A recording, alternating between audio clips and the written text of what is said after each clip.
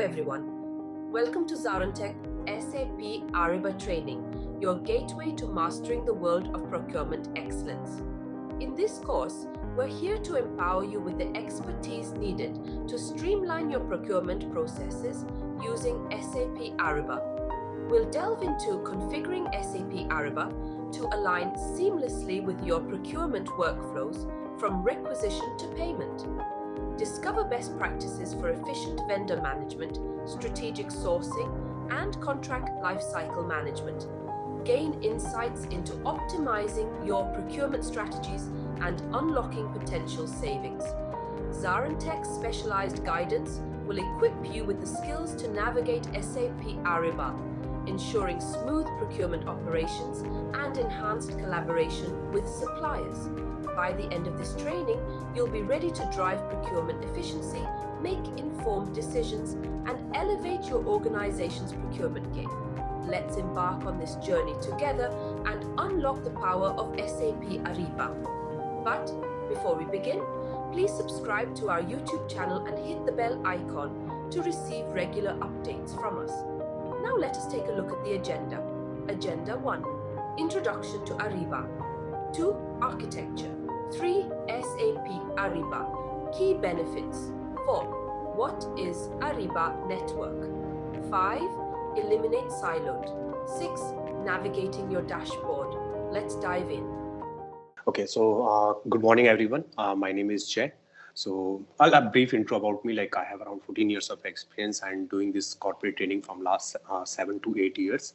And I'm a core supply chain professional working on the digital transformation projects in multiple areas.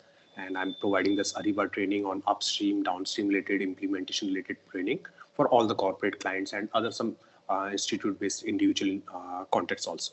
Ariba tool is more on a supply chain perspective.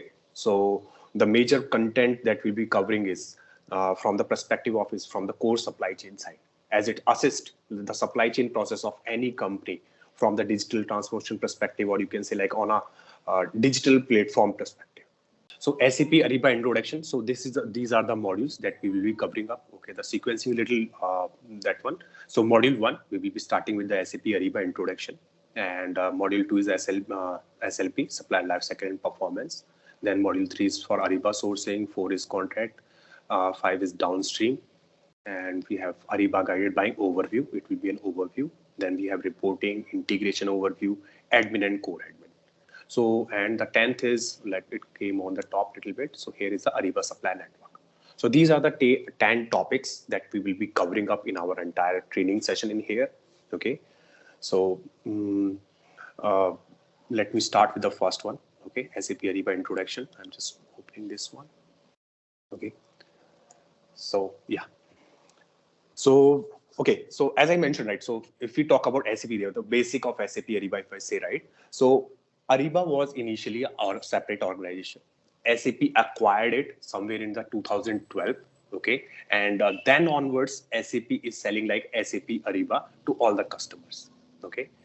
So here, when we say this SAP Ariba, so these are some disclaimers that we need to follow. Everyone needs to follow on this one. Okay, this presentation and all. So I hope like everyone will be having access for the LMS also. You can go through with these disclaimers. If I go for this, so as a introduction, like so these things are there in this one. Like I just give you a brief about this Ariba, right? It's a cloud-based tool. So when we say the cloud-based, so like everything you are listening nowadays, right? It's an everything on online, cloud-based, all these things, right? So the basically the objective of cloud-based, or what is the benefits of the cloud-based is that you can access the platform, either it's an Ariba or any other cloud platform, that you do not generally require any physical requirement for that. Like if you use an ERP system, you need to have some servers installed in your premises. The same thing is not required when you are working on any cloud tool. Like you just need a simple URL, like you open your Gmail like that way, and you can access it on any laptop anywhere in the world, and the same data get it there. The basic ideology is this one, that the data centers, the data where the data is getting fetched, right? Everything is being stored and maintained and monitored by the host like the SAP Ariba itself. So SAP Ariba has multiple data centers across the world. Like if I give you an example for India region, I think there is a data center in Mumbai. And for Asia region, they have a data center in Singapore also. Same way, some data centers are located in Europe. So these are some data centers which are providing us this data. So whatever we are putting up the data on the Ariba platform and all, so this data goes into these servers. So these guys maintain that servers health and everything. So this is how this cloud platform works. So everything will be on those servers. So you access it anywhere in the world. It will help you out to fetch the data easily. Okay. So this is more on this perspective. If you say like it improves all vendor management system and all. So Ariba, so basic of supply chain, whenever you are want to buy something, you need one side is a one, like you need a supplier and a buyer. Very basic, very simple. When you want to buy something, someone needs to provide, right? So buyer and supplier relationship. So that is the main objective, that the vendors, all the vendors which will be associated on this Ariba will be easy to access, and it will be low cost for them also. Even the basic access of Ariba platform from supplier perspective is free for the suppliers. So this is a little bit, you can say a little advantage for the supplier perspective, that they do not need to pay something upfront for having a basic access of SAP Ariba from a supplier perspective. Okay. Then you can see this SAP Ariba is a digital transformation tool. So digital transformation, like generally nowadays, as you know, right, people are looking for something to be automated, digital transformation. You can easily access the data. Sorry. Okay. So from that perspective, this tool helps you a lot. A lot of things happens in the real time. Like if you are, for example, if I give you a little example of, if you are performing an RFP, request for proposal, okay, you are asking supplier some quotation, supplier provides you that quotation. So this data flow will be on a real-time basis.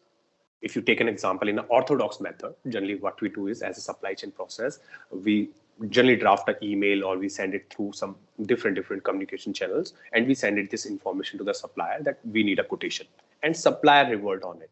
Okay. And it might take some time. When he send it, it will be hard copy, or it will be coming in email or something like that way, right? But in Ariba, this data is getting immediately updated in the format that you require. So we'll be covering those things in here. I will be showing you in very detail that thing. Okay. So this is like benefit of it, that the data is flows real time, and it's easy to collect the data from the supplier, and which is a very specific what you require. Okay. So this is the another features, like it's a B2B solution, business to business. Like you are a business partner in SAP Ariba, so business to business B2B solution, and it's the world's largest. So as you already know, like SAP is already, and it's a market leader. Like most of the companies are using the SAP systems, either it's a ECC systems or HANA and all different systems, right? So from that perspective, it's a little bit, you can say a good, you can say the trust is there, that SAP is performing something and something up to the mark. So that is why the B2B solution is more, SAP Ariba is more preferred in the market. Connect with the right suppliers, visibility, vendors can get the information easily on this one. Okay. Then we have an Ariba network. So Ariba network is basically, you can say like everything on kind of on Ariba network. It's like, if I give you an example, like if you are having a mobile, you are calling someone. So you are calling with either it's Airtel network or Idea network, Vodafone, right? That way. So same way, Ariba network is kind of that thing, that they are managing this network on its own, and every documentation flow and everything happens via Ariba network. Okay, so I will be showing you that also, like how these things works in there. Okay, now SAP Ariba network removes all complexity. So if you see, right, once I will be showing you the tool here, you will see that it's like little easy to understand, because a lot of things has been configured on the user interface perspective. Okay, like easy to user to understand the dashboards, the process, the thing how to do and all. So just a click and all, and a lot of things are self-explanatory on the dashboard itself. So they have designed in a manner it's little easy to understand of that. Okay. So like you can see this, like you can, if required, you can integrate it with the other systems also. So SAP Ariba can supports that integration with HANA. So obviously like ECC, all these systems are quite easy to integrate. So when it comes from the integration perspective, but you can also integrate the system with other systems also, like other ERP system apart from the SAP via the middleware system. So we integrate here the master and the transitional data. So I will be showing you what is the master data, what is the transitional data. All those things will be shown into the system in here. Now coming in here, so these are some basic, you can see, under architecture of Ariba network, contract management, buy, sell, and all requests and everything. So it follows from the buyer to supplier, and it is like, it's a bi-directional also. So supplier, sometimes if they respond, so the data flows bi-directional, like both the sides. So buyer to supplier and supplier to buyer also. Okay, so these are the things from the Ariba network. So these are some basic key, you can say like key figures, like these many companies are using this one, every minute transactions happening in here, annual commerce business, they are doing it here. So these are some, like you can see the figures which has been used across worldwide by SAP Ariba. Okay, so Ariba network, so again, like digital marketplace where the buyer supplier collaboration happens on this one. Okay, so these are some basic from the same actually. So like these are the basic information that you can go through. If you want any doubts in there, so you can always let me know. Okay, so basically we are trying to avoid any already the places are there, like if there's a differentiation in process. So for example, if you see nowadays in companies when you are doing in a supply chain, so some people who are doing the contract management is not aware of the sourcing cycle, or you can say that some people who are doing the procurement cycle, they are not aware of doing the sourcing side. So it's a little, you can say like the silhouette is there in between, right? So Ariba is a suite integrated application also. So it provides a feature that is a suite integrated, where you can have the complete cycle and you can see all these informations at a one place. If you give an access, if you give an authorization to a person, he will be able to access the complete architecture. Okay, so these are the things from that perspective. So navigation, your dashboard. So I will be showing you that how you can navigate your dashboard and all. Okay, so this is how you have it. So let's take let me take you on a, what can say, like I will take you to the Ariba platform. So here you have this one. This is your Ariba platform. Okay, so if I say first of all, anywhere in the world if you go, more or less you will see sorry, more or less you will see this information as it is. Yes, there is a customization you can do a little bit for each, like every user can do a little bit customization on this, like home, procurement, and you have other modules in here. So these modules you will see. Okay, but overall, if I say it, majorly the architecture looks like this way. Okay, so have your user, whatever the user you are, it will be shown in here. Create, manage recent tabs in here, same in here. So let me, okay, before this explain, let me give you more overview from the Ariba perspective from this side. Let me tell you one thing. You'll get a basic idea on this one. Okay, here. Okay, SAP Ariba. Okay, let's take it. So when we talk about SAP Ariba, so as I showed you the course content, right? You have seen almost the 10 modules are in there, right? So Ariba has bifurcated these modules, okay? These modules in the two streams. One is known as Upstream. Let me do it.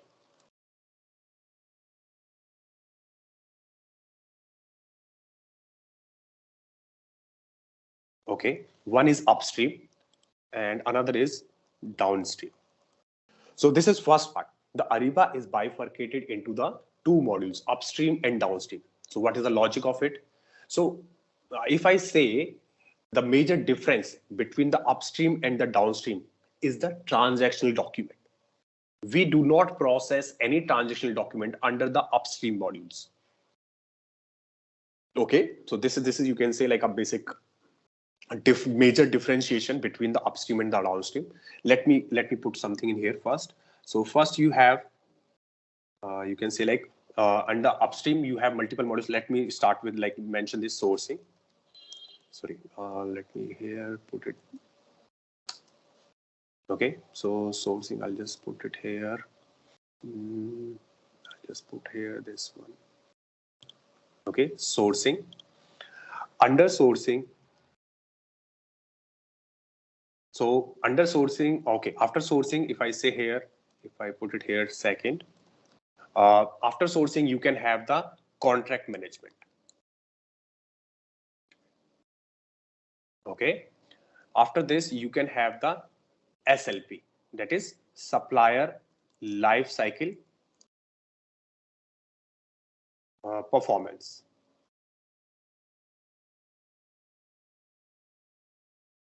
Okay, we also call it in the small is SLP. So these are modules basically: sourcing module, contract management module, SLP module. Okay, now once we talk about, okay, these are the upstream modules. Let me put some downstream modules also. When we talk about downstream, so you will be having like here, procure to order. Sorry, procure to order. You must be heard of like P2O. Like generally people refer with this small short form. Then you have it. Sorry, to.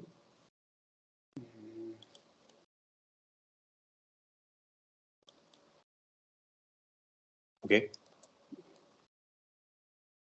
So in this one, let me just put it in the aligned manner so that. Okay. So for the second, you can say like invoice management. Invoice, sorry.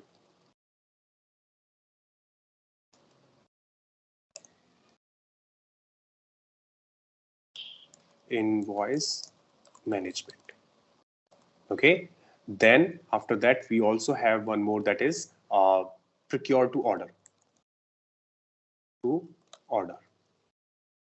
Also, I'm covering up the catalog management in a brief, but I'm putting here in the downstream. Generally, it comes into the upstream side, but I'm putting from the perspective that we will be using the catalogs for creating the PRPUs, the catalog PR, non-catalog PR from that perspective. So that's why I'm putting it in here. Okay, catalog management, procure to pay. So procure to pay.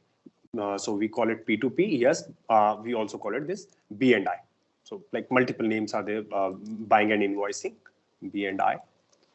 Okay. So this is how we use this.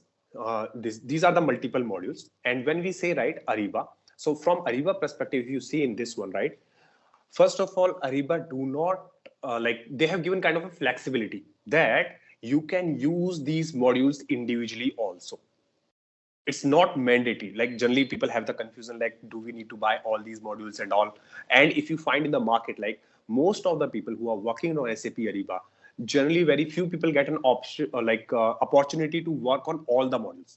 So they are generally either working on sourcing or on contract or on invoice or on P2P. But very few people get an opportunity to work on all the modules. Okay, so yes, if you get an opportunity to work on the modules, that is a good part, because that gives you a more confidence and you can understand the complete cycle, or a lot of more information you can have in your hand.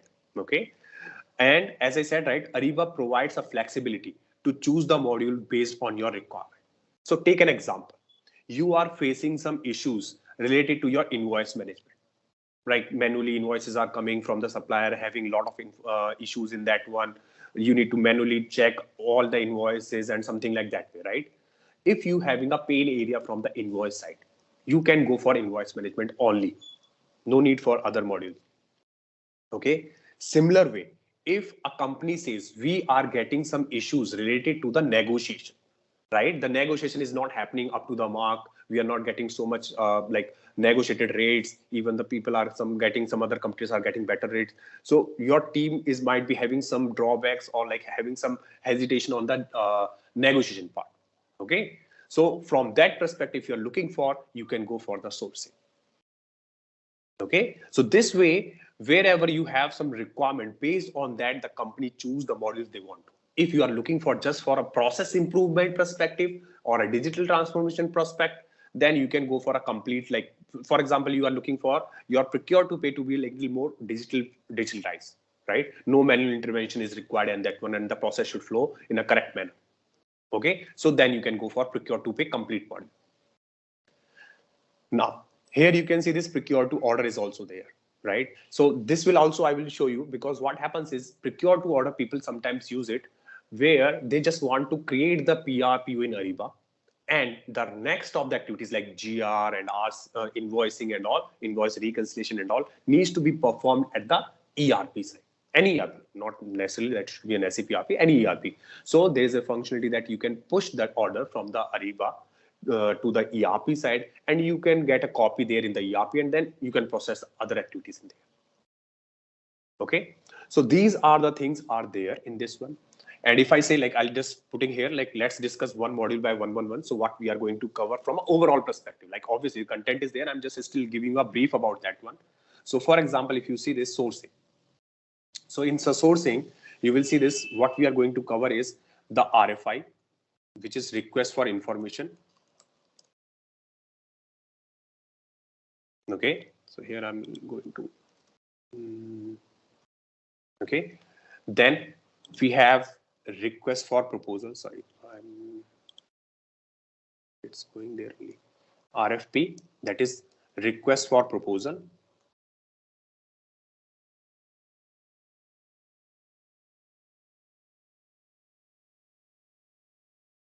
Or sometimes people call it RFQ also, like RFP or a request for proposal or request for quotation. Okay, sorry, I'll just put Q here. So proposal, or you can say quotation. Okay, then we will be covering here the auctions. So auctions generally, like if you refer it here, there are two types of like reverse, majorly reverse and forward. Okay, so these two type of auctions you will be seeing here, reverse and forward. We will be covering up this both, and reverse have like multiple other parameters are in there. I will be covering up all these things. Then we will be also covering here the templates. Okay, so templates, when we say the templates, right? So if you say this, like from the upstream perspective, template is, you can say it's a backbone. Okay, the template is more of a backbone, right? If you know the template part, so you can say like from an implementation perspective, so it will be a very important part. Okay, so okay, I also want to add one more thing. The training that we are going to cover, right, it will be in the two perspective. One is as an end user, like how you navigate the system, how you create, like if someone asks you simply create a project, sourcing project, requisition in Ariba and all, so how are you going to do that? That is an end user perspective, right? Also, if you are going to work on the implementation side of SAP Ariba, for example, your company has bought a completely new Ariba system, okay, and they want you to configure it for themselves. So in that perspective, that is like implementation part. So in implementation side, you need to configure these part, like the templates. You need to design the template. You need to set up the approval flow for them. You need to set up the configuration of the data, right? All those things you need to perform as a implementation partner. So the training will be covered from the two aspects. One is from the end user perspective, where you will know how to run this tool, how to perform the activities in the tool, and how you, and the other one is the implementation side. That if a configuration needs to be done in the Ariba system, how are you going to do that? Okay, so that's from that perspective, these templates are implementation perspective, templates are the very important part.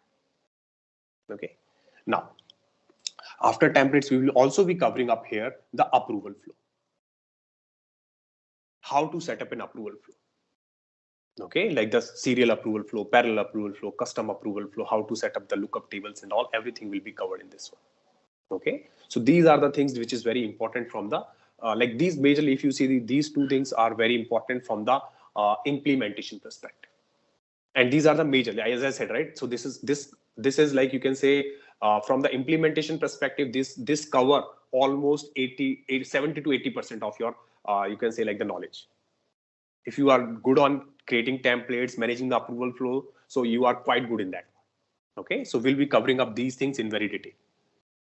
Same way, okay, so we have the contract management here. So similar way, if you see this, we can have in the contract management perspective. So contract management is little, you can say, have a little mix of upstream and downstream. If I present, if I say, right, first under the contract management, or let me, what I do is I'll just copy this slide and just paste it here. Okay, so in this one, let me just remove this one. That is there. So here I'll just put contract management. Okay, so when we say contract management perspective, right? So in the contract management, sorry.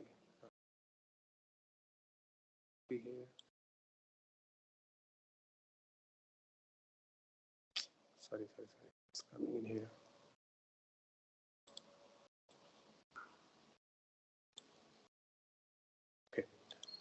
Let me put it here, contract management. So first is like contract workspace. Okay, one side you will find the contract workspace. Another side you will find one more thing is that is contract terms, or sometimes people call it contract compliance. Like both things, like multiple things is being called in this one. Okay, so these things you will be find out. So this part is majorly from the downstream perspective, whereas this part is from the upstream perspective. Okay, so I will be explaining when we start the contract, and then I'll explain it. It will be easy for you to understand also. So I just want to show like these are the two aspects of it. So contract management is kind of little mix of upstream and downstream. Okay, so that way I will be covering up in here. So I'll just take a brief about this one. So what generally we cover in the contract workspace and all. So we cover the master agreement in here. Master agreement, if I say here, master agreement, master, then sub agreement, how to create a sub agreement, then how to create a standalone. Okay, so these are some basic of it that we will be covering up. We will be covering up other parts of clauses and this negotiation strategies, how you negotiate with the supplier. So those things will be covered in this one also. Okay, so this is how we will be covering up in here. Then we come to the SLP side. So if we come on the SLP side, let me put it here, like just continuing this one, I'll remove this. I'll just take this one. Then we come out the SLP. Okay, in the SLP, what we generally cover is the supplier request. So why SLP? So first of all, what is the logic of using the SLP? Why we need SLP? Supplier life cycle and performance, right? So supplier life cycle is basically used majorly for the clients who are looking from the major data to be taken care from the supplier. Like basically they want to have the all the information about the supplier. Generally SLP being used by the people who are you can say dealing in the industries like aviation, defense, research, so that they have all the information like the certifications, like the supplier is following all the procedure, you have all the documents, whatever the documents you require, you need to gather all those information from the supplier. So from that perspective, generally you go for SLP. Okay, if you are not a very complicated structured or doing into very sensitive production of something, right, you generally do not go for SLP. So this is based on the client to client requirement, but yes, if it is required something more on that perspective, you can go for an SLP. Okay, so SLP is nothing but it's basically to onboard a supplier, basically like the process of onboarding the supplier on your Ariba platform in a right detailed manner. So the first part of that one is supplier request. Then you have supplier request.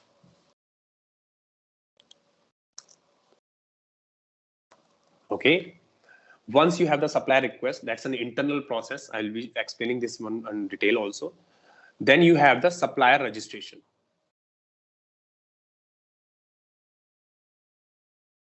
Okay, after that, if you want, so these are the two main processes, request and registration. These are the main process of onboarding any supplier. After that, you have the qualification and all. So that is also a process we'll be covering up, but these are the two basic main process of supplier onboarding. Okay, supplier request and registration. So I think I will be showing everything on the system. I'm just giving you an overview here of all these things, what we generally cover. Okay, so these things we generally cover in the SLP side. Okay, so let me just put it here in this one. I'll just write here so that it will look at one place. Supplier request and supplier registration. Okay, so here I'll just remove the numbering in here. Okay, so these are the things which cover under the SLP side. Similar way, so these are the upstream modules. So you can see this here, we are not dealing with any PR to PO. So this is very, like, as I said, right? So when we say transactional documents, right? When we say transactional documents, we do not cater anything on the under the upstream. So transactional documents are nothing but your purchase order, your invoice, your receipt. These are nothing but your transactional documents, right? So these things we generally do not process anything of that in here in the upstream side. For that, we have downstream to creating that one. Or you can say the basic difference is here, why we do sourcing and all those things in here to identify a right supplier who can provide us the right material at right time. In a more on a supply chain perspective, I give you a definition on it. So we do this process to get this one. Okay, to get a right supplier, like we need to choose which supplier can give us the right, which supplier is good, who can provide us the better rates, and who can provide us a better quality or better material on time. This is what we try to achieve from this one. Once we have the supplier there in place, like after this selection, then we go for a process, the documentation part, you can say, releasing the actual purchase requisition or purchase order or giving the invoicing, receipt and all. So this is a more of a process, and this is more of a like you can say like a process of finding out the supplier. Here, this is more of a documentation process. This is more of a finding out the right supplier in the market. Okay, so here we will be like PR to PO. So if I explain like here, so basically what happens is in the PR to PO, what you will be doing is you will be creating a like PR and PO. This is what we are going to do in here. So let me do it here. Okay, so this is what we generally cover into this one, procure to order. We create a PR and we create a, like once it is get approved, we'll create a purchase order. Whereas when we come to the next one, that is invoice management. So here we generally cater the requirement from the invoicing side, that is invoice and invoice reconciliation. Okay, invoice reconciliation consists of your exceptions. So I will be discussing this one when we discuss the invoice management, like the exceptions. How do you cater the exceptions in the invoice reconciliation process? So that will be also covered, how the exceptions generated, how you can clear them and all. So this part also goes into there. Okay. Now here, when we say this, so this procure to pay is a complete cycle. It's a mix of like, it's a mix of this one. Like, so here we can say like this way, sorry, PR, you will be creating a PR, then it will get converted into a PO. Then you will be performing a GR, goods receipt. Then you will be performing the invoices will be coming from the supplier. Okay. Then you will be doing an invoice reconciliation. IR, I'll just write invoice reconciliation. IR for invoice reconciliation, and then OK to pay. Let me put it in the format, sorry. So this is your complete procure to pay. The process of procure to pay. You will be creating, so I will be showing you how to create a PR in Ariba system, how the PO getting generated in the Ariba system, how you can perform a GR, goods receipt. Generally, like receipt we refer in the Ariba.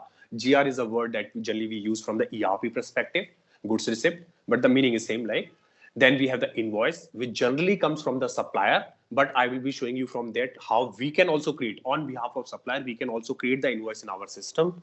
And then we have the invoice reconciliation process. So you can simply say it's a two-way, three-way match. The general language, if we say it's supply chain process, the two-way, three-way match will happens at the IR level. And once everything looks good in the invoice, it is okay to pay. Like on a due date, it will get paid to the supplier. Okay. So this is the process of, you can say, the complete process. So here you can see this PR to PO. This is this part, and you can see the invoicing part is coming from here. So it's a mix.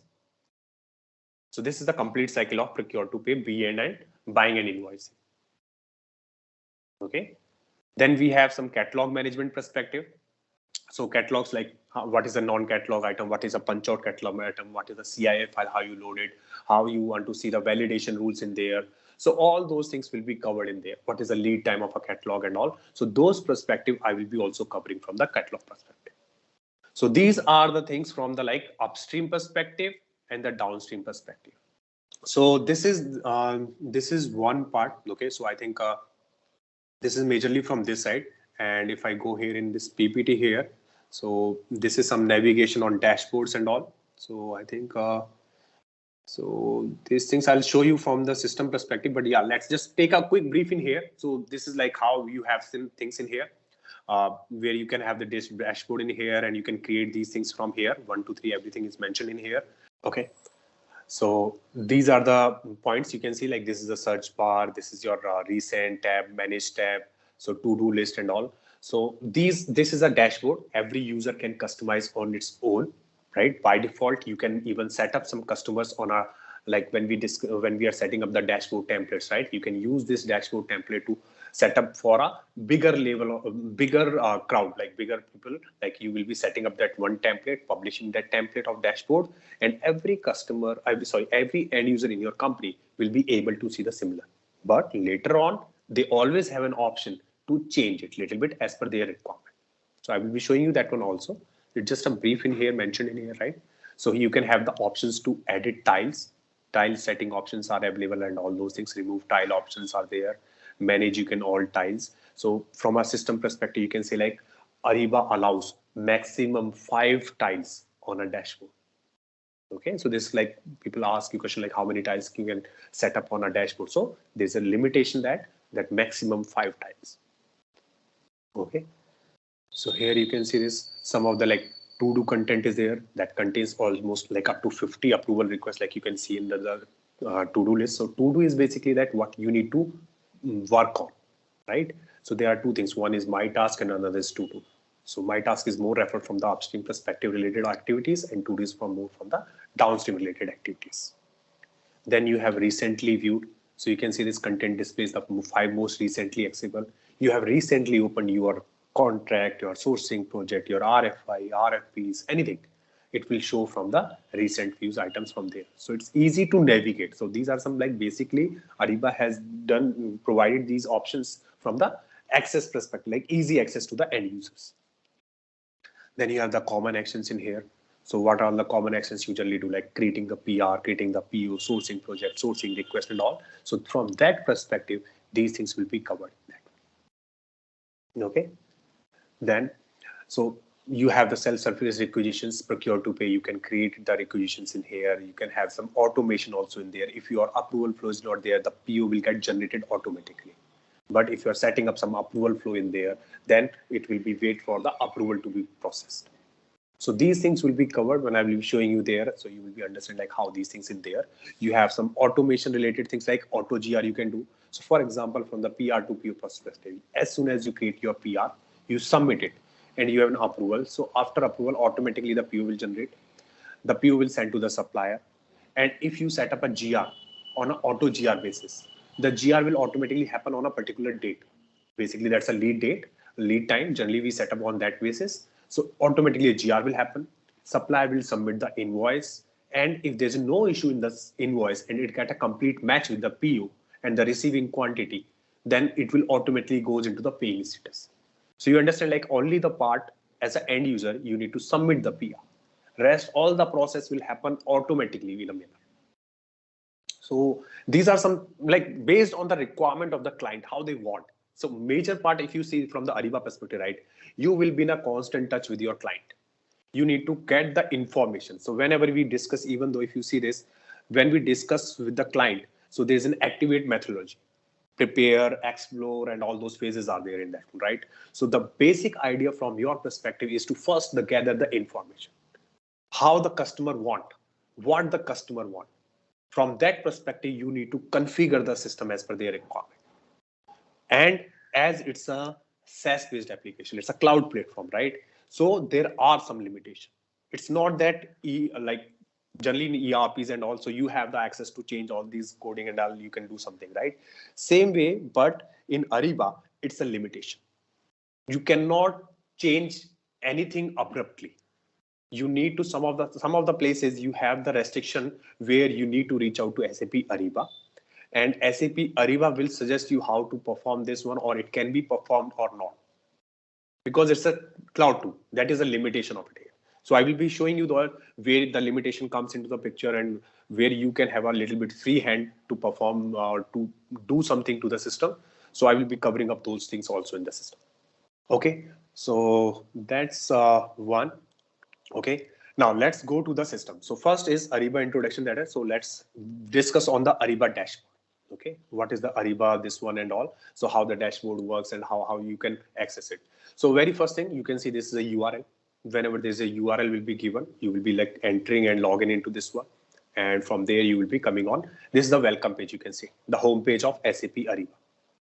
Okay, generally you can set up these tabs on your own also, but you can see this like majorly the modules that you buy, you will get the access of those. So basic setup is always there in the Ariba. So here you can see this like a lot of things are there because it's a demo system. Okay, but here you can see contract, procurement, invoicing, catalog, product, and procurement, supplier management, everything in here. So this is how you will be seeing, like if you click on the procurement tab, it will show you more information from the procurement perspective, to do's and all these things, right?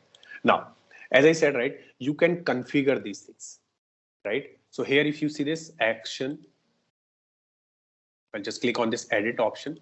So you can see this current tab, you can configure these tabs in here. Okay, you can configure all these tabs in here and you can add something in here.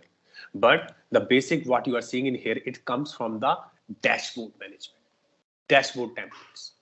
Okay, so there are dashboard templates under the core admin and admin. So when we'll discuss the core admin, then I will be showing you that one. So here I'll just quickly show you that. So here is the dashboard manager. So this is like core admin. So we will be moving core admin part like continuously because a lot of things are being managed from here. Okay, so sorry, I opened this one. Dashboard manager here. Here, dashboard templates. I will be showing you once we'll discuss the core admin part. So these things are controlled from here, the basic of it, right? Then you can see these things you can remove and add in here, and you can have the tiles in here. So I think edit properties, revert tab. Let me see this. I'm just resetting my page in here now. So currently, let me see this, like maybe I'll just configure this one. So here you can see the ranking also works in this one. So rank 1 means like that is having more value in here. Okay, name, you can name this one. You can create a new template as per your own also. Creator, who is the group, like you can assign a particular group to this also. Like this particular group will be able to use it, and for this group it will be reflected like this way. Okay, and here you get the option to configure and delete. So first understand the very basic in here. Ariba functionalities like access, everything works on the whatever the roles has been assigned to you. So if you go in any company and all, if you are working on any Ariba module, right? If you're not seeing something here, right? That means you are missing some access. That is the 90% cases. Unless and until there is some issue with the system, you will be definitely having the less access. Same here, if you see here like this options I'm getting, right? These options are coming for me because I have the access. If you do not have access, you will not be able to see this, most of the things. So this is how you control like who can do what. I am getting this option to change these dashboard templates. So you can understand it. This is something little critical because end users are not that, you can say like very experienced on the Ariba platform. If you change something for their layout, they will say, so like everything is not working for us. What has happened and all, right? So generally from that perspective, you do not provide access to the people who are not actually related to that one, or they should be authorized to do that. So try to avoid, that is very important, and you will find it like when we work on these projects. So a limited access will be given to each and every person. Otherwise, if you give a full access to everyone, they might do something blunder. Like if you change something, you delete all templates and everything will be gone. You need to set up it again. Same happens for the templates, approval flows and all. If someone makes some big mistake in here, then it will impact. Because in Ariba, when you are testing something or you are working on something, right? When you buy Ariba provides generally two realms. We call them realms. If I just write it here, so let me just put it here in this. Okay, I'll just put it here in this one. So Ariba basically provides two realms. We call them realms. One is production, sorry, and another is test. This is generally, okay. So like ERP system, where you have this development queue and all those departments, right? Then you can work on it, and you can move your changes from your quality to the development, and development or cycling development to quality, and then you can move them to the production, right? You move the transports in there. It is not like that way in Ariba. If you are doing some testing in Ariba, in in Testel in Ariba, you need to do and configure the same thing again in the production. Okay, so it's like more on a, you will be doing a work on a live system. So anything happens in that scenario, it impacts a lot, right? So for example, you are loading some data, account assignments, company codes, or GL accounts and all. And if you had done something wrong in there, you have loaded wrong file, or you deleted some data from there, then your whole system will be down. Like everyone will be facing error. Okay, so this is something very critical when you are working on the Ariba side. Okay, you cannot move something you tested in something, like you checked something in PR and all, that you want to move it into the production. You need to do it again in the production system. So therefore, the access will be given to a limited people. Not everyone will be allowed to do a lot of things. So this is where you get an opportunity, like you need to think over it, like how you want to give the access and all. So this is also like you suggested. See, when you go as an implementation partner, you are the better person to guide the customer even. Customer never know what is Ariba, they just bought it, right? So as an implementation partner, you need to guide them how to do these things and how you want to perform. Like I've seen it, right? Whenever you go for this workshop sessions, so client brings up all their end users and everyone, right? So that is not a good approach. It should be like train the trainer should be there. You need to have some key people from the business side. You need to guide them, you need to make them understand like how this system works, and let them communicate the same thing to the end user level. Okay, otherwise what will happen is everyone is coming in there, everyone is trying to do something in here, and then it will be a mess. Okay, so now here you can see this is the template is there. If I just click on the configure in here,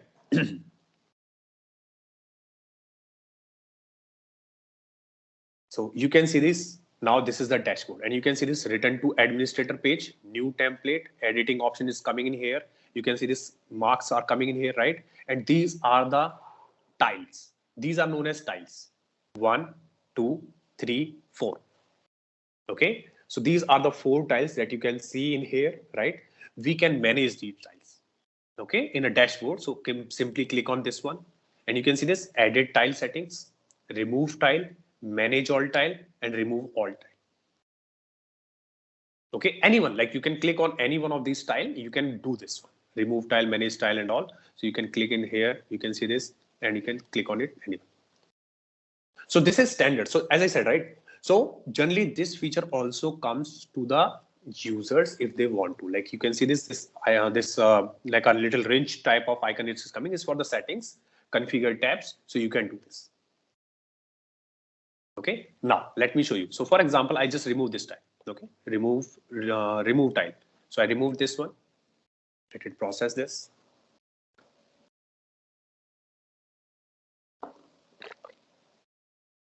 Okay, so now again I'll just remove this one, remove tile.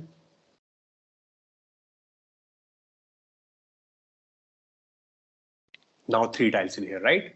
Okay, now I'll try to remove one more. Let me make it remove tile.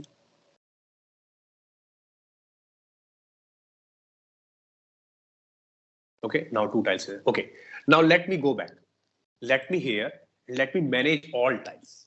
Okay, this is how you can do this. Simply click on manage all tiles, and this is how it will be coming on this one. So you can see this.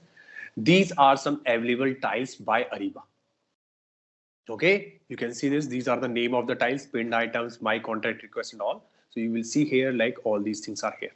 And here you can read maximum 5 tiles per dashboard. So this is a limitation. You can see this. If your customer says, I want more tiles in here, you cannot create it on your own. Okay, you cannot create, like if says your supplier, your customer says, I want 10 tiles per dashboard.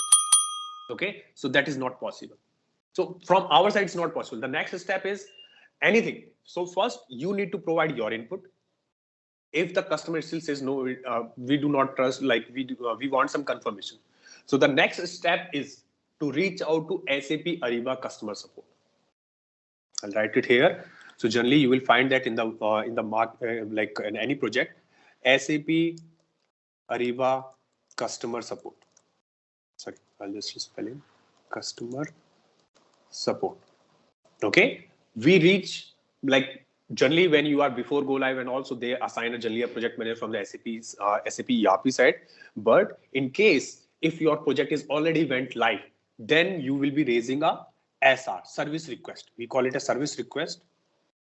Nowadays it's like being referred to as a case. Nowadays we refer this as a case. This happens via Connect. Ariba Connect. We call it a Ariba Connect. I think I can. So this access will only be given generally when you are getting an Ariba realm. Okay, so here if I can possibly show you that also. Let me see this. Ariba Connect. Yeah, so this is connect.ariba.com. So this is the portal from where you will be raising the SR. So basically what happens is, these are all process. These are all process from a management perspective, as a project management perspective, or like you will be guiding to the customer also, right? So in this one, this is SAP Ariba Connect. Whenever you are going into the for any implementation, all right, customer will be given DSC rights. DSC rights is mentioned here. Let me put it here. DSC. DSC, that is designated support contact. Sorry, support contact. Okay, DSC, that is the full form for DSC. So what is a DSC?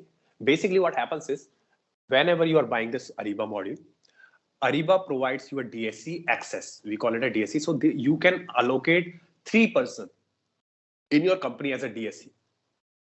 Those people will be having the access to raise the SR case to the Ariba directly. Okay, not everyone can raise an SR. It's a DSC persons who are there who can raise the SR to the SAP Ariba. So Ariba generally provides 3 contacts. I'm not sure like if they have increased that one, but generally the minimum they provide, like maximum they provide 3 people from the any company that you have bought it. So you can give 3 names, that these 3 people will be given a DSC access. Any of the 3 people, anyone can raise an SR, or you can say open a case in case of any query. So for example, take an example of this scenario, right? Where you are having this one, what you can say like 5 tiles. Your customer says, no, we want 10 tiles. Now, you know, like as per your understanding, that is what maximum Ariba provides, but still like customer is not little bit satisfied. They want the answer from Ariba itself, right? So in that scenario, you will be raising an SR to the customer on this one, and you will be mentioning that, can this be possible to increase the maximum tiles per dashboard to 10? And if they say no, then it can't be done. That is very straightforward. Like this is how the project manager works, right? If Ariba is saying that they cannot do this, then it can't be done. You need to either find out some workaround, like any other way and all. But from this perspective, if you want like only exactly this way, then it cannot be done. Okay, so this is how these things works in this way. So you can see this currently, like here you can see my requisitions, my receipt, these 2 tiles are there. You can even remove that also, see simply. So once you remove it, does not like it goes away. It comes here in this one, right? Let me remove this, my requisition. Okay, and my receipts. Okay, and if you see this, my requisitions come in here and my receipts will be somewhere here in this one. Okay, so this way it will come in here and you click done. So here it is. So it gone. Now edit content or something like here, you can see this, revert to tab, and here compare to default setting, add content and everything. You can see this here. So add content. In this one, you click in here, current tab. So this is the current tab. So on each tab, you can configure whatever you want to see. For each tab, you can configure. So here, current tab, add content in here. So here you can see this. These are the options coming in here. Click and drag the content items. So this dashboard is completely like changeable. You can do that. So here, for example, you have Ariba discovery announcement, all those things you can do that. So done in here. I think I came out of it, right? Okay, let me go back to the template there.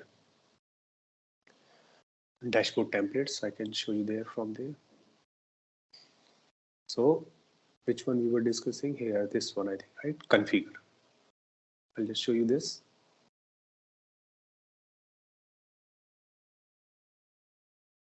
So this one. So here we'll go here, manage all tiles in here. Now here nothing is here. I want to add some tiles. Look, for example, event status. Let's select it. It will come in here. I can select maximum 5 tiles, any my 5 tiles. So for example, I go for my invoices, maybe sourcing projects, or my task, or maybe I'll just select my task. So how many? 4. As soon as I will be selecting 5th, all these options will be grayed out. Grayed out means you cannot select them. So let me show you. Like just I'm selecting, I think, expiring contracts. See this, all are got grayed out. Now though no option is coming for me to select because I have completed my 5. If you remove any, it will again select. Options are coming. Okay, so this is how you will be able to perform this one, and click done. So once you click done in here,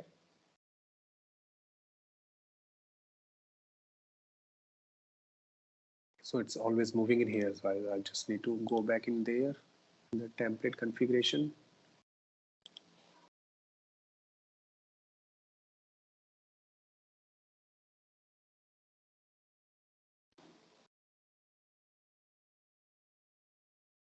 Yeah, so you can see this, all the tiles are coming now here.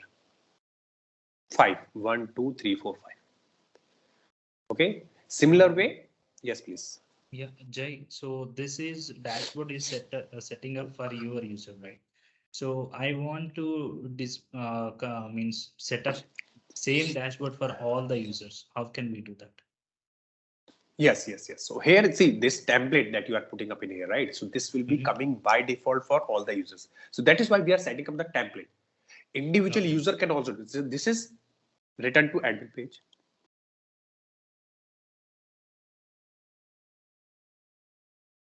Sorry. Now you can see here, this is what we are doing it for the template level. So what will happen is this rank plays an important role, and here you can assign some group also.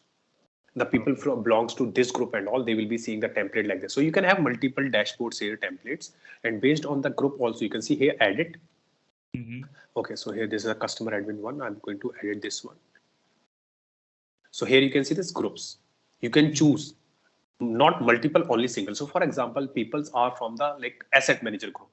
So most probably the asset team will be having requirement to see some tiles related from the more on the asset perspective, right? So you can set up a template for that, and you can select this one. So what will happen is asset manager team, the people who will be having the asset manager role will be able to see this template. Like by default, this template will be coming on their dashboard. So this way you can choose and assign to a separate, like one people is from the invoicing team, they want to have a different set of template, and one team is from there. That way you can define it. So they have the individual access for that one, so they can do that. That is what, so here, okay, let me go back here. If I go here now on my home page. So this is template. If you publish it, that will work. So now you can see this. This is my dashboard. Okay. And here you can see this. I can minimize and I can delete this item. But they can restore it. So restore, revert tab to the default setting. So whatever the default setting will be there, right? Basically what you have set up for the template level, they can again come back on this. Okay. Or if they want to add some more content to this one, so they can do this one. So you allow them, like, so basically if you allow them, so they can do it, but it will not impact the template. Remember, this will be only on an individual level, like only for me. It will not be impacting the other user's template or the main template that you designed. It will not impact that. Okay, so this is part from the... All right, let's test your knowledge. Here's a question for you. What is the primary focus of SAP Ariba? Option A, Human Resource Management. Option B, Customer Relationship Management. Option C, Supply Chain Management. Option D, Financial Accounting. Take a moment to think, and when you're ready, choose the correct option.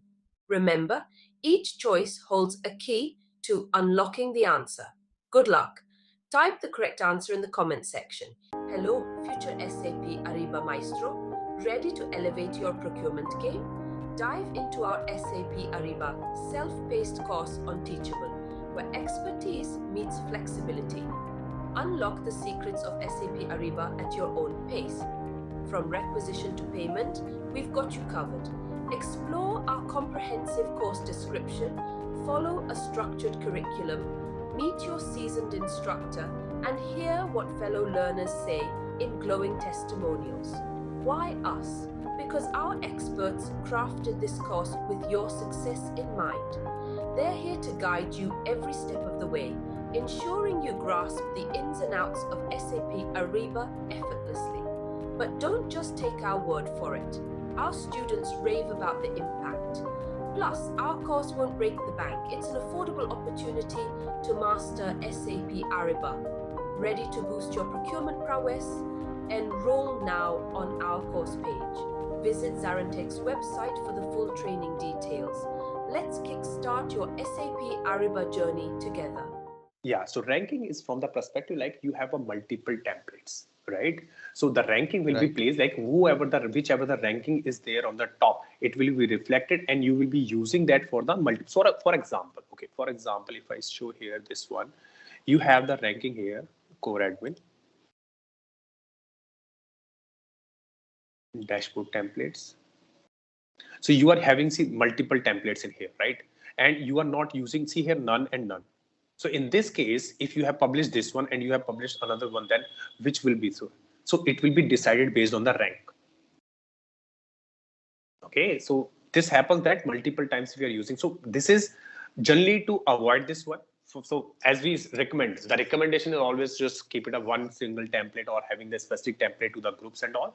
But sometimes you can say like everyone has their own requirement and also they sometimes do this one. So keep a ranking in there, that perspective, to get this to be assigned to a particular in the same scenarios there.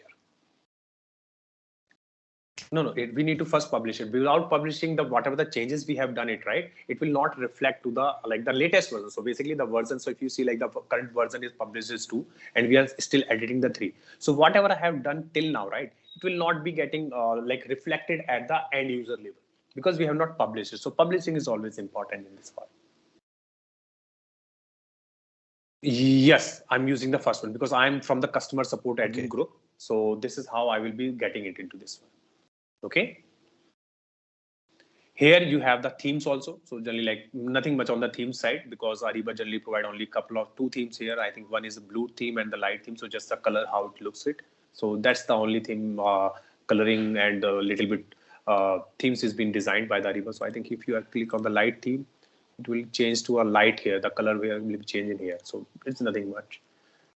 Yeah, so you can see this. I think it is coming like little light. Let me go in here. Yeah, so you can, this is now it's coming little light color. If you go to the dark theme, it will come little dark. So this is just from the like a little bit on the decoration part. If I just go in here, I'll change it to the dark theme, blue theme in here, save it. So now you can see this, it is little dark coming in here. See, grays and all these things are coming. So this is from that perspective. Okay. So this is how you generally like configure your dashboard. You can design your dashboards and all. Okay, so this is how you will see your dashboard. So you can see this these options for creating your requisition, sourcing project, sourcing request, contract workspace, anything you want to create in here. Generally, you will be referring to the create option. Okay, then you have manage.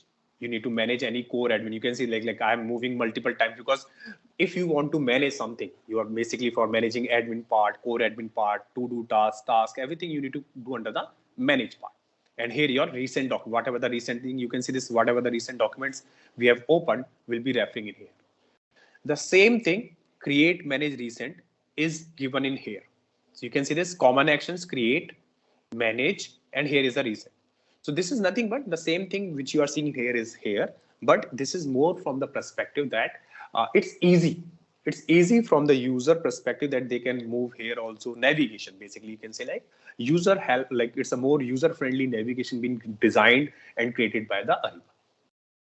Okay, and this is your standard search bar. This is your standard search. So here, whatever the things you want to search in the system, annual report, catalog, contract, workspace, all those things. So you can choose anything from here, and then you can put the ID or keywords. And also, for example, if you want to search a sourcing project, so you need to put the title, ID, or any other item. Or if you want to search a purchase order or requisition, so you need to put the title, either the title or either the ID. You can search with anything. Okay, then you click on this blue icon, it will give you the option for that, and you can search it. Something like if you just click it, so it will show you the, like from this perspective filter will come, and you want to search for particular this date created, you search it. So it will come in here. So this is like basic search. You can say like the basic standard search. If you want to search anything from your home page, you will be able to search like this way. So you can search anything which is in here. Okay, this standard, like, so this is basic. You can say like the basic standard dashboard, how you navigate, how you work on this one. So creating everything from here, you can create the same thing from here. Recently, you have some document, my to-do task. So you can see like my documents in here, requisitions 3, project 2 and all. And you can see here in this one, my to-do task, receiving this much and all. So approve, you need to approve something here. So all those things you can see from here. It will give you a basic access of the information on your dashboard. Okay. Yeah, Jay, one more question. Like, yes, please. I just wanted to, log in on behalf of, the other user. Yes. So is it possible? Yes, that so is just to check the, the templates are correctly published or not in that group. Okay, so yes, first there are two. So the question that you asked, having two, like basically two, you can say like two functionalities. Basically, if I can say, first is if you want to access as a someone else, that is being done in Ariba via delegation. Let me write it this way. Here you can do the delegation. So the person, for example, if person is going on leave, okay, so for 1 week he need to delegate. So we call this a user delegation. So in this one, you will be having two people like delegatee and delegator. So delegator is the person who's going on leave, and delegatee is the person who will be taking care in absence of him or her. Okay, so that is how the so this is known as user delegation. So I will be covering up that one also for this one. And the second part that you said, right, can you check the template? If that person will be having the authorization and access, then only you can use that. If that person also doesn't have the authorization or access to check the templates and all, then you will not be able to see that part. Okay, so authorization plays a very important role in Ariba. Like only the roles and authorization, if you have, then only you will be see the particular things in the Ariba. Okay, so delegation basically like you will be able to do the things which other person is already doing, like what he's doing in a day-to-day life, like what are the accesses he will be having. So once he is going on leave, he can make you the delegatee, and you will be, when you are logging in there, so system generally asks you that you want to access as your name or the other person who is delegated to you. So you click on that person's name and you will be acting as. So behalf delegator, you will be act as everything what he is be able to do it, you will be able to do that. Okay, so delegation usually have it for a particular period of time and also everything is there. I will be showing you that one also. Okay. Now, so okay, so I hope like dashboard perspective everything is fine. So how to see all these things. So here you can see some reports are also will be there. Okay, so that thing I will be showing you, like you can put some reports on the dashboard also. I will be, once we will be discussing the reporting part, I will be showing you that one also. Okay, so I think this is all from the introduction perspective of Ariba, and I hope everything is like from the basic side and the introduction is clear, like how we perform all these activities and all. And one more thing I just want to add, like when you will be going it for any implementation projects and all, right? So generally, if you see like mostly the people which follow is the activate methodology. Okay, so Ariba activate methodology.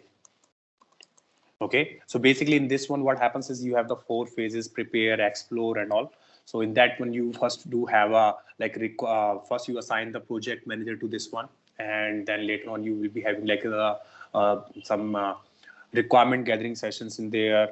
Then you have some deploy phase, like after having your go live and all. So the process is like basically the main objective is whatever the current client have as is process. Okay, as is, you need to first do a as is what is their as is process, and what is going to be like their, if I say like to be. So you will be understanding their requirement. From the requirement perspective, you will be getting the knowledge from them, like you will be getting their process understanding, and then you will be suggesting them like, yeah, this can be done. So for example, if I say, right, sourcing project, okay, they want that the sourcing projects to be having this much particular RFPs and RFIs in your template, because they are following that one. So like they generally follow the RFP and then the follow on RFP. So these kind of requirements when it comes, right? So you need to say that the fit gap analysis, you will be doing it. Yes, we can cater this requirement and we can provide this. Like we can configure these things in Ariba. Okay, they will definitely say like, this is what we are following it currently with our legacy system or existing system or orthodox, whatever the method they are using till now. Okay, or any other system. They will come in with that information. As an implementation partner, that your job is also from the perspective that you suggest something which is a best practice in the market. Okay, so as an implementation partner, you will be suggesting them something like, yes, obviously the end result, or you can say the end, what you can say, the decision is always with the client. But as a good implementation partner, that we will be always suggest something which is better and which is being used by the market leader or industry leaders, and you can get a benefit out of it. Okay, so we generally conduct a workshop. We show them the Ariba, this tool, what are these features in there and all those things in there. And there are some technical team, or like you can say some key users from the client side will be there.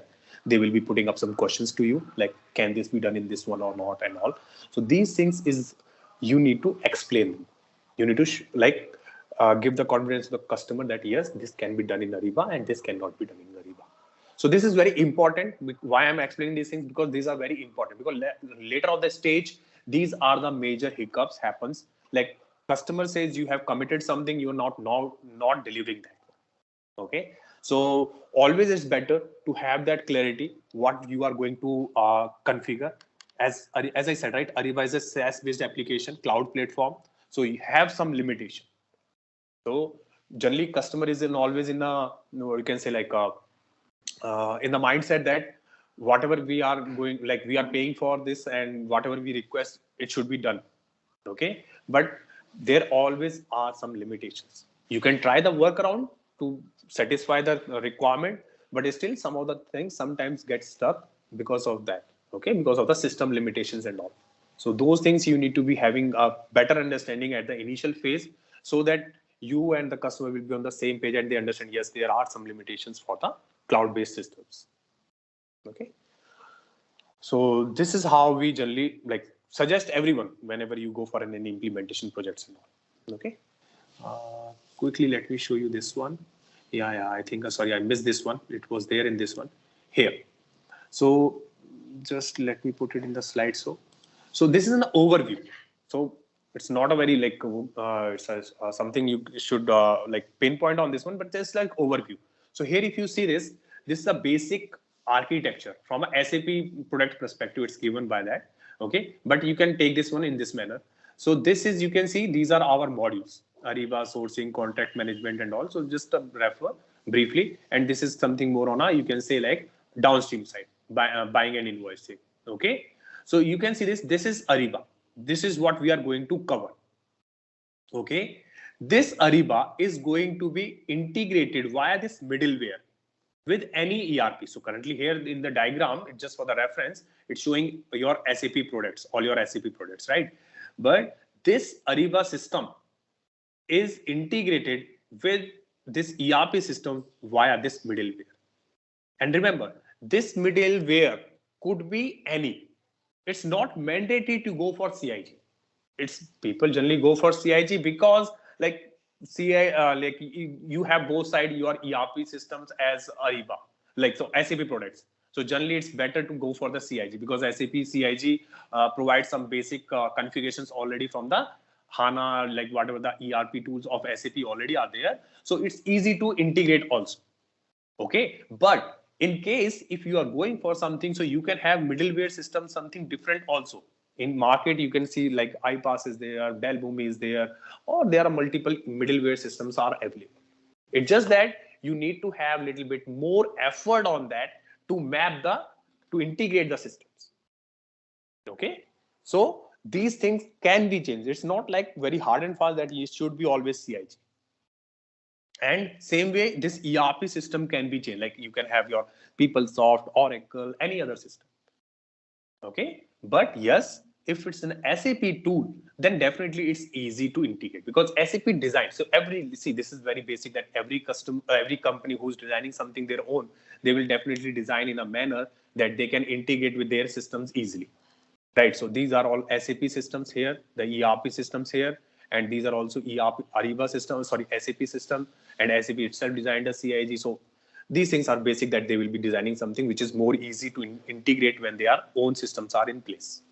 Okay, so this is how you will be able to see these information.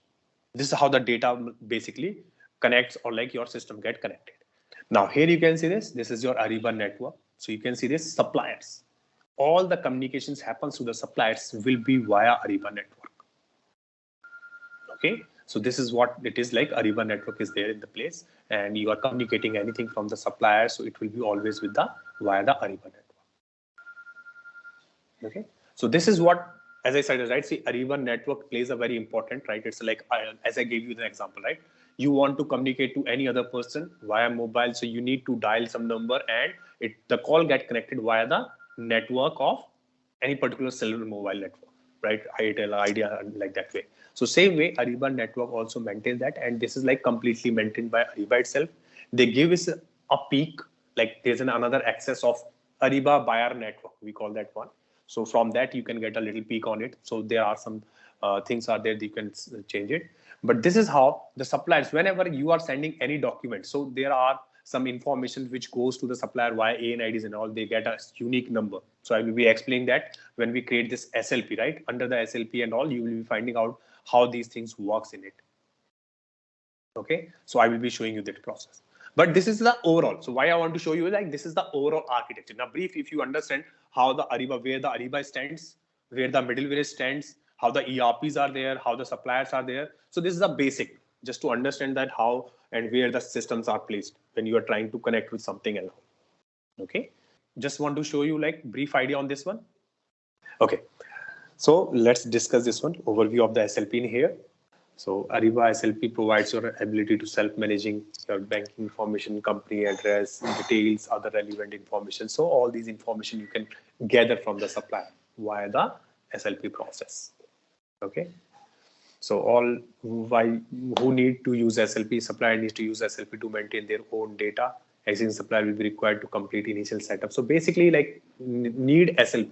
So rather than more on a supplier perspective, we can say like it is more benefitable from our perspective as a customer, as a buyer, you can say, because buyer need to have all the details of the supplier to, you can say like, to authenticate anyone. So right, in the market, you will see that a lot of suppliers are there, right? How you authenticate a supplier? Just by name or just by from the website, you will not see, right? Because every day new suppliers are coming and a lot of suppliers are not very good, right? They have some blacklisted from some other companies and all. They have some issues with the other companies also. So what you use is you try to do your due diligence before adding that supplier in your Ariba network, or you can say Ariba database. Okay. So from that perspective, you need to have like a lot of, for example, if I give you an example, if you go in a normal way, if you want to buy, for example, if you want to buy a laptop or a mobile, just take an example. What you will do, you will go into the market, you will check for some shops. So if you want to buy some general product, you will go for some authorized seller, right? Who's the authorized retailer or something. You cannot buy something just from the like corner of the road, right? Any shop is there who's providing you laptop and all. You're not sure whether they are correct or not. They are providing the genuine products or not, right? So you do your due diligence whenever you are buying anything. The same thing applies here in this one. When you are using this SLP, you need to have something like a proper documentation. So this SLP supports you this way that you can buy, like you can ask the particular set of questionnaire. You can ask the particular set of documents which you are looking for. Okay. So this is basically specific to the requirement of the buyer, customer, basically you can say. What you want to check the So generally what happens is, if I give you an example, like people create a go no go criteria. People create a go no go criteria. So they keep some standard set of questionnaires which has been like prepared by the vendor team or where supplier management team. They like after analysis and all, they put like these are the particular questionnaires. When the supplier answers to these and they provide these information, then only we are going to accept that supplier in our database. Okay, so these are some process that you need to define. The same process you need to map as a questionnaires into the SLP. Okay, so that is where we comes the supplier request and registration. Okay, these are the two major part of it. So there, this is where you will be coming into the picture. You are putting all these things into the system. Okay, so this is how we use for the SLP. So if you see, I will be showing you both the aspects, right? Like if you not using SLP also. So just be there. Like if you are not using SLP, still you can use the suppliers. It's not like if you're not using SLP, how the suppliers will be coming into the system, right? For example, some company just using the sourcing module. They do not need SLP. They are not dealing into very common, they are into simple FMCG products, right? Like daily use of shampoo and Maggies and all those things, right? They do not need any supplier who's like having very, they are dealing with the retailers. So they do not need anything on a specific side for that side. Okay, any complicated documentation or something, they don't need it. So in that scenario, what will happen is they will not use SLP. Okay, most probably, like that is an assumption, right? So in that scenario, what will happen is you still have to onboard the supplier. You need to still have the suppliers in your system. So how you do that? So there's another way of doing that. I will be showing you that also. So, but understand the perspective from all, like if you are using SLP, then how you will be loading the suppliers and what exactly you are trying to achieve with the SLP. Okay, so SAP will provide the benefits for the Western Power, both Western Power and its suppliers, improve efficiency in data maintenance, visibility of expiring information, electronic email notification, supplier data quality, reduce Western Power supplier carbon footprint, less paper being used, ability to utilize the reverse system electronic. So all these informations. So majorly all the electronic, first of all these things are like electronic. You just need to have nothing to print, simply like nothing to print. If anything required from the supplier side, supplier can simply attach it as a file and send it to you. You need to just download it, or even though if you do not want to download, just be there in that system. Okay, the data will always be there in the system. Okay, so this is how the SLP deliver, and all these things will be helpful. Key capabilities: integration with SAP Ariba procurement, consistency through the source to pay process, maintaining like portals of the Ariba network. Supplier also is there. So there's another portal of the supplier which suppliers can access and supplier can log in. Okay, qualification, segmentation, workflows, we can set it up on this one. So these things also be there. If any response is coming from the supplier, we can set up the approval flow on that. Okay, so these are some basic of overview. You can say this from the overview of SLP. Okay, so SLP is being used by company only, right? But it's kind of linked whenever you are sending any request, right? So it, for example, when you are onboarding a supplier, okay, it will be sending a link to register them on the Ariba network. That is also like, you can say, like a supplier network. SLP is part of our side only. Okay, but it's kind of linked with the suppliers, you can say the supplier portal also. So the supplier portal, if I say here, right, for any supplier in the market in the world, okay, they are using this standard URL. For supplier to log in on Ariba portal, Ariba network, Ariba supplier portal, this is basic URL. Ariba, supplier.ariba.com, supplier.ariba.com. If you search on the Google, like HTTPS comes in front of it. Otherwise, this is the standard URL. Okay, so if you click in here, see this supplier login. This is the page. Okay, so kind of what happens is when I'm going to, like, I will be performing. So how we will be performing is like, I will be adding all of you guys as a supplier. because I will be required. Then please save your, like, you will be setting up of your this test account. This is a test account, okay? And I will be requesting everyone to use your email ID, like which do not have already an earlier account. Otherwise, it will be like little mix and all those things, right? It will create like that kind of a little issue in that one. So please do not like use that one, okay? So that perspective. So what will happen is then you will be like as I said, like this will be more of a workshop. So you will be filling up the information. I will be receiving that information. So I will be showing you how the complete cycle works, like how I'm going to start the supply request from my side and how you guys going to register on the Ariba network as a supplier. And then you are going to respond to a particular questionnaires that I'm sending. So that will be required at that level, as well as that will be required in future also, that once you will be doing this RFIs, RFPs, auctions, contract negotiation. So in that perspective, this also be required and will be used. Okay, so this is more of a workshop training. So that I will be requesting you to have this one. So this is like, this is what I'm referring it. So this is you can see this register now. So as a supplier, anywhere in the world, if you are using this one, you will be using this standard URL for all the suppliers. Then they will be logging in here and they will be registering in here. Okay, so there are two things. One is, you can see this is buyer portal. Okay, so please do not get confused here between the buyer and supplier. Now we are talking about two portals. Okay, this is buyer, this is our. Okay, as a company, we are bought this one, and this is supplier portal. But remember, like, for example, if I take an example like Dell, okay, Dell laptop, Lenovo and all these people are providing the laptops, okay, in the market. These are company, and they have the supplier. Who's the supplier for them? Intel.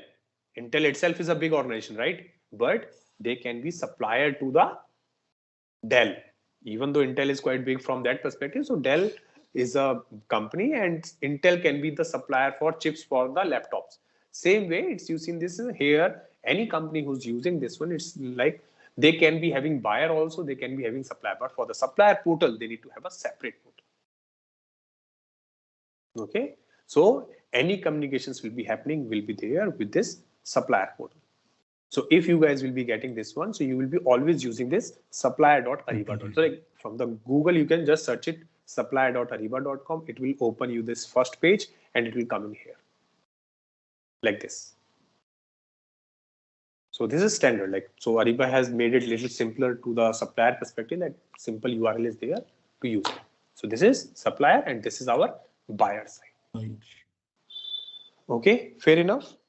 So okay, let me see this in here. What is there? Okay, so okay, now let me give you like when we do this. So in the SLP side, if I go for SLP side, right? So let me put it here. Okay, so okay, maybe a little bit bigger. So when we talk about the SLP, right? So SLP, the supply request, the first thing we'll be doing is the supply request. Now, so why? Okay, so first of all, why we're using SLP? Because whenever you are working on anything, right, you need two people, right? When you want to buy something, you want to sell something. What we are doing it here is buying and selling. So if what you need a buyer and a supplier. That's why we picked up the first. So buyer we have, now we are looking for the supplier. So that's why we are using first. We are initiating, like we are starting with the SLP first. Let our system have some buyers, even though like it's already there, but like take an example, like let's have some buyers suppliers first. We'll be using those suppliers to do the business. So when we talk about the SLP, the first thing comes is the supplier request. Sorry. Okay, the supplier request. Supplier request is an internal process. Okay, it's an internal process generally, right? Internal process in the sense, right? For example, take an example. Okay, like if anyone is there who can give me an example, like if anyone has been dealt with any kind of procurement activity, anyone. So generally, how the way you communicate with the supplier, you like onboard you find out some supplier in the market. So for example, you went some exhibition and all. There you find out some supplier. And so how you generally work with them, like if you want to initiate something with him. So any example, like it's nothing I'm asking to very pinpoint, a brief overview on that one. So in this process, what you can say, like the internal process. So you find out first, you have met this supplier. He has given you your visiting card. You had quite a few minutes of discussion with him. Like he mentioned you that he deals into these things and all. So he gave you like some basic pamphlet and all those things of him, right? Now, you think like after a particular period of time, after 1 month or all, you find out like this, we getting some similar requirement that I met a supplier in that exhibition. Now, in this scenario, what will happen is you have the basic information of that supplier, right? Yes. So basic information, like you can say the name of that person and email address of that person, or some basic information like you can say like address or something like he's from Maharashtra or Gujarat or anywhere of the India, right? That kind of thing, right? So you have the basic information. So what you will do is, so in the supplier request, this is the basic part we cover. You will be initiating the supplier request. We'll say supplier request. First, what we do is we basically raise an supplier request, and in this one we will be mentioning only the basic details of it, and this request we will be sending. You can configure it. Again, I'm saying it, you can configure this, and you will be sending this information to your internal, either your vendor master team or whoever team who's taking the decisions. Yes. Vendor team or supplier management team who's taking the decision whether these kind of suppliers will be supplier management team, whether this can be added in our database, or this kind of supplier, whether we can add it on an initial level. Remember, this is very initial level. So that is what we do in the supplier request, the very basic part. Okay. After this one, once this internal process happens, then we come to the registration process, and in registration process, we will be asking every information from the supplier. Okay. Then even when we perform this supplier request, you can configure in a manner that supplier even not aware that we have initiated something to add him in our Ariba database. Okay, so this is what happens in the supplier request. So let me, if I show you here quickly here. So on this platform, when you see in here on this platform here, so you can see this right hand side. So as I said, whenever you need to create anything, you will be going here in this one, create, and here you can see this supplier sourcing request, sourcing project. You are not able to see anything. Click on more. So sometimes everything doesn't come in here in a one place. You need to click on more, and you will see that all the options will come in front of you. Now here we need to find out where supplier request. Here as you can see supplier request. Click on it. Okay, let it come. Okay, this is your supplier request form. Okay, now here just quickly go through, like you can guys see in this one. This is your supplier request form. Okay. So currently what we are doing is, this is I'm showing you from an end user perspective.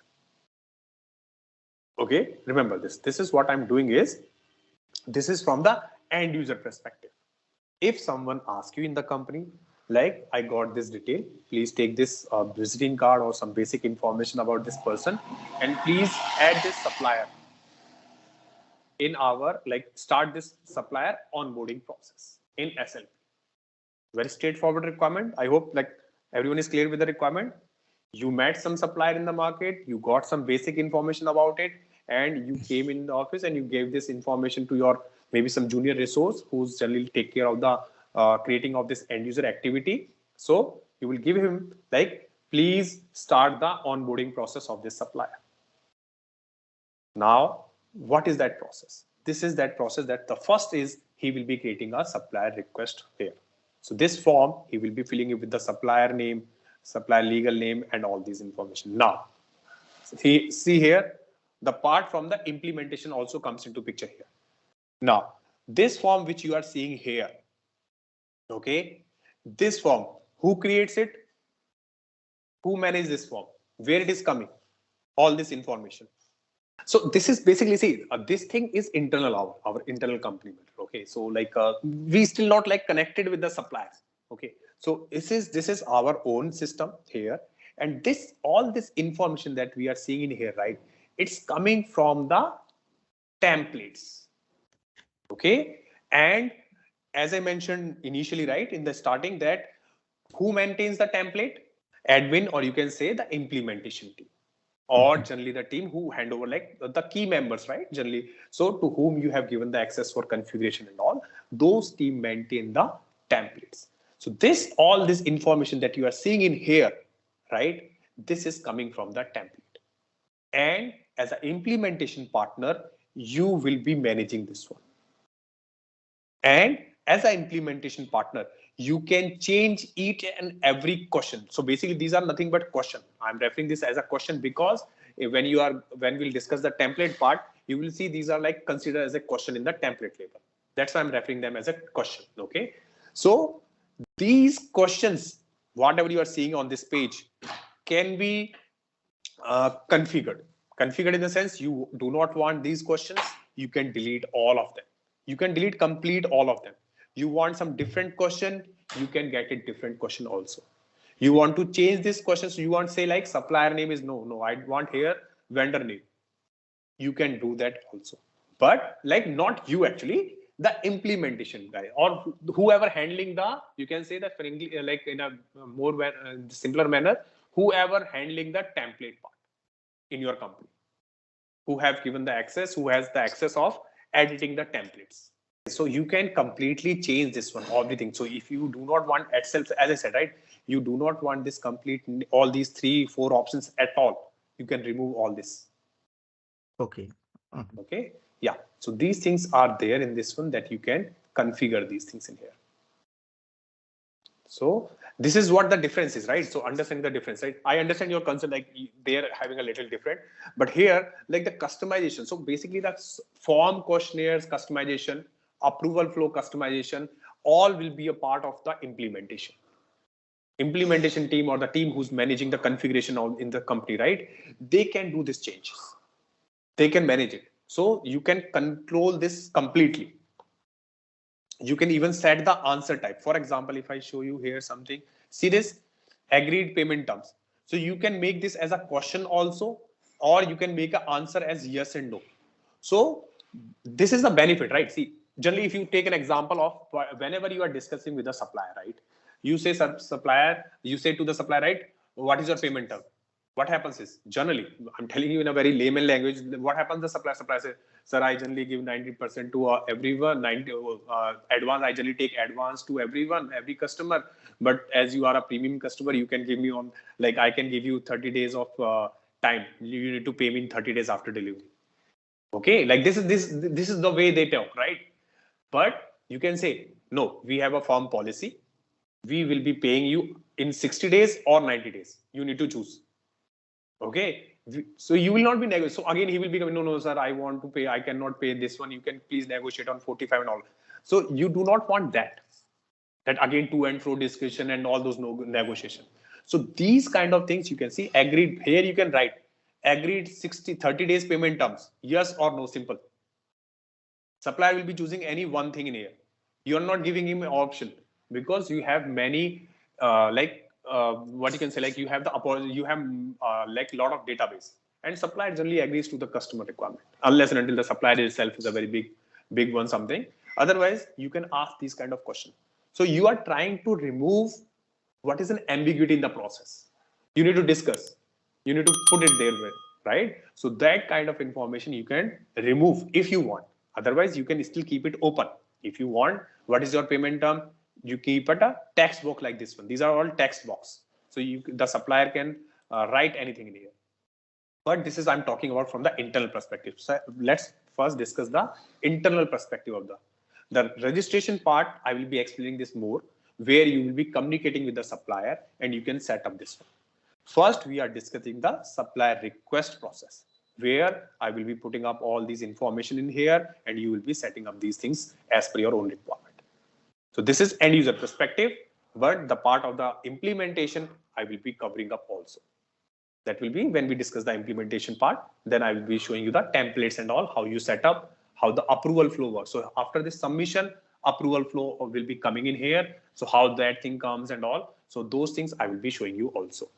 Basically, at the template table, I'll be explaining you this one because Ariba has kind of like Ariba supplier request and registration process is kind of standard. Process is a standard. You cannot keep changing the process for one supplier to different process, another supplier to, but you can ask some questions. You can put some conditions on the question and you can have these questions specifically to the particular, what you can say, like particular supplier. So for example, you have one question for Indian customer and one is for foreign. Okay, so that kind of conditions and setup can be done in this form, request form. But the process perspective will always be remain same. So I will be showing. So this thing will be getting more clear once we discuss the template part. So please wait for some time. Once we discuss the template part, that thing will be more clear from the process perspective. Okay, so basically what we need to do is we need to manage. So generally what we do is like in the core admin, you can do in there. And or if you want like here, if you see this here, you can add here also. So you add new tab. Like, so generally, like, as I said, right, this option is that for settings. And here, if you click on it and you coming here, tab set options here, add new tab. So once you this tab, so your new tab, so you can give the name of your tab, anything like testing tab or something like that. So that you can give in here. Okay. And then you can like, you can pull all the information, whatever information you want to see on that particular tab. So from here, you can see this. Now, if you drag any, for example, I drag calendar. So it will come here like, so you can keep it here, this side or this side. So this is like user interface, like where you want to keep. Yeah. So this is how you can, so it's a like easy process. So these are the like, we can say like the functionality is being provided to every user. Like they can do these things, they can perform this activity. So for example, I add action tiles. So these are your tiles coming in here. And if you want to add some my documents, so my documents are coming. So this way, whatever information you are looking for on a particular page, you can like on a particular tab, so you can add that tab. Okay, so how to connect the suppliers? Okay, so supplier managed lists are there. So supplier enablement services are there. Supplier self nominations are there whenever you are getting the supplier. So you can connect with the supplier. So there are multiple ways to connect, either SLP or you can load the data into the system. There are other aspects also come into the picture, like you need to set up some communication with the supplier. So like there are multiple ways which you will be connecting. So here we will be discussing the SLP. In the SLP, the process that we are going to discuss is the supplier request. So here you can see this match analysis, basically analyze your vendor master lists, determine what are all the suppliers available on the Ariba network. So from this perspective that as I mentioned right yesterday, that there's an Ariba discovery also is there. So basically like Ariba has put a lot of effort to give you a supplier database or to get an easy connection with the suppliers. Okay, so from that perspective, if you see like these are the things that has been introduced by Ariba. Enablement services are there, like you can outreach the suppliers, you can communicate with suppliers. So when I will be showing you here, right, you can, in most of the cases, like for RFIs, RFPs and all, you do not need even your communication channel, like your email, your mobile or phone, like to communicate it. The dashboards, the messaging services are already enabled on the Ariba platform, from via that you can specifically talk to the suppliers also. And all these things will get recorded in there. So understand from that perspective, like for example, someone has negotiated something, someone has done some RFI, RFPs or something, and he communicated something via his own personal email or like say official email. Now that person left the organization. Now in that scenario, it will be hard to find out something on a backdated, right? Like how to find out his emails, where he has done it or he has left the organization. So how to find it out. So from that, all these perspective, the Ariba here provides you kind of an additional, like you can say some features in there where you can communicate specific to that particular project in that one. So, and that information, that communication will always remain there. So anywhere, like anyone who wants to access that, want to check that in the future course of action, right? So they can always check it because that information will remain there in the system and you can access it anywhere in the world. So same document, same RFI number, RFP number or something like these things, the supplier request and all, whatever information you are seeing here in this region, you can check the same in the US. For example, you are deployed tomorrow in the New Zealand or some other country, right? Like that way. So in that scenario, what will happen is the same system you are accessing here, the same system you can access there. The same information that you are able to see in here, you can access in there also. So that is the benefit of it. So data latency is not there, like you can access the same data anywhere in the world. So these kind of some enablement and all outreach communication has been provided by this one. There are some this one nomination for the buyer supplier self nominations are there. So all these things will be there in this one. So here to how to request a new supplier. So on dashboard, so these are the same things that I'm going to present, like I will be showing you on the tool. So it's just given in here. So you can see these things in here, like create supplier request, choose the suppliers, potential suppliers list incoming in here, perform these things to submit the request, choose submit and all. So these things I will be showing you there in the system. Okay, so from there it will be easy to understand, because when you see the system directly on like on the portal, it will be easy to relate and all. Okay, so here you can see this is the one that I was mentioning, right? Ariba Discovery. So it's for business matchmaking kind of. Okay, so where you can find the required all whatever the required suppliers you are looking for. So you can search based on the commodity, the categories we refer to. So which based on that you can search it. The supplier related to the IT related categories or like chemicals or agriculture or some whatever the categories he deals in. Based on that you can do that. Ariba Discovery, this Ariba Discovery that I'm referring here, right? This one. So Ariba Discovery is a global platform. It's a Ariba maintained by Ariba, and it's a global platform where all the suppliers anywhere in the world will be like, you can find it there. Whoever registered on that platform. So when you search it, so it will not be like limited on based on region. Like there are filters. If you want to select that on a particular region, you can do that. But yes, on a basic level, if you search like a plain search, there will be no filters in there. Then if you run this one search, you will find the suppliers across the globe. Okay, and you can connect with them. So generally, like for example, if I say like sometimes the suppliers are like that way, mainly they have registered their main office, like for example, Singapore. Okay, but they serve globally. They have small. All right, let's test your knowledge. Here's a question for you. Which module in SAP Ariba is specifically designed for managing supplier relationships and performance? Option A, SAP Ariba. Buying option B, SAP Ariba Strategic Sourcing option. C, SAP Ariba Supplier Management option. D, SAP Ariba Contracts. Take a moment to think, and when you're ready, choose the correct option. Remember, each choice holds a key to unlocking the answer. Good luck! Type the correct answer in the comments section. Hello, future SAP Ariba Maestro.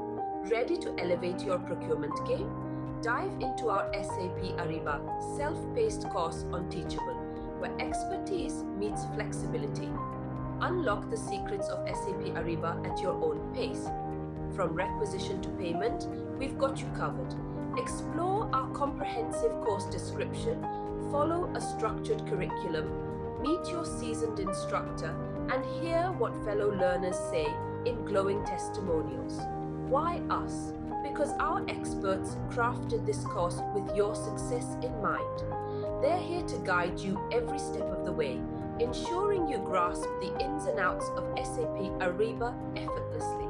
But don't just take our word for it. Our students rave about the impact. Plus, our course won't break the bank. It's an affordable opportunity to master SAP Ariba. Ready to boost your procurement prowess? Enroll now on our course page. Visit ZaranTech's website for the full training details. Let's kickstart your SAP Ariba journey together. Small branches all over the world. So in that one, what can happen is during search on the Ariba Discovery, you will find that the supplier is from Singapore, but he will be serving in the global location. So you can connect with him, ask him and all, you can discuss these things and you can inform him what is your requirement and can you supply in India region. So if he has the office, he will provide. So now, like, as you know, like most of the times suppliers are global also. Like if it is a big supplier, small suppliers are different, but if it is a big supplier, so they are globally present everywhere. So they can provide. So they will connect with, they will guide you or they connect you with the local office and all. So they perform and they fulfill their requirement also. So that I'll show you. So this Ariba discovery I will be showing you. So all these things we'll discuss. I will be showing you that how the suppliers are coming, filtering and all. So those things I will be showing you in our session. Okay, now let's create a supplier request. Now coming here, this is our Ariba portal. Now, so as I said, right, create, manage, resend. So always when we want to create anything, so we will go for the create option. So here, create in here, and you will find here supply request. Please remember, after click on this create, what are options you are visible here, right? These options will be visible based on the access has been provided to you. Based on the access, or you can say the groups or the roles. Okay, in Ariba, like access, we generally like, so these are groups in our, we can say like in Ariba language, there's a known as group. So for example, I am doing here the sourcing project. So there's a group name like sourcing agent or junior sourcing agent. These are the group name. If I'm part of that group, then only I will be able to perform this. I can see this option in here. Same here, you can see the template. If I'm the part of the template editor group or template creator group, user group and all, then only I will be able to perform this thing. If I'm not part of that group, I will not be able to perform this activity. So this is how you restrict. This is how you restrict someone to do a particular job, only the particular job on Ariba platform. This is how the access works. So for example, if you see something like in the industry, if you are working and if you find out something you are not visible on this, the most probably reason for that is that you have not the authorization, like someone not added you, assigned you in that particular group, which gives you the access to perform that activity. Okay, I'll just quickly show you the group part, not like I'll generally will discuss a little later in the detail, but I'm just quickly showing you that one. So under user manager, you have these groups. So these are the groups, like for example, if I say sourcing. Okay, so you can see junior sourcing agent or not. Okay, so these kind of groups are there, by which these are all Ariba managed system groups. Okay, so these groups you need to be assigned to a particular, then only you will be able to perform that activity. So I'll cover, like this thing will be covered a little later. Okay, I'm just giving you a brief, like so that you understand like how it is. If something is not visible, so do not panic like something I'm not able to see these things and all. So it's very simple. Either your company haven't bought that module, or you haven't have the particular authorization. So that is what generally happens, right? The end users and the implementation team. End users will be given a limited access. They will not be given a full access, right? So only the implementation team, generally implementation team, or you can say the technical team or some other team, those who will be managing your configuration part of Ariba will be given a better access, like more access. Okay, so from that perspective. Now, currently what I'm going to perform is a supplier request. So here you can see this create. Here we are coming as a supplier request. So currently what I'm performing here is from an end user perspective. First, I'm showing you like how the end user works on it. Okay, so here I'm going for supplier request. Okay, now you can see this supplier request form. Here you are getting all this information. So as I mentioned, right, like I think briefly we touched this one yesterday also. Let me refresh that part again. This is the form for a supplier request. Okay, all these things that you are seeing in here in Ariba, we generally refer them as questions. Okay, when we'll discuss the template, I will show you like why these are known as questions, so you will understand from there. Okay. Now, here you can see this. All these questions are editable. You can change these questions. So for example, you do not want this supplier name, you want to delete it, you can delete it, or you want someone else, like something instead of supplier name, you want a vendor name. All these things you can change as per your own requirement. And from where this form is coming, this form is coming from the sorry, this form is coming from the template. Okay, you need to first set up the template, and then once the template is set up, then you will be able to see the form. Okay, so the logic behind setting up the templates and also that, like whatever you are setting up the template, generally we keep for one template for each process, but yes, for some processes you can keep it multiple templates. But if you keep a simple one, like if you keep a single template for a particular process, right, in that case you will be having a uniformity in your organization. Like all the end users, whoever working on the supplier request, you will always see this form. You can change some of the things in here, but yes, the process perspective, from that perspective, if you see it, right? So it will be like the same across this one. Okay. Now, so here I'm just putting some. So as I said, mentioned, right? So these all fields are configurable. Please understand the process here, right? Because these questions will always be changing from each customer. Frankly speaking, I haven't seen two customers are using the same set of questionnaires. These things generally you need to, when you are going as an implementation partner, right?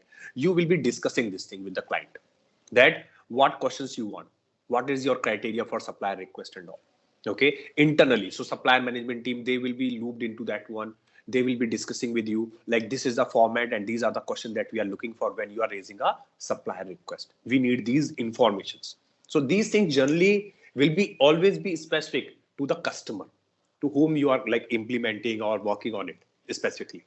Okay, based on that they will be setting up all these things. So here like we have created some samples here. Okay, so I'm just putting straight, like I'll put like lane 5, street number 8. I'm just randomly giving something here. Block F, city I'll say Bangalore. Let's put here 53001. Country I'll just put India, and here I'll put the region is Karnataka. Okay, so this is all random. I'm just putting something in here, so no need for contact number and categories and regions. So these things are there. If you want to put any information on this, like up to you. Okay, and remember, so here we can mention these. So here you can see this some asterisk marks. So asterisk mark here, which refers that these questions you can mention, you can set up these questions as mandatory. Up to you. If you want some question to be mandatory, that needs to be filled. So for example, if I show you, if I do not put this, okay, so here you can see this, the field is required. The system will not allow me to submit my form. It will say here, this is an entry missing, but that will not happen for other, because those are not mandatory. If I miss something in here, it's like that way. So these things, understand here, the process of the supplier request is that you have a very basic information. Like yesterday we discussed, right? You met someone, you get the basic information of it, contact number, emails and all that is there, and you can put, like you can have your one more section here which you will be brief about the supplier. So you can mention in that one, like the supplier belongs to this category and looks a good supplier, can we initiate the onboarding of it? So that once you are sending this requirement to the supplier, your internal supplier team, okay, so they will say, okay, this is how this like this is why these like the person who's raising this request try to onboard this one, because they met the supplier in here, exhibition and all looks good. Okay, so that is the process here. You can do it. So you can add any question based on that. You want to analyze the supplier on a very first level, internally first. Okay, so any question that you want to put up, you can put it up here. There are two things in here happens. One is, if you see this, these questions that you are creating, right? These questions are just a question. Okay, there are another parameter comes that where you can map your question to the static fields in the Ariba. Basically, whatever the information that you are going to fetch in here, that will get stored in your some database. These questions that we have created right now here, these are simple questions. They are not getting stored or linked with any of the metrics which are there in the Ariba as of now.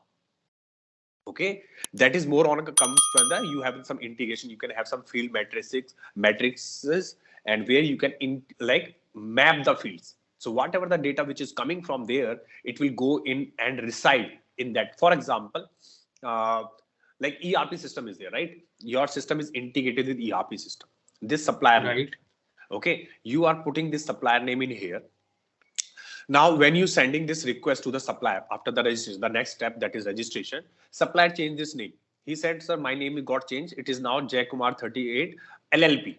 not private limited. I changed my company to LLP, limited liability partnership. Okay, so that update will only happen in your system if that field is mapped with your matrix of the supplier name. Okay, so that is how these things works in the integration perspective. Supplier can fill these things in here. These things what we are asking, these are the things that we are setting up in here, but these information will be can be filled up by the supplier. No, I'm not referring for this one. This is an internal process. I'm referring the similar type of form will come when we go the next step, that is registration. Okay, so just give me some time. So once we do it, like in the process, you will understand. Even though when we discuss the template, I can show you there like how these things work. Yeah, there it will be there, because these generally been controlled from the template level. Majorly these things are controlled from the template level. Okay, now yeah, so basically actually DUNS number is a US number. If you see this, right, this is DUNS and BRAT number is there. There's a what you can say, some standard that US maintains. I think DUNS number more is from the registration number here, like when we got incorporated, right? See here, you can see this is a standard for Ariba. Sorry, like US, you can see this. DUNS universal number is abbreviated this one. So DUNS and BRAT, these are the name like generally identifier refers as a DUNS number. More of a practice there in the US region, not here like our Indian region. So let me submit this request. Okay, we have submitted the basic information. Let me submit this. This is an internal process we are performing, right? Here you can see this supplier request form coming in here. Okay, now you can see this, your supplier request submission is in progress. Once it is complete, you can view the submitted request. Okay, so till now I think everything is clear till now. Okay, done. Let me click on done. Going back to the supplier management. Now here you can see this. This is my supplier name coming in here and it is in approval. Okay, and you can click on this one. So click. Now here you can see this approve. So why I'm getting approved? Because I'm the part of this group. Again, this approval flow that you are seeing in here. Okay, this approval flow which you are seeing in here is completely configurable. You can configure it as per your requirement, basically as per customer's requirement. Okay, and you can configure it and you can like design as per the like if you have multiple conditions in here, all those things you can put up in here, and these things being controlled again from the template. Okay, so now you can see this approve request is coming in here, supplier name, requested by, and requested on. You have the approve option, you can deny this. So the team, internal team of yours can deny this also. Like supplier management team says, no, we do not want one more supplier. We already have a lot of supplier which deals into these kind of things. We do not want this supplier. They can deny this request. Okay, any additional requirement is required. So they can also request additional info. Okay, so this how you will be seeing in here, and you can see this all the questions that you have submitted, like it is visible here. So understand, like I am adding myself here because so that I can show you the complete cycle. But generally the process is like end user will be submitting it and it will be viewed and reviewed by someone from the other team, the supplier management team or the vendor master team, someone there. So they will be reviewing this one. For the purpose of showing you, I have added my name in here in the approval flow. Okay, so this is how you can do it. Now let me approve this. Okay, this one. So this will take you to the project. So the main project that we create, so the template perspective, the project is as we have created, right? It will take you to there. Okay, let me click on this and I'll show you. Here, you can see this is the project type. So here's overview. Okay, here is your document that you filled it up, supply request form. This is your task for approval. So these things actually, this is, I'll show you that when we discuss the template, because this is the part, like you can say like, this is the main part of template, as well as similar architecture is there for the projects and all those things. So I will be explaining these things like what is overview, what is how the documents, how you create these documents from here and all, how the task works and what is the meaning of task, what task you can create and all. So these things will be covered. Just give me some time. I'll like come on this one. I'll explain these things. Okay. Okay. So here I'm going to approve this. I can mention the reason. Okay, looks good, something like that. So any, like you can give a free, it's a free text and confirm. So let me just refresh this. So approved. So you can see this, it got green. So request created, approval for supply and new supply created. Here, all the comments which has been provided by the approver, you will be seeing in here. Okay, looks good. Now, done. Let me just refresh it one more time. Let me open it. Just refreshing it. So this is a demo system. So like it sometimes like work a little slow. So that's a system perspective. Let me now, so you can see this, it's approved. So click in here. Now here, this is the view supplier profile. So once I click on this view supplier profile, the next page which will be opened will be the 360-degree profile view of a supplier. So let me write it quickly if I just mention this one. So generally, this is the terminology people use in the, you can say like in the Ariba language, that 360-degree supplier profile view. This is what we refer.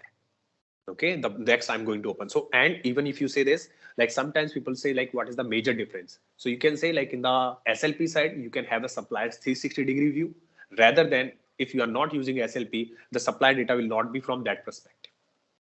Okay, so here, if I go back in this one, so view supplier profile, let me click on it.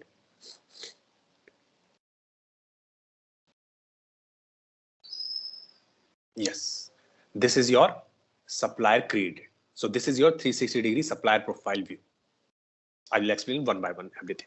First of all, if you see in here, this is your name, and here you can see this. Okay, so SM vendor ID is basically like SM here reference that supplier management.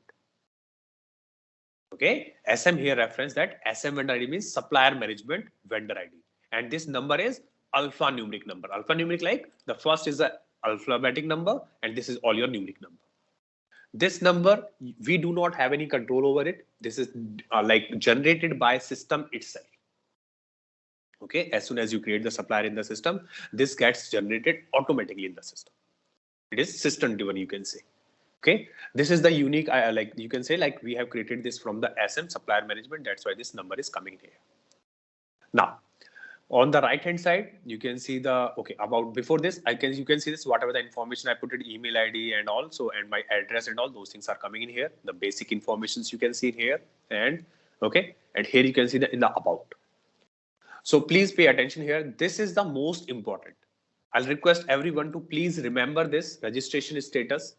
This is very important, and because this is going to be used and this will be going to referred in the future also in our coming sessions. What happens is when you create the supplier status remains as not invited. This is the very first status. The registration status not invited. Okay.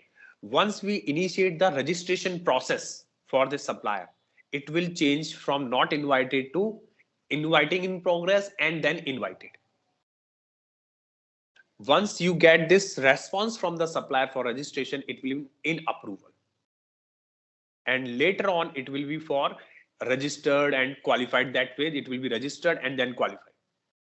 So this status will keep on changing, and lot of configuration setting depends on the status what is set up in here for a supplier.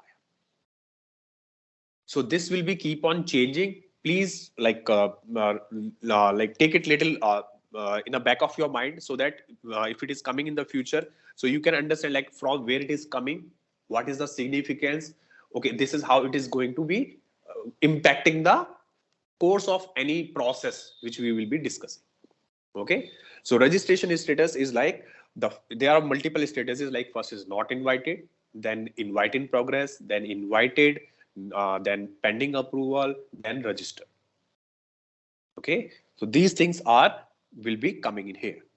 Then you can have the preferred status if you want to set up a particular supplier to be preferred for a particular category, region and all. So you will be setting up it later. Same the qualification, if you want to set up some qualification, like you want to qualify the supplier for a particular category, region or commodities and all, so you can do that also. So these things will be coming, but these things will come only after. You can see this, the qualification tab is not reflecting here.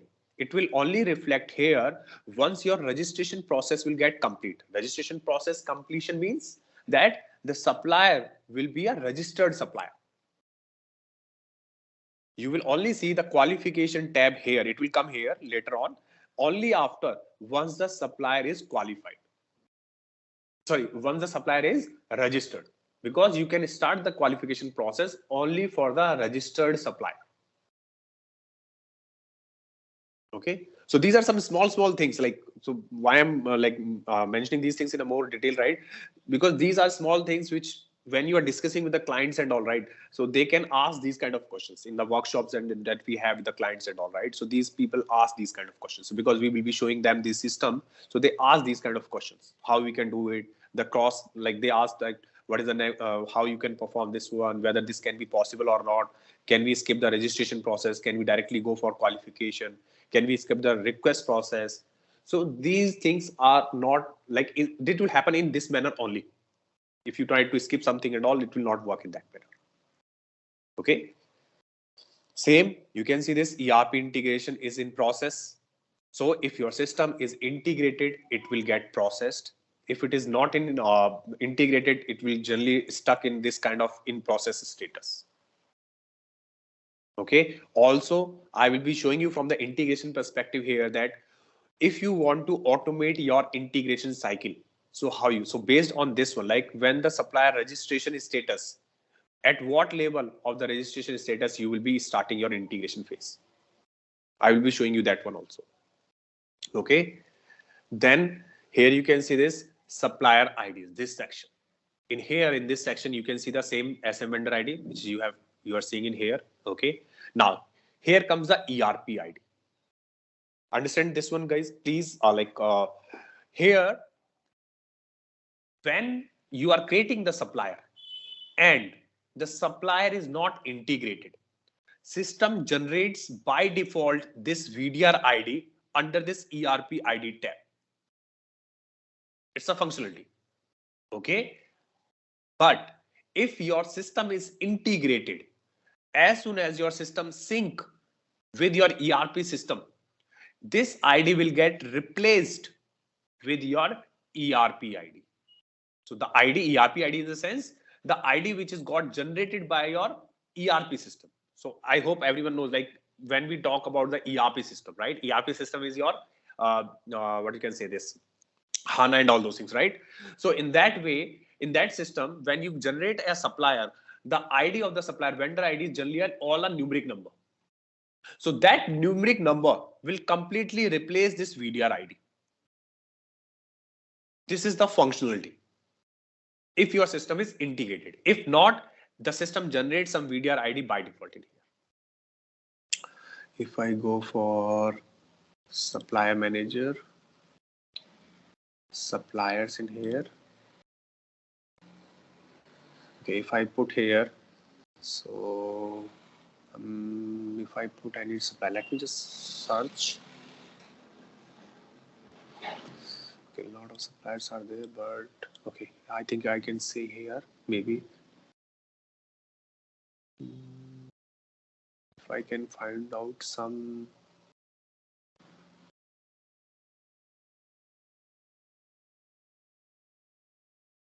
Or maybe if I have some file in here in the downloads, let me just quickly see this. So supplier. Okay, let me open this supplier export quickly. Okay, here it is.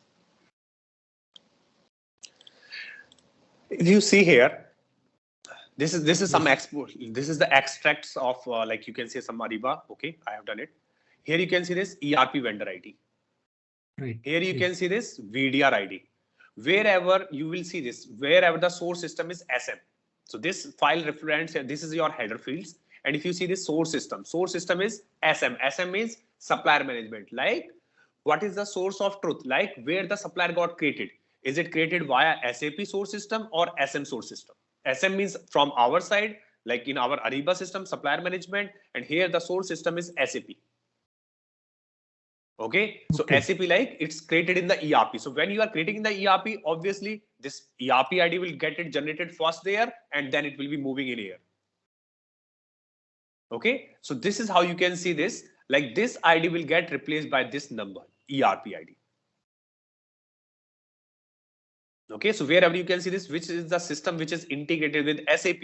Okay, so you will be finding out that there's no ERP ID, instead of there's a this ID. So this ID is nothing but your actual ERP ID.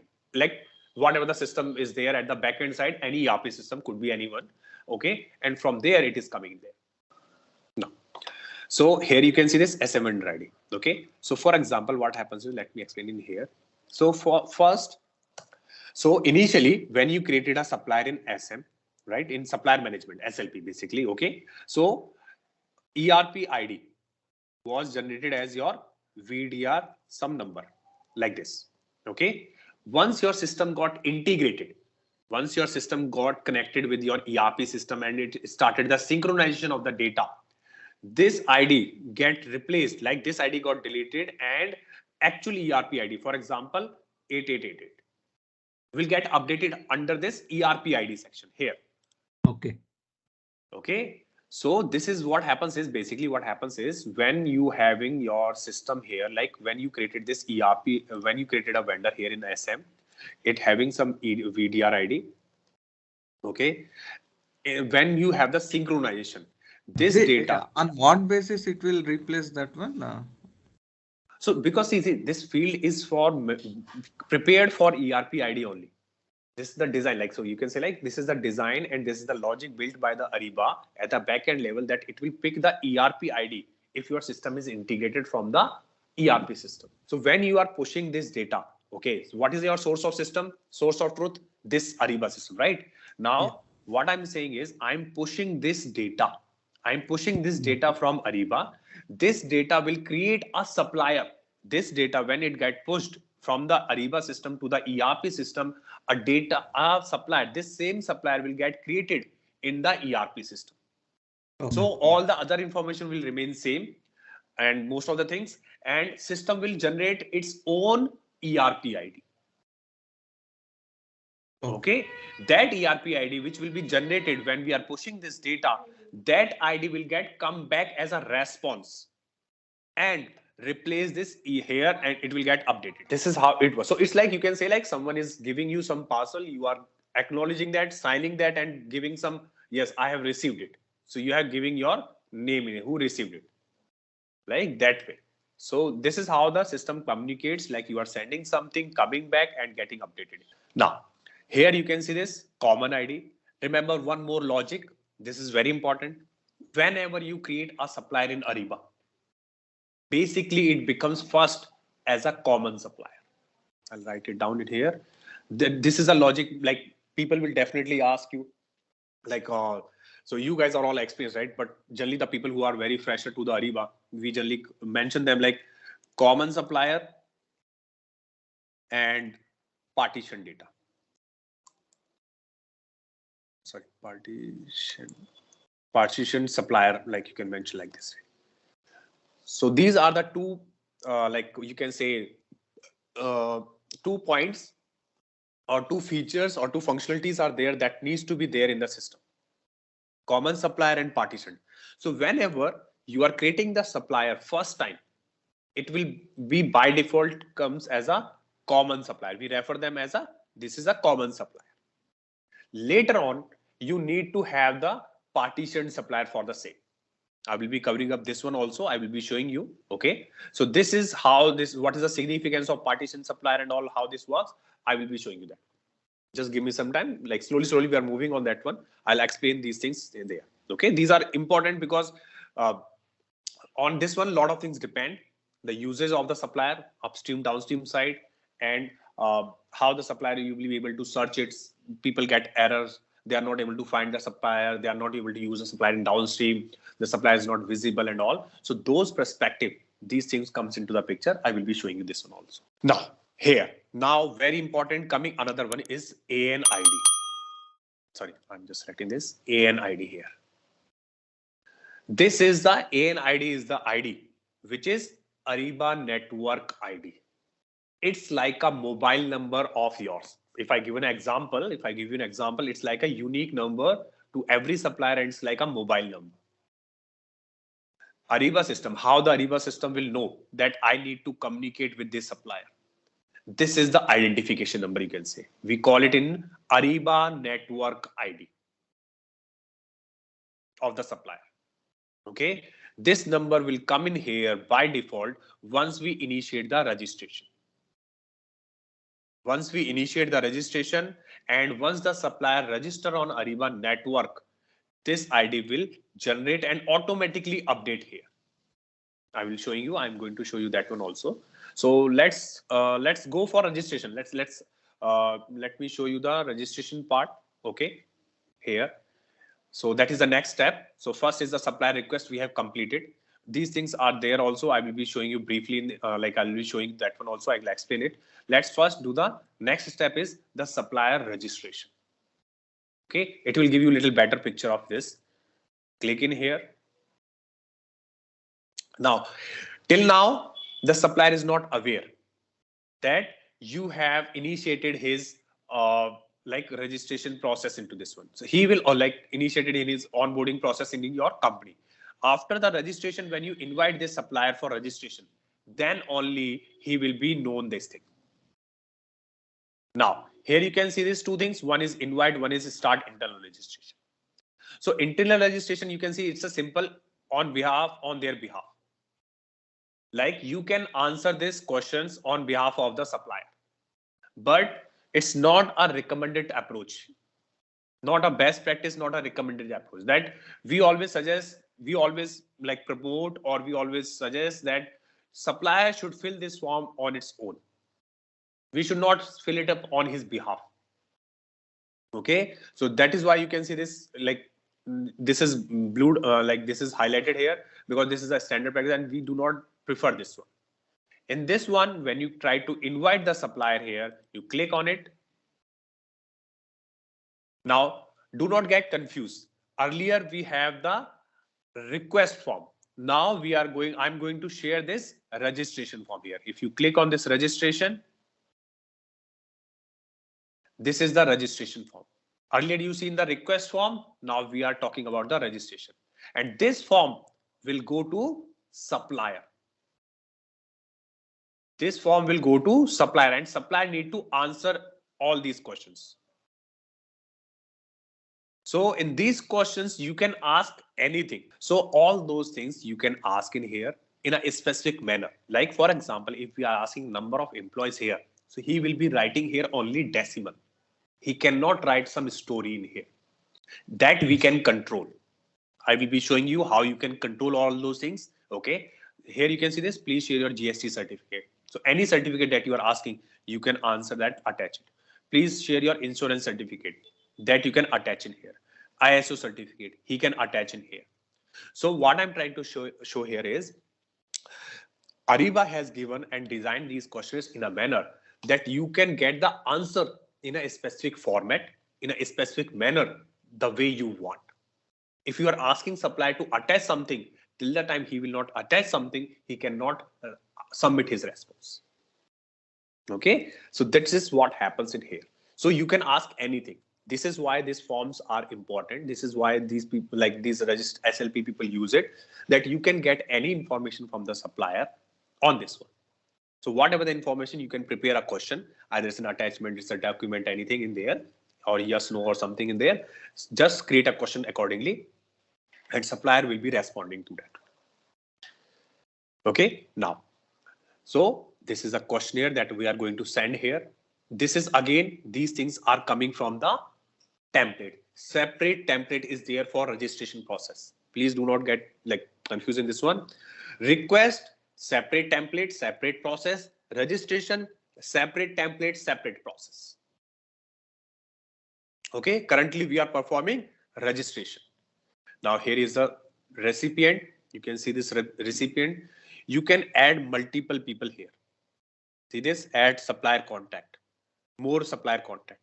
So generally, if one supplier can have multiple contact, he will say, sir, please add my name also. Like we are 2 partner or 3 partner. If I'm not there, you can send some of the information to this person also. So this way, you can add more people from the supply side. You can send this form to that person and he will respond. Okay. Who's changing? Who's the requester? I'm the requester. So you can change it. So generally what happens is some of the times centralized team, or there will be some separate teams are there who will be performing the job, but someone else is requesting it. For example, there's a senior management people are there, like a manager and all above than that. They are asking something to the like the junior resources that please do the initiate this one. So actually they are just doing it on behalf of them. They are not the requester, right? So you can change the requester here. So for example, I'm like just joined, I'm a trainee, and someone from the senior management came and like, please create this onboarding and all this one. Okay, so I'll raise it and I'll change the requester to the actual person name. Here you can find out. So if the person is there in the Ariba, you will be able to choose that name in here. Okay, and based on that, you will be able to like, so this way it will be helpful you to track it. That information will always remain the same. So who requested it? So from this one, you can understand like who requested this registration process. So this is the person who initiated, like he wants that supply to be get registered. So in case if you have any future queries and all, so you can reach out to that person. Okay, so this way, these are like functionalities and the features which help you to track your activities and process from this perspective. Okay, now let me send this. So if you see this, let me go in here. Okay, so for now, I'm not sure. Okay, there's something different. Now, let me put it. So I will receive the email. So that's why I was asking. So send here. Registration invitation in progress. Let me quickly show you the status here. Not invited. Okay, let me go back to the registration.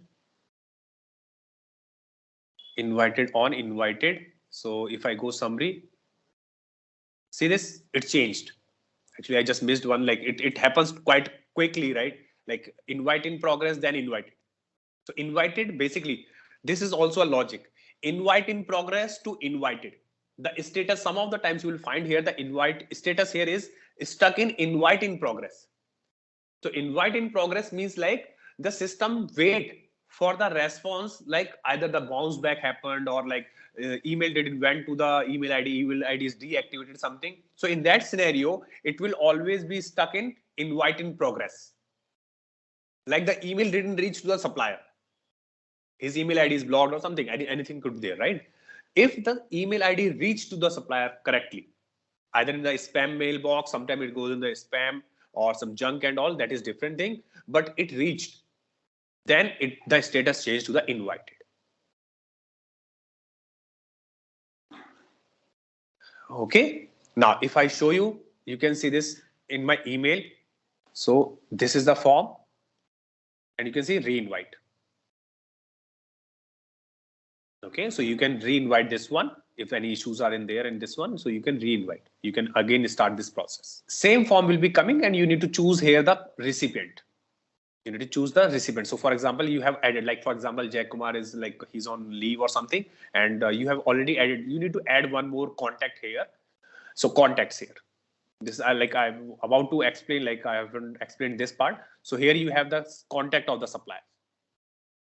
You can add multiple contacts. So here this is the plus sign, add supplier contact. Simple, like it's nothing much in here. Like you click on it here, first name, last name, email address. These are the main tabs. Just put the name of that person. Other things, if you want to put it, that is up to you, and submit, save it.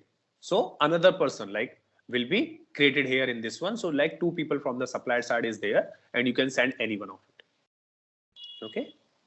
So this part of the assigning of the supplier manager. Okay. So let me explain this one also. Let's say assigning to the supplier manager. So this, what logic of this one is that in case, like as you know, right, like companies have like a lot of supplier database and all, like more than like 50,000 or lakhs of suppliers, some of the companies, right? So in that scenario, what happens is you need to assign a particular supplier manager. In case if supplier needs to be not responding, if something needs to be checked or system having some issues in the from perspective, to whom you will reach out.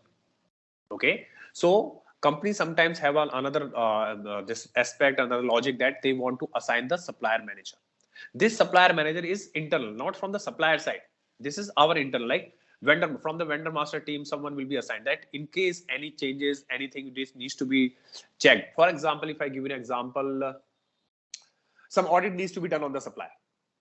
Okay, so who's the responsible person? Who will coordinate? Who will take care of it? So the supplier manager.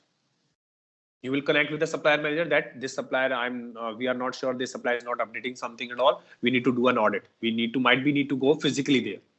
Okay, so who will coordinate? This person.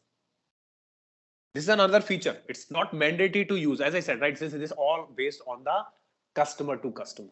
But these are some functionalities, these are some features which are there in place. Okay.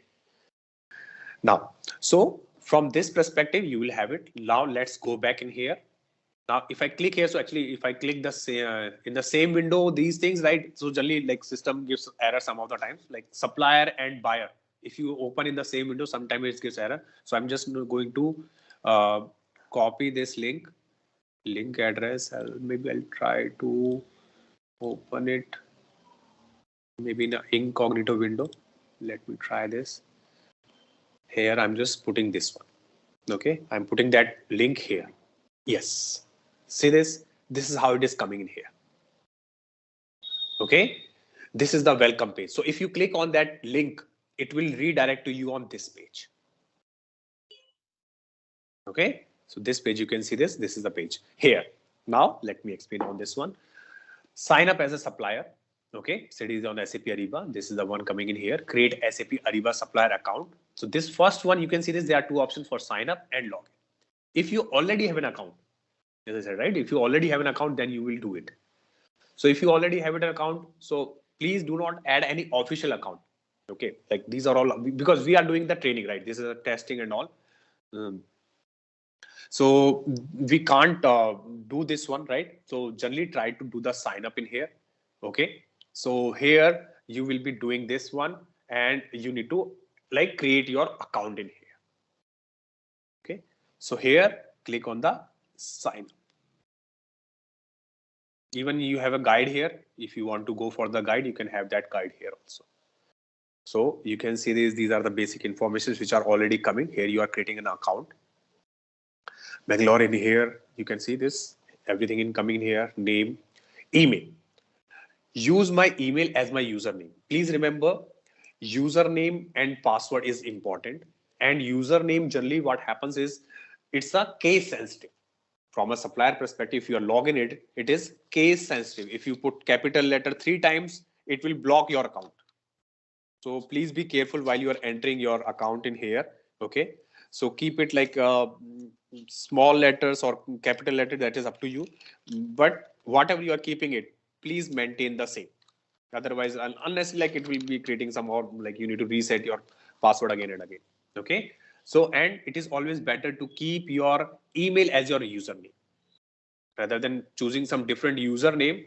Okay. You need to again have some format in here, but it's always better to have your email as your username. So then you need to just check this box. Then here, when you are setting up the password, you need to follow these conditions like minimum 8 characters, including upper, lowercase, number, digit, special character and all.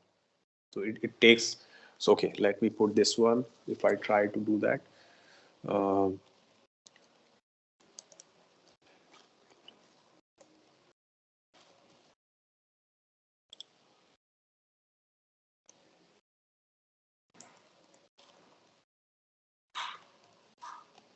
Okay, so I've entered something like, let me see if it will take or not. Sometimes it gives an error. Okay, now, so this is basic, right? Here you can see this email orders too. Okay, so everything will be coming on this email ID also. Okay, so this is customers may send their orders through Ariba network. To send orders to multiple contacts in your organization, create a distribution list and all. So this is something from the supplier perspective, supplier do that. So that's how you can perform all these things, right? So, okay, let me first see this. Okay, this has been done in here. Now, if I show you here summary, so this is invited. This is your ANID. So I hope ANID part is clear, everyone, with this one. Any doubts on this part, how this ANID is working, how this is, we are created in this one, how the supplier profile get created in here, this one. So this is your dashboard. Like, so you can see this is, I will be covering up this later. Let me first go to the, okay, so here it is already the questionnaire. So this is the questionnaire that you can see the supplier received. Okay, I'm opening this one. So you can see the timing here coming here. So this timing is coming from where? This timing is coming from the template. We have set up the template having a fixed time of 30 days. Okay, so this is how it is coming from there. And you can see this, these are all the questions that supplier needs to answer. Wherever their asterisk mark is there, That means we have asked the supplier that these fields are mandatory that they need to answer. Here, attach a file. The supplier needs to attach a file also. Right? All these information, all these questions, whatever you want to ask, you will be sending up like this. So you can see this like if you have given some options, so you cannot do anything else. Supplier like yes, no. Please share the insurance certificate of the financial year. Now, if supplier says, sir, I can send later, I do not have right now, I have some old one, I have not removed it, I have already applied for the application, I have initiated and all. We do not want to that history. We are looking for either you have it or not have it. So these kind of questionnaires you can set on your side. You can ask the straightforward question like, you see, this is generally the issue happens, right? You need to most of the time you need to communicate similar things to the supplier multiple times, and supplier gives you wrong information or sharing the wrong document. He's saying you are asking something, he generally reply you something different, right? So that kind of like miscommunication or delay in the process or unnecessary sharing something which is not relevant to us, that generally happens, right? That is very practical. So from that perspective, creating the questions from your side to the very specific requirement that you are looking for help you out to close these things in a one go, rather than like asking the same thing multiple times to the supplier. These things help you to close these things in a one go. Give an option to the supplier in a manner that he will be able to provide the response like the best possible nearest point to the what you are looking for.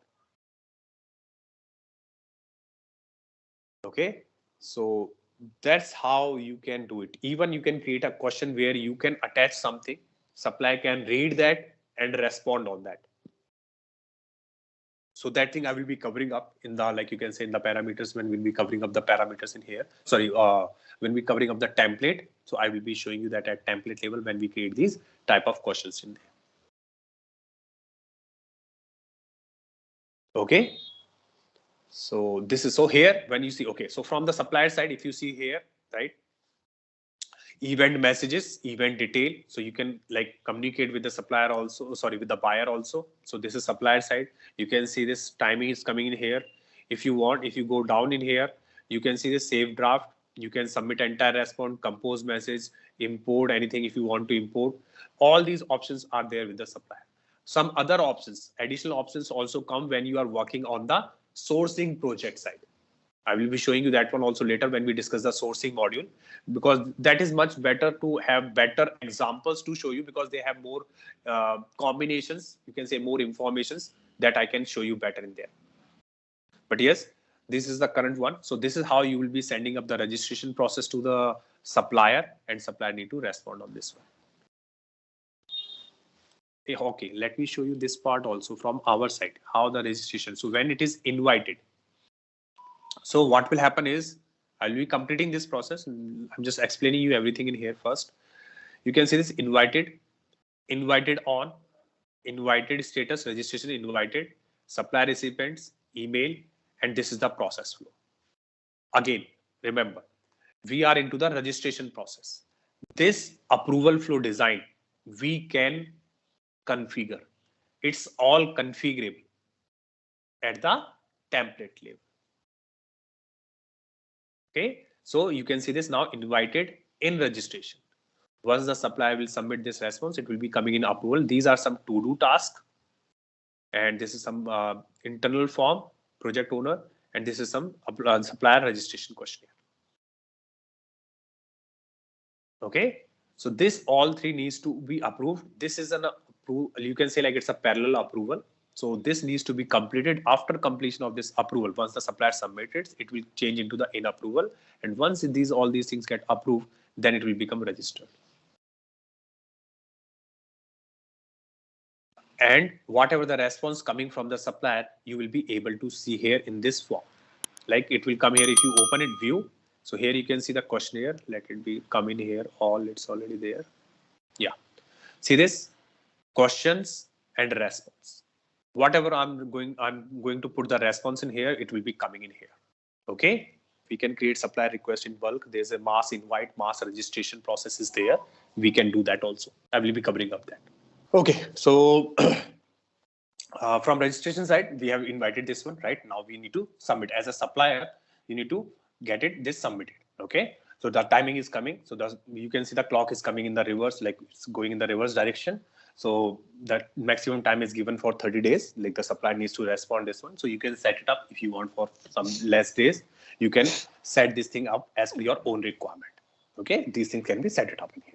Now here you can see this supplier information. So I'm just filling it up. All this, like these are test data. So I'll be filling up like company name is. Okay, let me submit this response first. Then I'll explain that part. So it will go away from here. Now you can see this. I have filled up all the information. Now I'm going to submit it, submit this response. So you can also check that these things is always real time. So whatever the information I'm going to submit from here from the supplier side, it will come here in the real time basis. It is always like that. So the data flows in a very real time. Okay. So if we, even though you can see here, and I will show you first the approval here, this registration status first, this will change. Okay. Let me go back in here and click OK. So you can see this, the response has been submitted. Thank you for participating in the event. So you need to submit entire response, then only you will get this option. So this is what you will be seeing always in here. Now you can see the status here, it's yours also saying pending approval.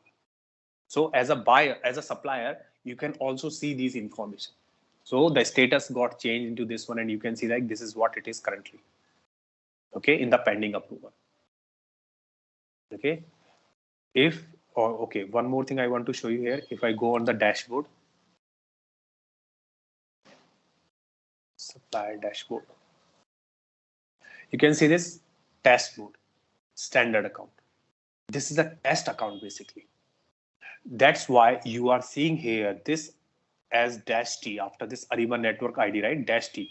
This dash T means that it's a test account. It's a test ANID. In the real world, when you are working on a production system, actual systems and all, this dash T will never come in it. Okay, it will only be the numeric number and here alphanumeric number. This dash T will not come. This dash T means that this account is a test account. Okay, this is the notifications like this is a kind of a notation by which you can understand like whether it's a actual account or it's a test account. So if someone is using this kind of account, you can say that, okay, so this is a test account in here. And you can see the same thing is also reflecting in our side. So here dash T. Now let me go to the registration process. Okay, let me click on home page. I'm not sure why it's like taking some time to load the data. Coming back in here. Okay, let me open this supplier in here. View supplier profile. Now you can see this status changed now. You can see this registration status is in pending approval. Okay, and you can see this, the dash T is also reflecting the same ANID is reflecting here also dash T. So from this you can understand like this is a test supplier. Now going back to the registration process, click on it. Now you can see this in approval. So in registration has been moved and here you can see this approval. Right, automatically these things are, so these things are coming from the template and these are all designed, right, what we have set up in here. Now whatever the supplier, so here you can see these are the forms which are associated with this one in the task in the process, and these are the tasks. So you can see this is an approval task. So when we'll discuss the task and all those things, I'll tell you what is a to-do task, what is an approval task, what is a notification task. So those things will be coming from the template. These all things are set up, the task and all those things are the process which are set up at the template level. Okay, so from there I will be showing you that one. So here what you need to do is you need to take action by project owner. So the person generally who creates the project becomes by default the project owner. Okay, you can add multiple people. All those things will be reflected when we discuss the template part. Here you can see to do internal form, approval for supplier registration. So this is approved in here. So if you see this first, let's go to the questionnaires in here. Okay, so this is the one. See this, the response. Company name, this, all this information. You can download these documents. So for example, if I just click on it, okay, simple, like it's easy, just click on it and it will get downloaded. So here it is the document. So whatever the supplier has given us, we can open, we can download it and we can read it. Okay, something has been, should be there in this one. Okay, it looks fine and then you can approve it. If something is not, you can leave it. So this way you can download all this information, if anything, attachment, especially the documents which are attached. Rest, all this information will always remain in the system. If someone wants to check after maybe a 6 months, a year or 2 years or 3 years later, that how this supplier has been registered, what all the documents has been verified from this supplier, where are these documents which has been verified, all those things you can always refer this one, and these things will always remain here in this system. You can access this anywhere in the world. That is, like, you can say, the major benefit of it, these things. You do not need to go anywhere else and all. You can see all this information, who done what and all, everything, what are the documents being provided, when has been provided, who approved it, who performed this.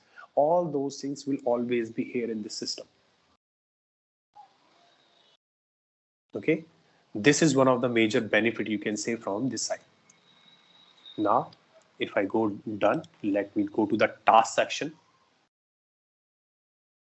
So this part is clear. Like, anyone have any doubt, like how the supplier respond, how it reflects? So I think that part is clear, right?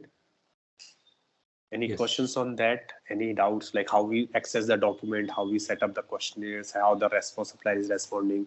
Anything on that one? These two processes are important. You understand the process perspective, that is very important, because this data will definitely keep on changing. As I said, right, data will always be keep on changing. This approval process, these tasks will keep on changing from customer to customer. If you are as an implementation partner, all these things you need to discuss with your customer, how they want. You need to suggest something, they will come with something new, they will ask you to, can you set up this way and all. So these things will keep on changing, but major thing is the process. The process will always be like this: requests, then you need to do the registration, you will be sending some questionnaires, 10, 5, 20. You will be getting a response from the supplier, the status will keep on changing, you need to approve those, you need to review those, then you accept that, and then your supplier will get registered. Okay, but the data part will always keep on changing. The process will always be the same wherever you go, any customer, any client, but the data will change, the process will remain the same. So now here you can see this, these are some 3 tasks has been created. So let me show first in approve. Okay, so click on it. So you can see this: approve, deny, request additional info, anything you want to do this, and here is your approval flow. This is all we can configure, we can set it up in here. You can see this dotted line in this one because this is a to-do task. It's not an approval. It's an approval task which has been done, and this is the one here. You can see this waiting for approval, but this is a to-do task, the upper one. So what is a to-do task and all? So I'll explain a little later once we discuss this one. Okay, then I'll explain this one. But it's like, you can say, like some activity you need to perform. It's not an approval, it's an activity that you need to perform before closing this one. Okay, so this is how it will be coming in here. So you can review these things in here, will be reviewed by any team. Like, you can set up any person, maybe the same vendor master team, or maybe some higher team is there, or some other team is there. Those people needs to review these all information, and then they need to approve it. Okay, you can ask approval for multiple people also as well. So you can see that this is actually, I'll explain the approval process later, but this is, you can see this is a parallel approval. Parallel, like this person and this person. For example, these two persons are separate persons. So anyone can approve any moment of time. There's no dependency on each other. Okay. So I'll show you these things in detail when we discuss the approval flow. So now here I'm going to approve this one. So I can say looks okay, like okay, everything's fine, and approve this. Okay, and done in here. Okay, so now you can see this got approved. I need to complete this to-do task. If I go in here, not started, this is a to-do task. You can see this. If I click in here, so with minority indicator, minority is something like someone has created some questions. So as I said, like the data could be anything. So that's nothing to worry, like this. All right, let's test your knowledge. Here's a question for you. What does SAP Ariba's Contract Lifecycle Management (CLM) module help organizations with? Option A, tracking employee attendance. Option B, managing procurement workflows. Option C, optimizing inventory levels. Option D, streamlining project management. Take a moment to think, and when you're ready, choose the correct option. Remember, each choice holds a key to unlocking the answer. Good luck! Type the correct answer in the comments section. Hello, future SAP Ariba Maestro. Ready to elevate your procurement game? Dive into our SAP Ariba self-paced course on Teachable, where expertise meets flexibility. Unlock the secrets of SAP Ariba at your own pace. From requisition to payment, we've got you covered. Explore our comprehensive course description, follow a structured curriculum, meet your seasoned instructor, and hear what fellow learners say in glowing testimonials. Why us? Because our experts crafted this course with your success in mind. They're here to guide you every step of the way, ensuring you grasp the ins and outs of SAP Ariba effortlessly. But don't just take our word for it. Our students rave about the impact. Plus, our course won't break the bank. It's an affordable opportunity to master SAP Ariba. Ready to boost your procurement prowess? Enroll now on our course page. Visit ZaranTech's website for the full training details. Let's kickstart your SAP Ariba journey together. You can have any question in here. So basically the question and response. So you have set up some task in here where you asking some question and you need to check, like, so you can have a question here also. For example, you can also have a question. Have you checked the supplier registration certificate? Is supplier looks authentic or not? Yes and no, some kind of that kind of an answer. So anything that you feel which would be more relevant question in here, you can create a task and you can have that thing inside. And once it is done, then you can mark it complete. So Jay, so whenever we approve it, so the approver who is there, so they will get a mail for the approving it, or how they came to know? You need to approve the task. Yes. So basically what happens is like as soon as the approval flow goes, for example, like this approval flow needs to be approved by this person. As soon as this node, so we refer this as a node. So as soon as this node get active, okay, like it needs to be approved by this person, that person receives a notification email. You can control those notifications on everyone on your profile, but for approval and all, you will receive always a notification. So, and sometimes you will see that in the notification itself, you will get an option in the email, basically that you receive itself in there. Sometimes you will get an option for approve and reject. So that option is also there. Like you can log in Ariba, you can approve and like something you can do from there also. And sometimes the email notification setup is like that way that once you receive the email, you will get an option to approve and reject in your email also. So you can directly like approve there and send that email. It will get automatically approved. That option is also there. Okay. So let me mark it complete. Okay. This to-do task is you can set it up like who will be taking care of this one and who needs to perform the action on it. Okay. So basically like the tasks, whatever the tasks are there, you can set up like the owner of the task and the observer of the task. So basically like the owner, like who will be taking care of this task. Owner, basically we can set up the owner. So task is little different from the approval side actually. So approval task is different and to-do task is little different. To-do task is basically like referring to some activity you need to perform. Approval is you need some approval. Straightforward. So these things I can explain a little better when we'll discuss the template. In that one, I will be showing you these things in there. For requisition and all, you can create the something on behalf of. Otherwise, for approval perspective, you need to have the delegation. Okay, you need to have the on behalf of is there, but like you can create something on behalf of someone and all those things are there. Okay, but for this one, you need to have it like for approval process. You cannot do it on behalf of someone else unless and until you have a delegation authority. Like that person is have delegated you. Okay, so I'll quick. So this is how it works in here. Okay, so let me click on done in here. Yeah, now you can see this. All these three has been completed. We have approved all three. We have completed the task. We have approved this one. So the supplier got registered. And now if I go back here in this one, summary, see this status. And now you can see this. It became highlighted and here you can see the qualification. Earlier it was not there. I hope everyone like noticed that, right? I highlighted this one, like no qualification was not there initially. Now only it is reflecting. Clear request and registration from an end user perspective. I'm not taking it from the implementation side. From an end user perspective, request and registration. So if I say like in a layman language, if someone asks you to create a request, supplier request or supplier registration as an end user, someone asks you to do that. I hope you can confirm, you can do that, right? So this is the part we covered from the end user perspective. Okay. So this is what is we have a limitation on this one, so it's not connected. If it had been connected, then it would be like I would have shown you that part in here. Okay. Now let's see some other information of this one. Okay. So this is one part, summary. Okay. So this part we have seen. Contacts, we have seen it here, how we have creating the contacts in here. Then here you can see this ERP data. So I'm just giving you the overview on this part because these things are generally work when you have a system integrated and basically it get updated. So here you can see this SM vendor ID, same ID which is there under vendor information, ERP vendor ID, your VDR ID, which is same, which you have seen it there. Integration status, it's in process. Okay, so once your integration has been completed, it will collect processed and all, and you can get the timeline also on this one, which has been synced and all those things, right?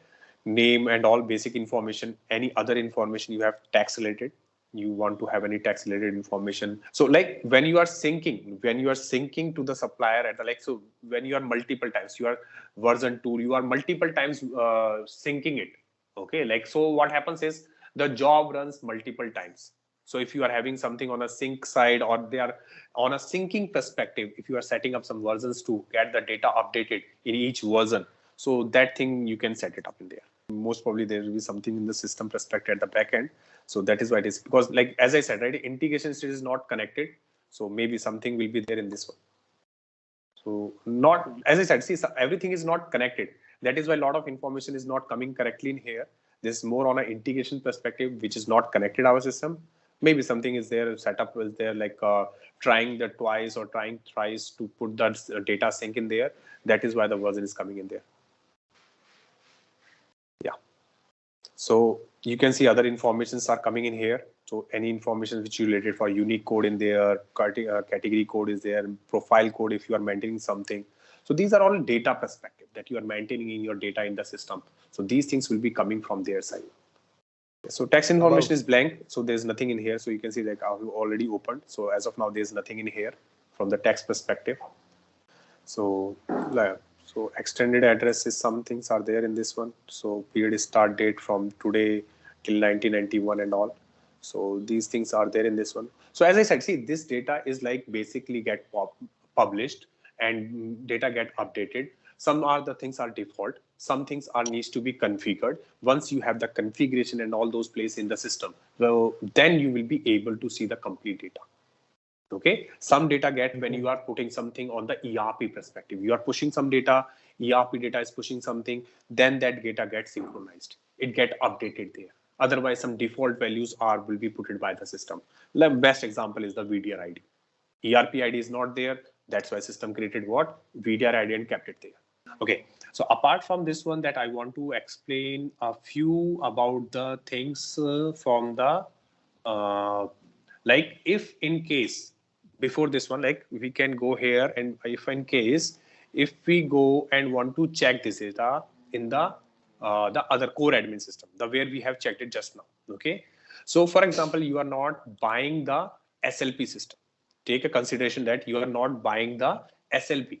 So in that scenario, what are the benefits? What are the disadvantage? How are you going to perform all those activities? Okay, so from that perspective, if you see this, these things you will be performing you can see from the core admin side. So I think there is a production, collaboration, paper electronics, catching errors, improvement, Ariba discovery. Okay, business marketing, these things we have already aware of this one. Okay, so existing user login. Okay, so you can also refer this registration. So these things are already been set up in here. So invitation to possibly existing login, new user login, accept terms and conditions. And some of these things are coming from the downstream perspective, if you are setting up the trading relation. So these things will be covered when we will discussing the Ariba supplier network. Okay, so these are the landing page, registration process, same information that we have done it. So we have filled it up here. You can refer these things, browse the categories. the same service category selections are in here. Here you will be finding out that same products, services, global and all. Okay, those things. For the first time users, you can set up this global, and these are the basic, all these things. My selection that we have selected there.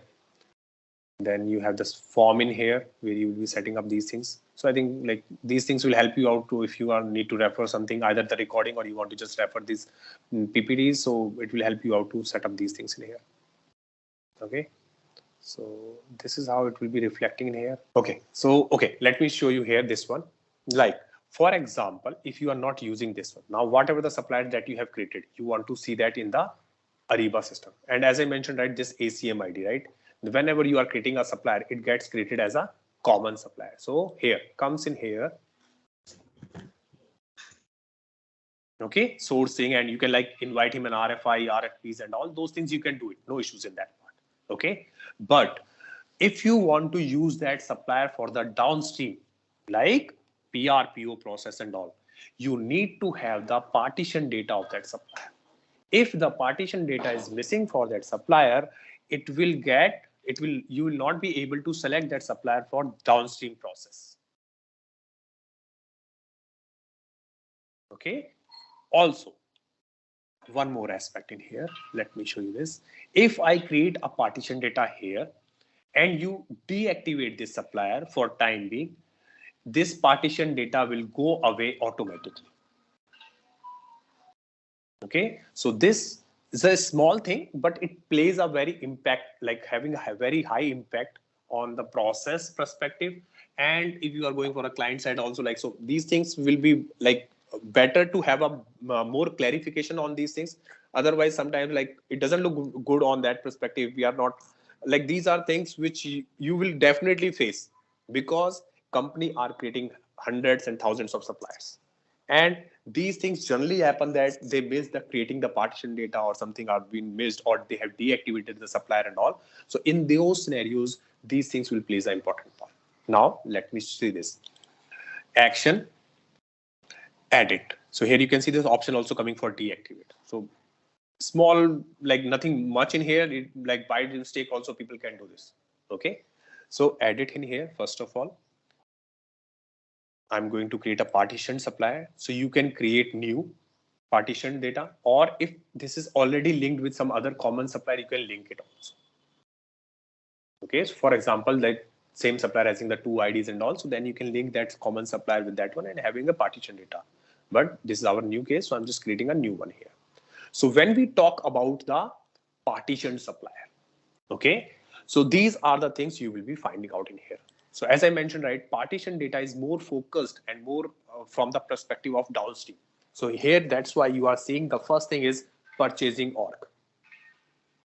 When you are creating the PR, POs and all, the purchasing org needs to be defined, and like the person that you can create, this supplier can be used for a particular purchasing org, right? So these things you need to set it up in here. Okay, and you can see this is the P realm, partition realm. This is standard. This is standard. This is like we are talking about right now. We are talking about the core data, the data.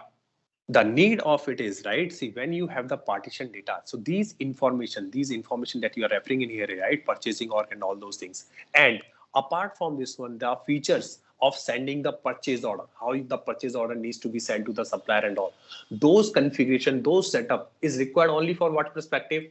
Downstream. You are not in purchase order and all, right? So for configuring those perspective and all, that is being set up in here. That's why you need of this one. So here, if you see this supplier location, if I create a new location in here, you will see this preferred ordering method, fax, email printing, how the PO will go to the supplier. If you have any electronic ordering method, all these things. So you mean to say configuration for the downstream is being done here, huh? Yes, absolutely, absolutely. So the segregation is there for the upstream, as I mentioned, right? The common supplier is for upstream. And if you want to use it for the downstream, then you need to have it in here for this partition data setup completely. Here, even here, you can see the Ariba network ID comes into the picture. Right? From the upstream side, you will be able to use that ID, and that is in the background. Like it's there in that one, but it's not in the upfront. Here you can see this Ariba network ID comes here at the profile here and the supplier profile. And from here, you will be setting up the TRR, the trading relationship request. So basically what happens is without setting up a TRR, you can use the supplier for upstream. You can do RFI, RFPs with the supplier. But if you want to use the supplier for downstream and all, then you need to perform all these activities in here. Yeah. Okay. So for now, what I'm going to do is like, I'm just keeping okay for now. Now here you can see this supplier location coming in here. Okay. I'll be editing later on. Okay. And I can click OK in here. Now, so you can see this partition realm, P realm is created for this one. So partition data is here now, and I'm going to save it.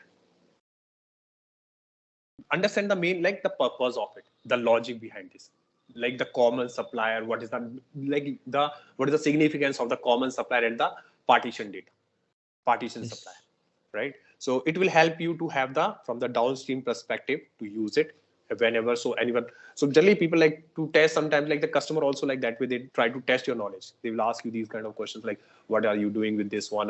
If I want to have this supplier only or for the upstream, I do not want for the downstream and all. So that kind of thing happens. Like, so these are some practical examples that we face when we go for the client sites, right? So from this perspective, you can explain these things, and you can explain like this is the requirement from the common supplier for the upstream side, and you can have the partition data to use for the supplier from the downstream side. When you are setting up the downstream side, you will be setting up the other parameters also, like how the ordering method will be there, the ANID, the purchasing orgs and all the data which is more relevant from the perspective of the downstream. So here, as I said, right, so this is here data import export. So from here, you will be using the supplier consolidated file where you can see location. So I just downloaded this one, right? Location file. I think I downloaded this folder where I just showed you, right? In this one, if I open this one somewhere, I think, I'm not sure I opened this one. See here, it is supplier location. So if I open this one, CSV file, so see this. So in this one, you will see this, like all the other information comes in here also, purchasing org and all, street address and all. So you will be using this one. So this is the complete file. You need to load it when you are loading into the ERP system. And once you load this one, it will come in here and it will set up there the common supplier and the master, like the partition data of the supplier. Okay. Okay, so these things are there in this one. So that data load is like, you can see like everything is there in the data load. That everyone, right? You guys already know that part. But yes, if you want to load something in here, then you can load it directly from here also. So I think that's all for the day. We'll continue tomorrow from here only. Like we'll be continue filling up this information of the supplier in here, and I'll explain some of the more aspects and some of the more functionalities of this one. And then we'll move ahead for the qualification and all. And then I'll show you some admin part of also for the this one for the supplier side. So I'll try to show you maximum as it is possible from our side. Okay, and then we'll continue on that part. Okay, now here you can see this Ariba supplier management. This is what we have done till yesterday, right? So before this one, let me continue and let me show you the part which we have left out regarding the partition data. Okay, I'll come back in here, then we'll start the qualification. Let me first do that one. So if I go into the supplier here, so or national values, or I can just put anywhere in this one. Now, if I click on this one, now partition data is there. Okay, let me edit this one so I can show you better in this one. Okay, I'm going to action and edit. Okay, this is why I'm going to edit this one. Now, when I'm going to the partition data, and here I'm going to edit this partition data. So this is the information that I want to show you. So first of all, as I mentioned, right, the partition data of the supplier will be used from the downstream perspective. Here, if you see this purchasing org. Okay, so purchasing org is here in this one. You can select. So if you select like whatever the master, so purchasing org is generally considered as the master data. So if you have loaded something, you can choose that this supplier will be like linked with this purchasing org, right? So for example, you have purchasing org 1, 2, 3. So you can say like this supplier belongs to the purchasing org 1. So you can associate that here. You can associate multiple purchasing org also. Okay. And here you can see this informations are coming, name, unique name. Always remember, you can change the name of the supplier, but the unique name always, this unique IDs and unique name, they are not editable. Okay, even unique name is like unique name is across, like you can say all the modules. Whenever you are loading the data, there will be a unique name. That unique name for exceptions, either it's an exception or either as a field is there, anything is there. So unique name will always be like unique, and you will not be able to change that one. You need to like keep it as it is. Okay, so that's why the unique name. You can change the name. You will find these two fields in most of the cases, unique name and the name. You will get an option to change the name, but this unique name. So basically, unique name is kind of like the backend, the data which is linked with the backend, right? That is the name. So even though if I change this name in here, this ID will remain common, and you will be finding out this ID is the actual one, which is communicating at backend. Okay, so that is like the design. You can say like it's a design of Ariba system. This is how it has been created. So then you can have some URLs if you want to, if the supplier has provided you any catalog URL he has provided, buyer, the person who has buyer, any preferred currency you want to set in here.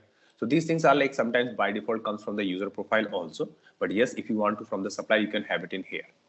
Okay, so payment terms and all those things you can set up in here. Okay, so these things works from here. So here you can see this is the name in here. Okay, I'm going to add in here. So you can see this is already one is created, supplier location. And here you can see the important things, some of the things which is I want to show you here, that this is the one preferred ordering method. Okay, so we say here preferred ordering method. So you can see this fax, email, printing, and electronic ordering. This plays a very important role for the downstream perspective. Like how the supply, how you are going to send a PO. Whenever you are at the downstream side, when you are going to create the PO, how the PO goes to the supplier. Okay, so I think some of people have already worked on these things. So any idea on this one? Any guess what this mean? Okay, let's take an answer. Take a quiz. So these kind of questions you will find there in the you can say when you are going for an exam. Okay, preferred ordering method. Which preferred ordering method will not allow to send the PO to the supplier? Yes, correct. Printing is the correct one. Okay, and same way, another question, what is the default preferred ordering method set by Ariba for any supplier? See, like I've seen it somewhere like it's a default is printing, because what happens is, okay, so here, let's say this, maybe it's in electronic. So basically what happens is when you see in here, right? So fax is like earlier it was used the fax, you have to maintain the fax number and the goes like the PO goes on the fax number and all. Okay, but nowadays like fax is completely, you can know, like outdated service.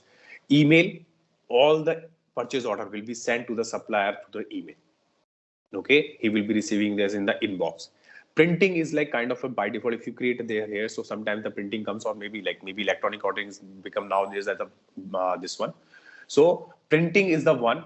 In that case, the system do not attempt to send the purchase order. Okay, and electronic ordering, like this is EDIs and all other methods are there. So this is like the supplier, like the system will send the PO like that through via this electronic ordering, and supplier will be receiving on the portal. So these things you need to check some of the times. Like these are the issues you will generally find. Okay, when you are working on a supplier on a customer, right? You have set up all these things. Customers trying to create a purchase order, and the purchase order system didn't even try to send the PO. Okay, system didn't even try to send the PO. So in this scenario, what you need to check is the very first thing you will be checking is first is coming back here and checking what is set here, the preferred ordering method. Okay, so if it is the printing, you need to change it.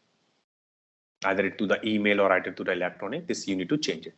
Okay, so this is how some of these informations you need to check in here. Okay, so this is the one that I want to show you because this is very important, especially these kind of lot of issues comes in here because whenever you are updating something, any data being pushed from the from like outside system and all. So sometimes these things like this get reset, or you can say like reset to the default ordering method. Sometimes it's printing, or sometimes if it is not printing, if it is electronic, that is fine. If it is printing, then it will be like system will stop sending your PO to the particular supplier. So you need to check in here and you need to remove and you need to work on it. Okay. So these things you will be checking in here from the downstream perspective. So this is like basically you can say like the supplier having the what you can say multiple this one basically options are there for the, and one more thing in here, location. If you change, for example, you are creating a PO, you have created the PO for Jay Kumar, this city, okay, whatever the city is coming in here, for example, Bangalore, right? First is the Bangalore. Then you have another location here. You can create one more location here. If you change the location between the PO, it will generate a new purchase order number. That is also the functionality of Ariba system, that if you change the supplier location, it will generate a new purchase order number. So I hope like everyone understand the process, right? So supplier registration process, and also how the supplier is going to respond to your requests when you are sending something. So the objective of showing this one is that even though like you will not be doing that part, right? But whenever you are sending a request to the supplier for registration and all, right? So you should be aware of the process, so that at least like supplier should not make some unreasonable request to you, like I'm not able to do it, this is something and all. So from that perspective, at least you can guide them, you can make them understand like this is how you need to do and all. So from that perspective, that the complete cycle I try to show you from the buyer perspective as well as supplier perspective, so you can understand how the both system works in these scenarios.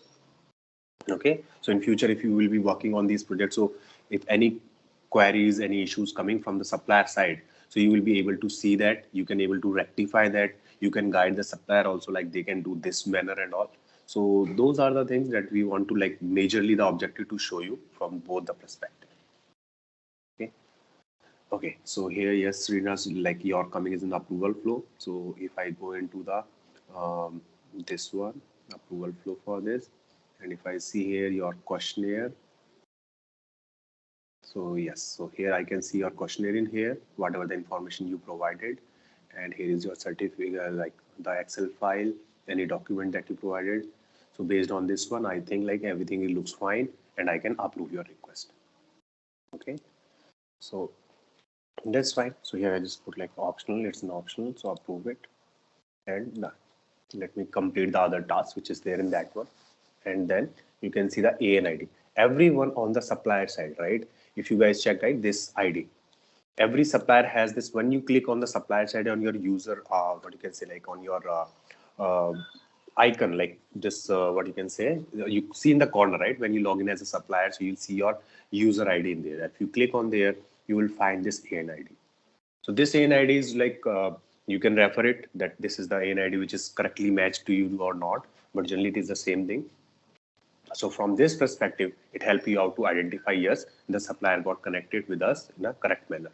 So these are the ANIDs that you can check with that one. And here I'm going to complete this task in here. And so I'll just mark something in here just for sample. Mark complete. So it's done.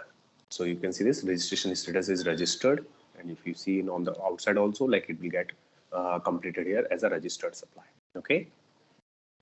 So these are some things that we have covered. Yeah. So you can see this, all the supplier profiles are coming in here, and I hope everyone we like approve for everyone, and we have done it. Now let's go to the, like I think last time, like on Friday, we were discussing about the SM admin part. So if I click on the manage in here, and if I try to go back in the SM admin part in here, basically like see there are 2-3 ways of that one. So basically, first of all, if you are not qualifying that supplier for any commodity and all, right? So you are already like you are putting that in that scenario, like he's not qualified for example, if I say you have done it, right? So it's in progress.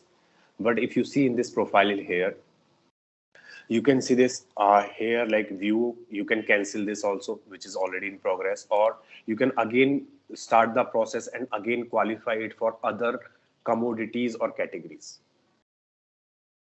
Okay, if you click it again here, like for example, you say like again, you can start the process. You will be creating these processes, like you will be loading this in the approval process flow, that template is there. So you will be loading these processes. So these are like company decides some processes, like you segregate on your basis on your requirement. You try to segregate the suppliers in your database based on some direct supplier, indirect supplier, supplier qualified for northern region. So you are just giving a name of process, right? Something you are like, okay, we segregate our suppliers process type of this one on like northern region, southern region, or any, like could be direct, indirect, or any commodity wise. So those process information you need to load into the, so that process you will be loading this process type which you are seeing here, this one, this you need to load it into the process flow. So that is there in this one. So that is in the core admin actually. Let me show you that, manage core admin. So these are like based on the company, what name they want to put it and what process type they want to define it. So there they will be putting up in here. So if I go in here in the core admin, you need to load the file in here and you can see the processes in here. So if I go in here, process, I'm forgetting the name of that task actually, process flow, process, something is there. Or maybe just a second. I think I can download this data dictionary and I can check from here quickly.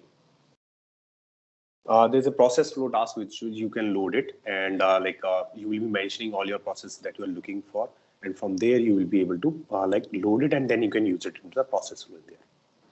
The options that you are setting, right? So those things like we will be designing it, like we will be putting up in there, and then from there you will be choosing that options based on your requirement. So we generally do that part. Okay. So view supplier profile.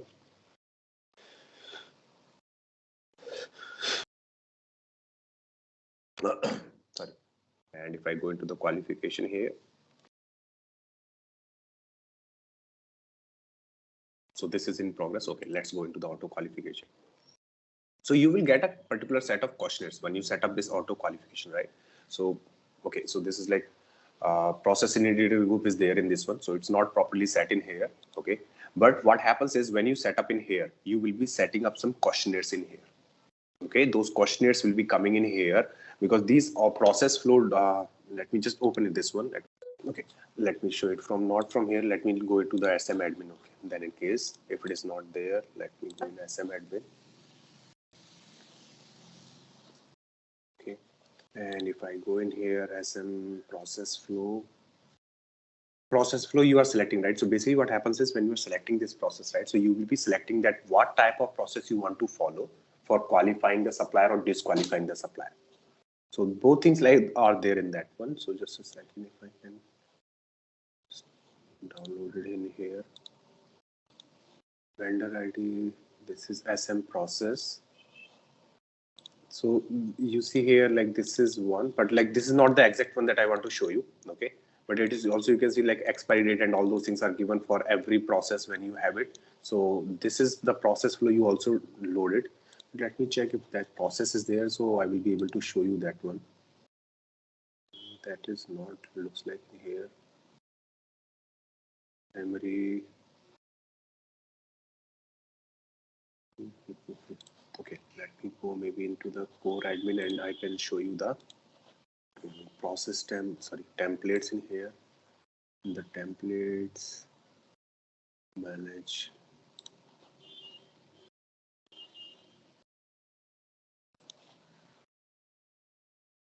So process flow project templates are there, this one. If I just open this one. So you can see like these are the questionnaires you are creating in here based on that one. So for example, any disqualification process project templates is there. So if you open it, so this is like disqualification, SM process type. So this process type, this you are seeing in here, right? So this process type you will be loading into the system. So currently, I think there's not enabled in this one. Like, as I said, right, see, this is a demo system. So some things they have not enabled, or maybe if it was earlier there, I have seen it. So like this demo system, they keep on updating this one. So now this is not here in this one. But when you create a template, you will be setting up these ones, and then you can set up here the questionnaires for disqualification survey or qualification survey. So you will be maintaining all these things. So based on this one, you will be setting that the supplier has been disqualified or qualified for this one. So this is the process. You need to set up the process, what process you want to follow in there. You can load the process type names, which you will be selecting there. Based on that, you will be choosing the questionnaires here, whatever you are setting up here. So this template part I will be explaining. So in that one, it's a similar architecture for all the templates, whether it's a supplier request, registration, qualification, disqualification. So I will be showing you that one also. Okay, even I'll try to find out the qualification also, like the process flow. So see, as I said, I see qualification and all those things is majorly from the perspective where you want to gather the information more from the supplier. So they are following that process, maybe like as you mentioned, right? That's a defense industry, right? So they must be following that one in a like a very what you can say in a stringent manner. So they will be having the particular what you can say like the questionnaires and all. So they are trying to get all these informations in a better manner, right? So most probably that was the case. That could be the case in their scenario, and they will be using that one. But in this scenario, you can see like currently like this is I'm not able to show you here because this is not enabled in the system. But yes, the templates are in there, and yeah, as you can see like a qualification and disqualification part. In qualification and disqualification, here you have the particular set of questionnaire. You need to create the questionnaires on based on that you are going to disqualify the supplier. For example, take an example in the question in the template you set up a questionnaire. If I go back to the template in here, so if you set up any questionnaire in the disqualification template, in the SMS process flow projects, like the supplier has less than 5 years disqualification. If I open this one, and for example, you set up any question in here. If I go view detail, content. So here you can see commodity region department is also there. Okay. So these things I will be showing you like how you set up in there, how the commodities will be coming in the response of this one, and how these parameters works in this. Everything I will be showing you. Process projects are inside of you can say this qualification process. So like not just for this, as you see this, right? When we are trying this one, so process flow is basically referring towards the what you can say like within that one, like they are inside of it. The other way of doing it is the modular questionnaire. Okay, so here if you see this, like when I'm selecting any qualification for this one, within qualification here you have the process. See, these are basically process qualification. You can see this process. So qualification itself activity. Under the qualification, when you trying to do any qualification or disqualification, you need to follow certain process. The name of that process is you are going to decide by that process flow template. Okay, that is how it works. So majorly like on the top qualification, under the qualification you have to follow the qualification process. You have certain process within that one when you are doing this process. So here is per process type. That's one thing. See, here you are seeing multiple process type, right? Auto qualification, direct supplier qualification, disqualify audit, this one. So the way it is coming here in direct supplier qualification, these questions are coming, right? The same way you can set up for other. Similar way you can set up these things. We can set up anything that you want. I will be coming up then when I share you the template, right? In that scenario, you will be able to set up these things. Okay, getting it, right? So process type we are defining. So understand here, these process types we are defining from the process flow template. We are maintaining it there, and then when we are selecting this one, these questions, these parameter that you are seeing in here, questions, right? You are getting it from there, and you can define them. You can edit them if you want to. For example, you want these different something 3 in this disqualifying in this one. Let me see for the. So for example, like indirect supplier qualification. Let's see if this, I think this will work. See here, 4th is also coming. So for this one, you have set up something different question. So yeah, most probably these 3 are generally everyone follows, but you have another also. So this is how it works, right? It's like qualification, and you can do the qualification with different process types, and based on that, you will be able to set up these questionnaires. So let me, what I do is, I'll just send you the request. Okay, Akshay private view in here, view supplier profile in here. What I'm going to do, I'm sending you the qualification. I hope you can do the qualification questionnaire now. I'm going to send you this one. Wait a second. This one, view in here, and view supplier profile. So it's like simple questionnaires are in there. So I'm doing to qualification for you because I can show you there.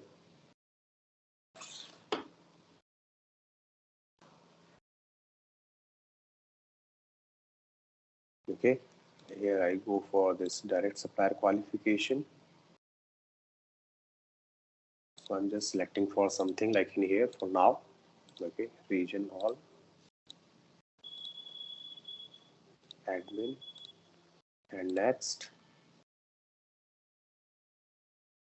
So these are the some questionnaires are coming in here, optional and this one. So I'm going to select next.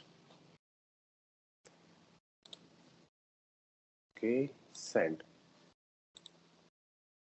So you will see like it will be coming to you in your, so just log in your use supplier as a supplier in there and just submit. Like there are only one answer, questions are there. So like it will take hardly 10 minutes for 5-10 minutes for you.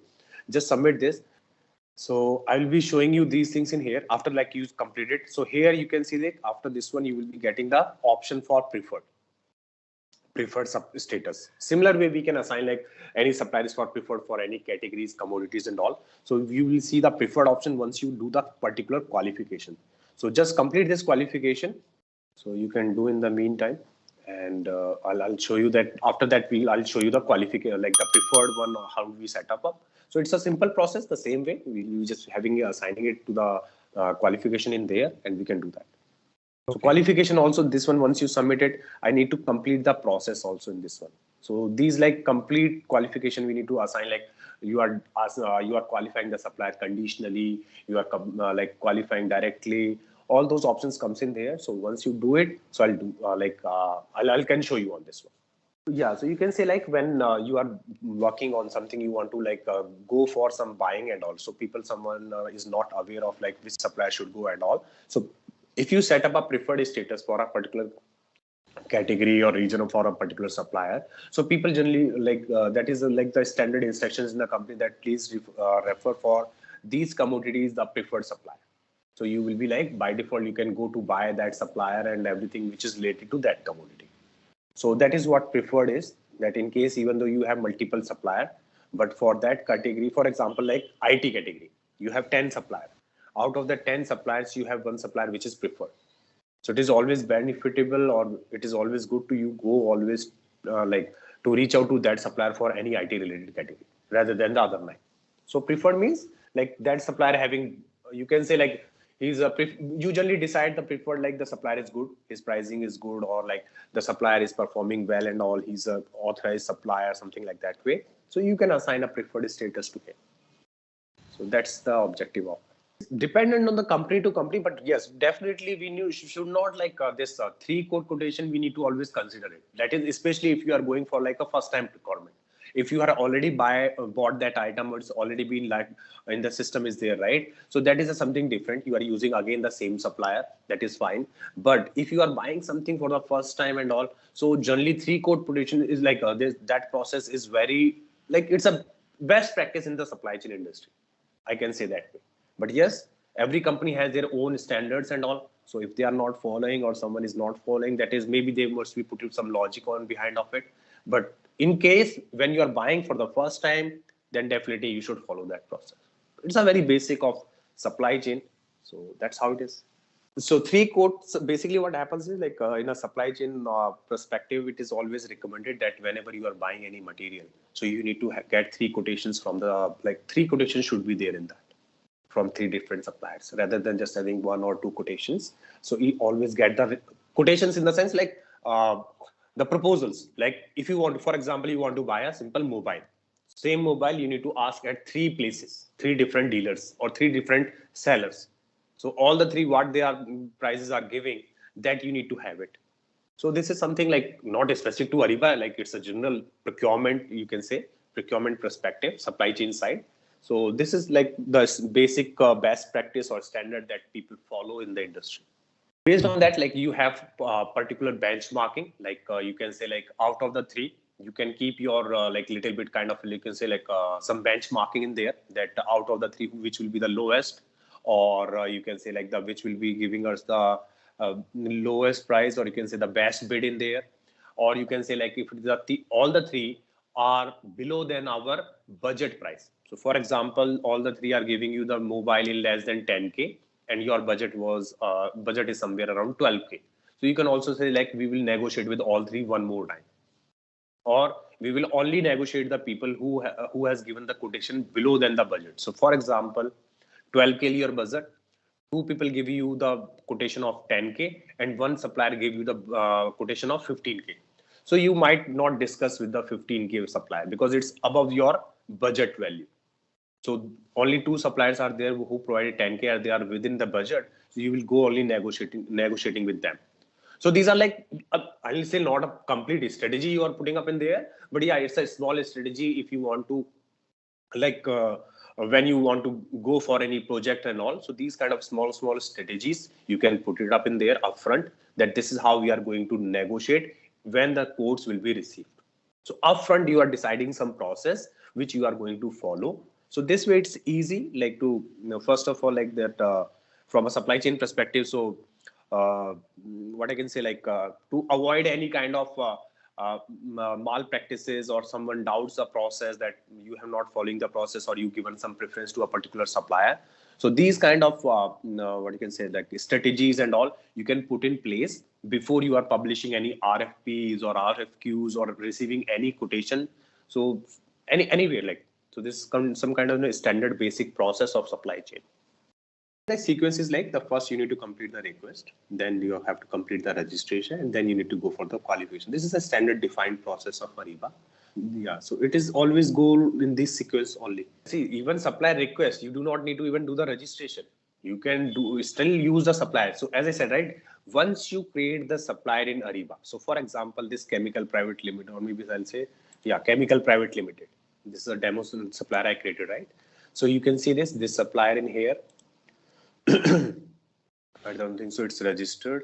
Let me see this. Yeah, you can see this. It's not invited. Like, we have not initiated his registration process even though. Okay, we just created this supplier. Still, if you want to go for sourcing module and you want to use this supplier, you can use it. There's no like stopping in that one, and you can use this supplier for any RFI, RFPs, or auction. You can go with this. Okay, yes. So there's no, as I said, see, these things you are also controlling from the template side. So those things I will be showing you when we discuss the template part. So in that one, when you are setting up the rules in there, you can set up this registration status to be used, especially for the sourcing. When you are creating the sourcing templates and all, you will be able to perform these things in there.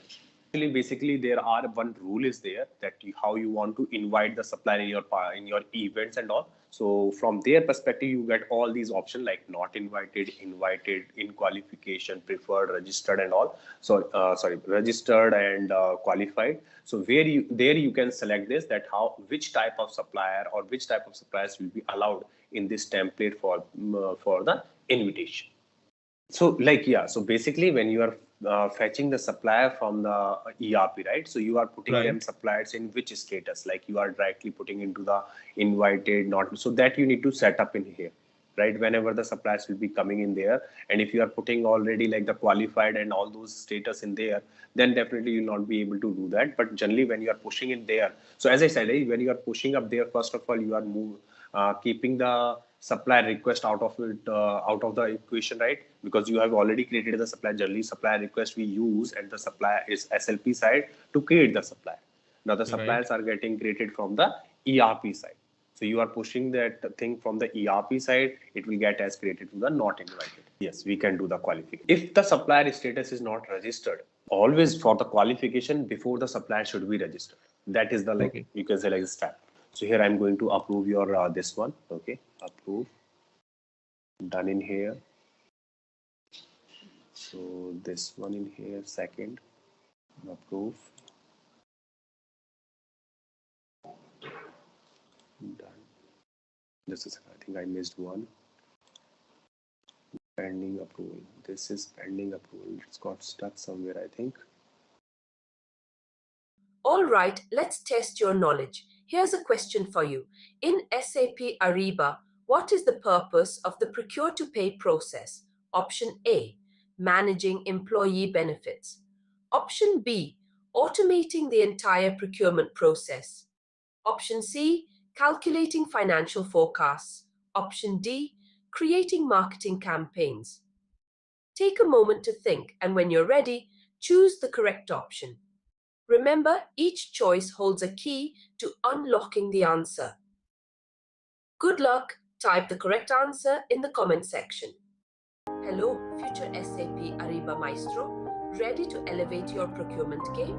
Dive into our SAP Ariba self-paced course on Teachable, where expertise meets flexibility. Unlock the secrets of SAP Ariba at your own pace.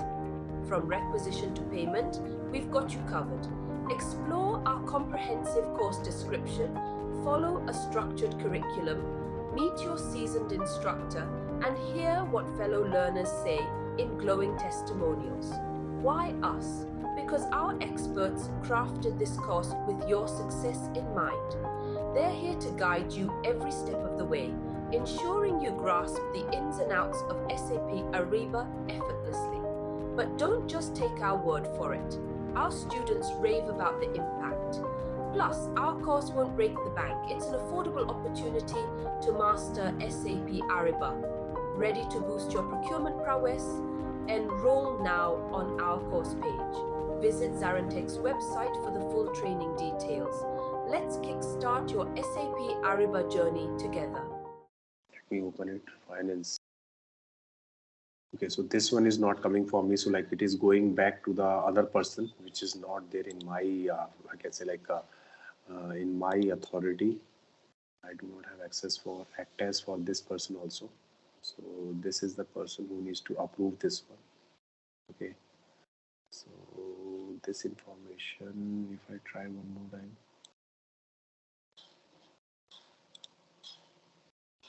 Edit task. Let me see this if I can edit the task. No, approver is result here only. I can't change this also. So here, so this is the person not able to act as also, like, so generally like authorization issues are there, like this person is there. So I think this person is there by default. These are by default coming from the template, like it's been set up in the template. Let me go quickly in there. Yeah, I'll check this one. Like if it is required, I'll maybe what I suggest is I'll update the template. Maybe I'll just change this one, and then I can maybe set it up in this system, or maybe I'll ask the person to approve it, because it's like I think it's based out of US, so not now. Maybe it will work. Okay. Yeah. Okay. Or let me see this if I can. I think everyone have the same this one. Okay. So how else we can do this one? Let me see this just quickly in the core admin one more time, but I don't think so it will work in that manner. Okay, it will not work in here for now because this is a different person. I'll check this one. I'll complete this part. Okay, maybe we'll complete this part tomorrow. From here I'll show you this one. Okay. Okay, so let's go back to the SM admin here. So I just what is this? Yesterday we have, like on Friday we discussed something on the integration status. This one I'll share that one to you. Okay, so here if I go in this one, ERP integration. So I think this part was clear, right? So here you will be getting the integration and supplier synchronization part. This part is okay. Okay. So these are some of the informations you will be getting up in here. Supplier synchronization. If you are going to set up something on an external approval in the ERP side, so you can set up some, like when you are pushing the data from Ariba and it has been reaching out at the ERP side and any approval is required at that end. So you can that can be enabled also. Okay, you can see from this perspective. Then you have some ongoing supplier synchronizations in here. So you can try to load the data and doing the mass registration here. So you can see mass registration, invitation wave, start date, and also you can do the mass registration also in here. So these are the options. Like these are more from an integration perspective, and like as I said, right, so these are more from an integration setup perspective. So you might be working along with the integration team for performing all these things. Configuration value, so this is more on a CIG, you can say, the middleware team. So polling stems and all those things, they will updating it on this one middleware perspective. And then you have the notification setting. So in case like you are, some synchronizations are failing on a daily basis, so you will be receiving the, so SM ERP administrator group will be receiving the notifications that these in a daily basis, that these all the synchronization got failed into the system. Okay, now, so how we check this one? If it is something is failing and all, from the integration perspective, that how you are going to check all this information. This is coming from the integration perspective. Okay, so here you can see this is the integration, this is the status. So you just want to check the health, like as from Ariba perspective, our main job is to check whether the data is even going from SAP Ariba or not, or are we receiving the response from the ERP system or not, from the integration perspective. That is the first thing. If the data is not coming back to ERP, so from ERP to Ariba system, we can't do much, right? We need to reach out to the ERP team and they need to check, or middleware team need to check, is there any issue in somewhere? Okay. So when we say like from that perspective, so here you can see first, these are some inbound, outbound data. So it is whatever going from Ariba is like outbound, what is coming inside the Ariba is considered as an inbound basic. And here you can see the time range. You want to check for a particular time. So like 1 week, 1 month, date range, 1 day, 1 hour.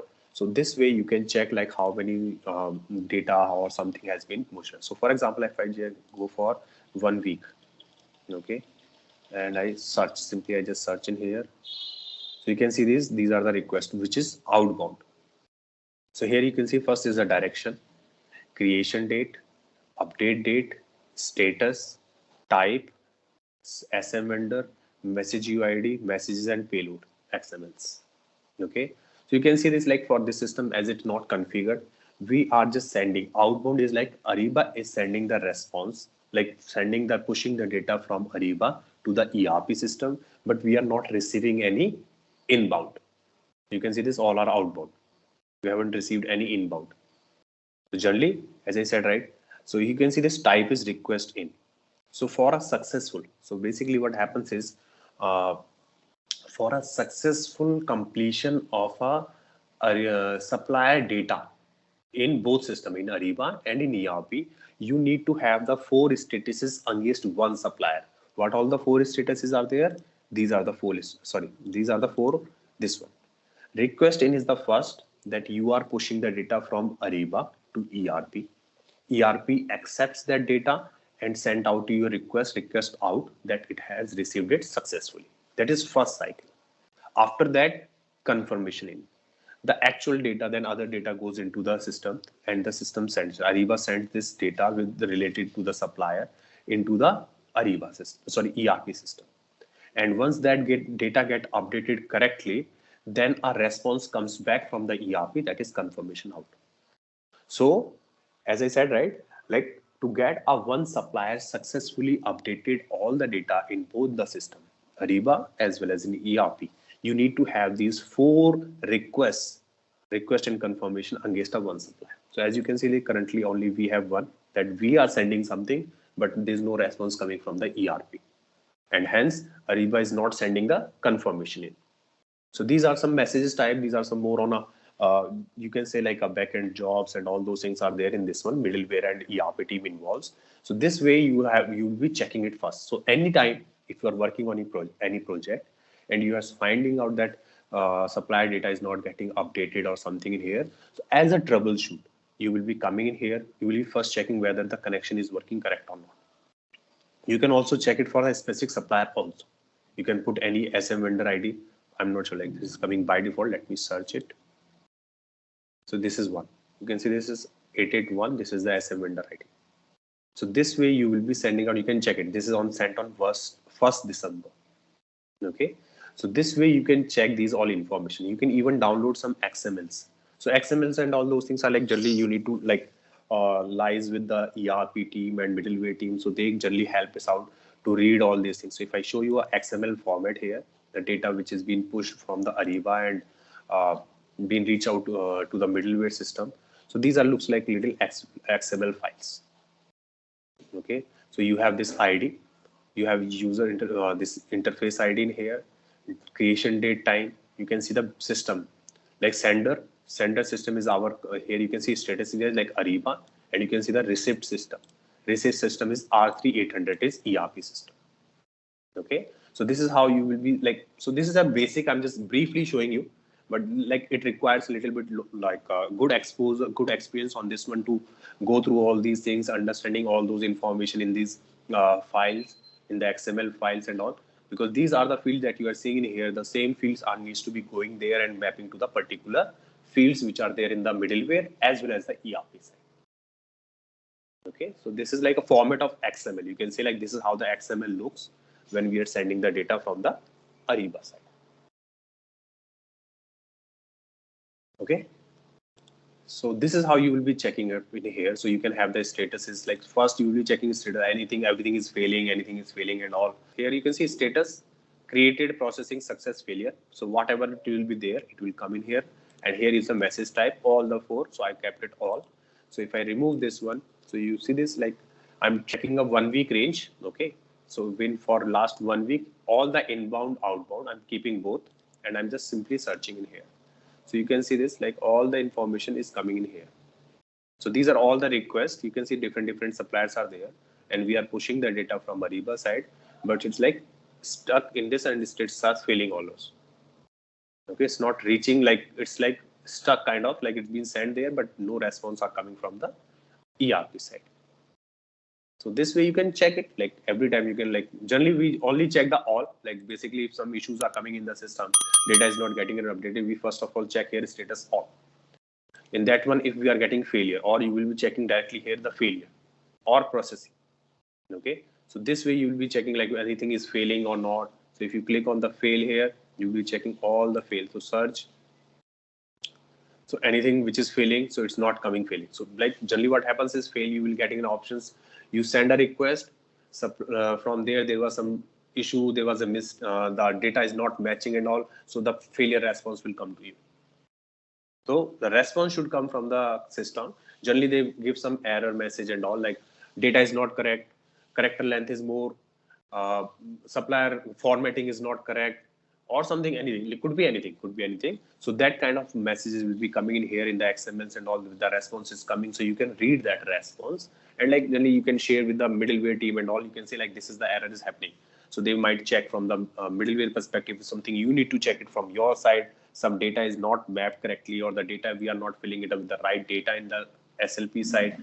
So all those things you will be like analyzing. Like, so this is like how you do troubleshoot basically. So as you can see, like this is majorly to checking integration status. This is for the integration status only, whether the system is working fine or not. Okay, so these are the some major things, like we can say like these are some most important things I can say from the perspective of SLP here, this side.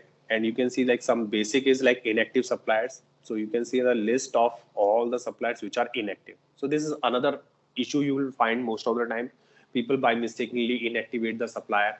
So always check the supplier with the SM vendor ID here in this list. If the supplier is deactivated and all, so you need to reactivate it. So users are generally get confused with this one, and they like make a mistake. They're not able to find the suppliers in the system. So simply come in here, check it, and if it is fine and all, so you can use it from here.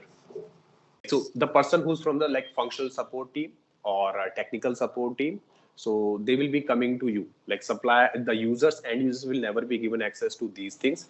They cannot do it. Or so I'm just saying, like for example, by mistakenly something inactivated by someone, so you can come here and check. Okay, so anyone, like it could be done by anyone, not just by end user. So generally end user does not have an access, but if someone else is doing, or someone new into the implementation team and all people came in here, so end users will be coming with the request that we are not able to find this supplier. End users will not be able to do anything. They will be just simply coming to you like the supplier is inactive. Like, so we are not able to find this supplier. Earlier till last week we were able to find it. Now this week we are not able to find this supplier. Yeah, so here in this one, like this is how it's given. So you can see like only one field is there, search by the ID in here. This is given in here. So most of this one looking for ERP. So here you can search for them by ERP vendor ID or SM vendor ID. So but this is standard by the SAP Ariba. Right, this is standard. So by can we modify it by raising the request to them? Yes, you can ask them, like you can raise an SR to them, and if they agree on this one, like they can put anything else in there, so definitely they can do it. If they say yes, definitely we can use it. But if they say no, then like I'm not sure they will be able to do it, because that's the end point, because SAP Ariba, they can't do it, so obviously no one can do that. And I think here you can see like there are only two options in the database. Here you can see this SM vendor ID, ERP vendor ID. This name is not even reflecting here. So most probably they have not kept that field here in this, you can say that user interface, as well as like defining it here. So most probably that is the reason. But yes, if you want to check the same thing here, you can check from the core admin also. Right. So in the core admin, you have both the options, like whether a vendor ID and all, or you want to do it for any other thing in here. So you can see this suppliers here. So here you have the name also, you have the ID also. So you want to search any supplier with any ID here, supplier name here, active yes and no. So you can just simply click no, active no, and you can search it. So all the suppliers which are inactive in the Ariba system, currently these are all suppliers are inactive. You can see all these suppliers are inactive. So you can simply click on actions, activate. So multiple things, like you can do it from the SLP or you can do it from here also. So if you have this core admin, so it's easy. From here you can do it the activation. So it's just simply one click and it will be back in the system for selection. Okay. So that's from majorly from the this side. Okay. So now let me show you the template part in here. So coming back to the templates now. So where we are controlling a lot of things in the system. Okay. So now let me show you. So this is a template section.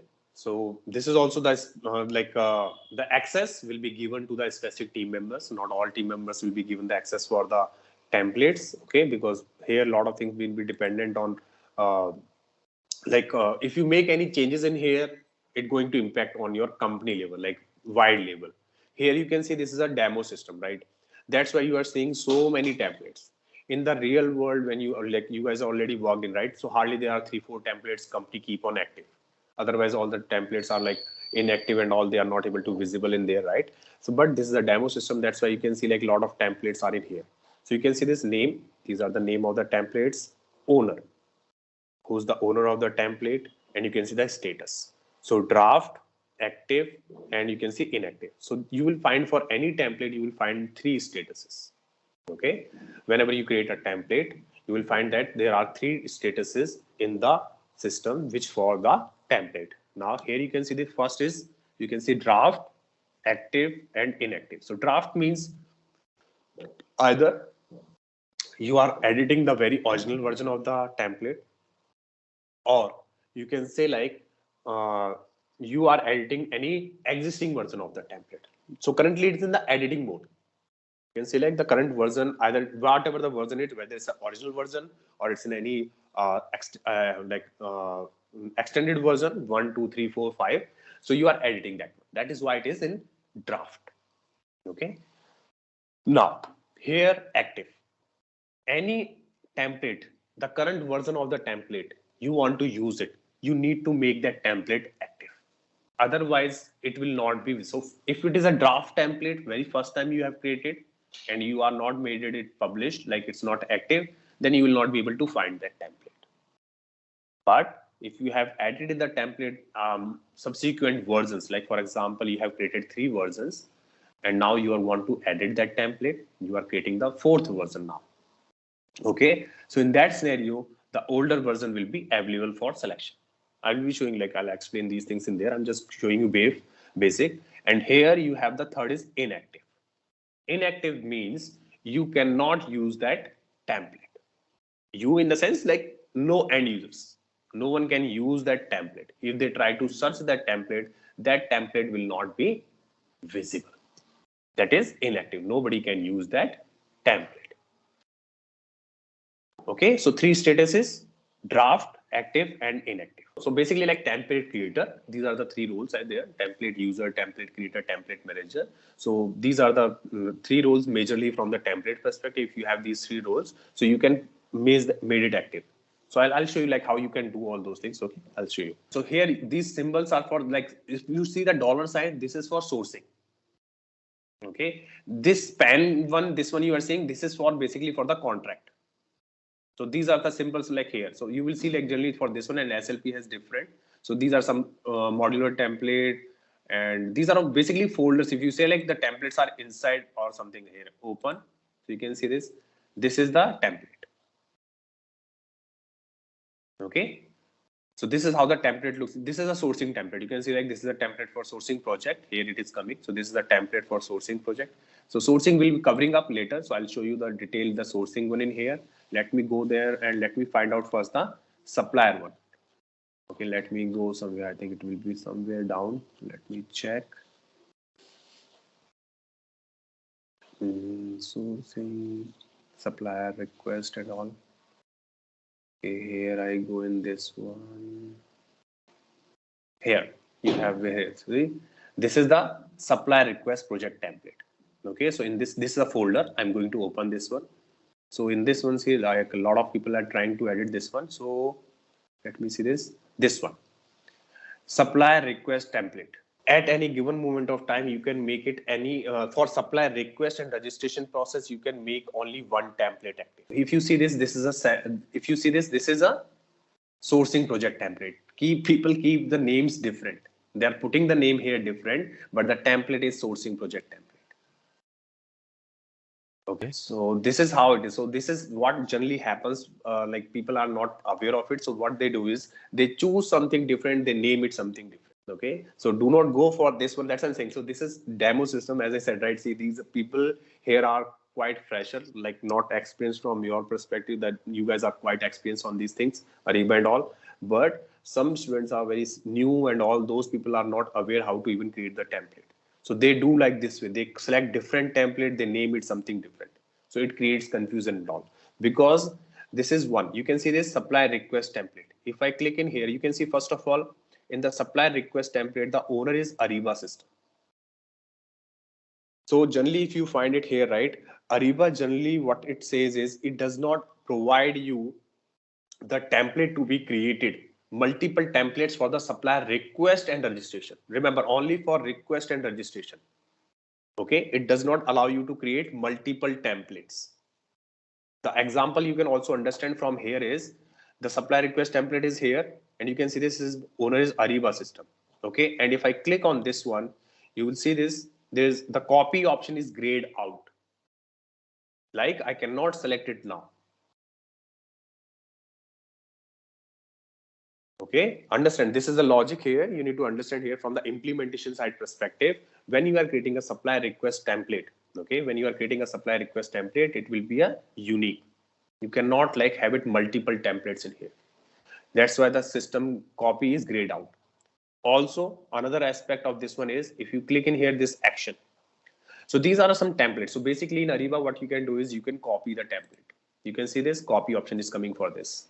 Okay. For most of the templates you can copy, like for sourcing, contract, you can create multiple templates.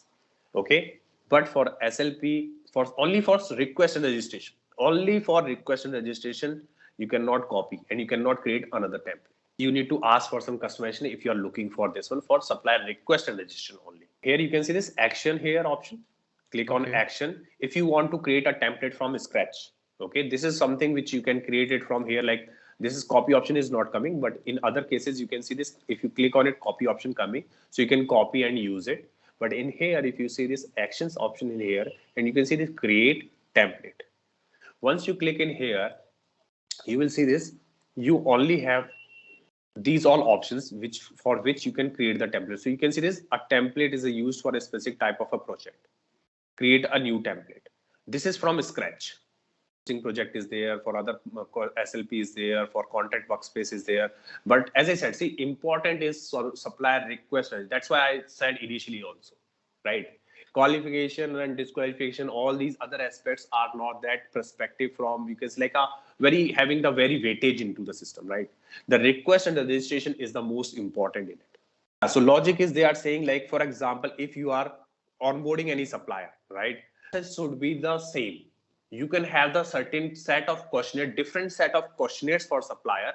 Might be for like supplier for northern region, there will be a different questionnaire, for southern region different questionnaire, but the process will be the same.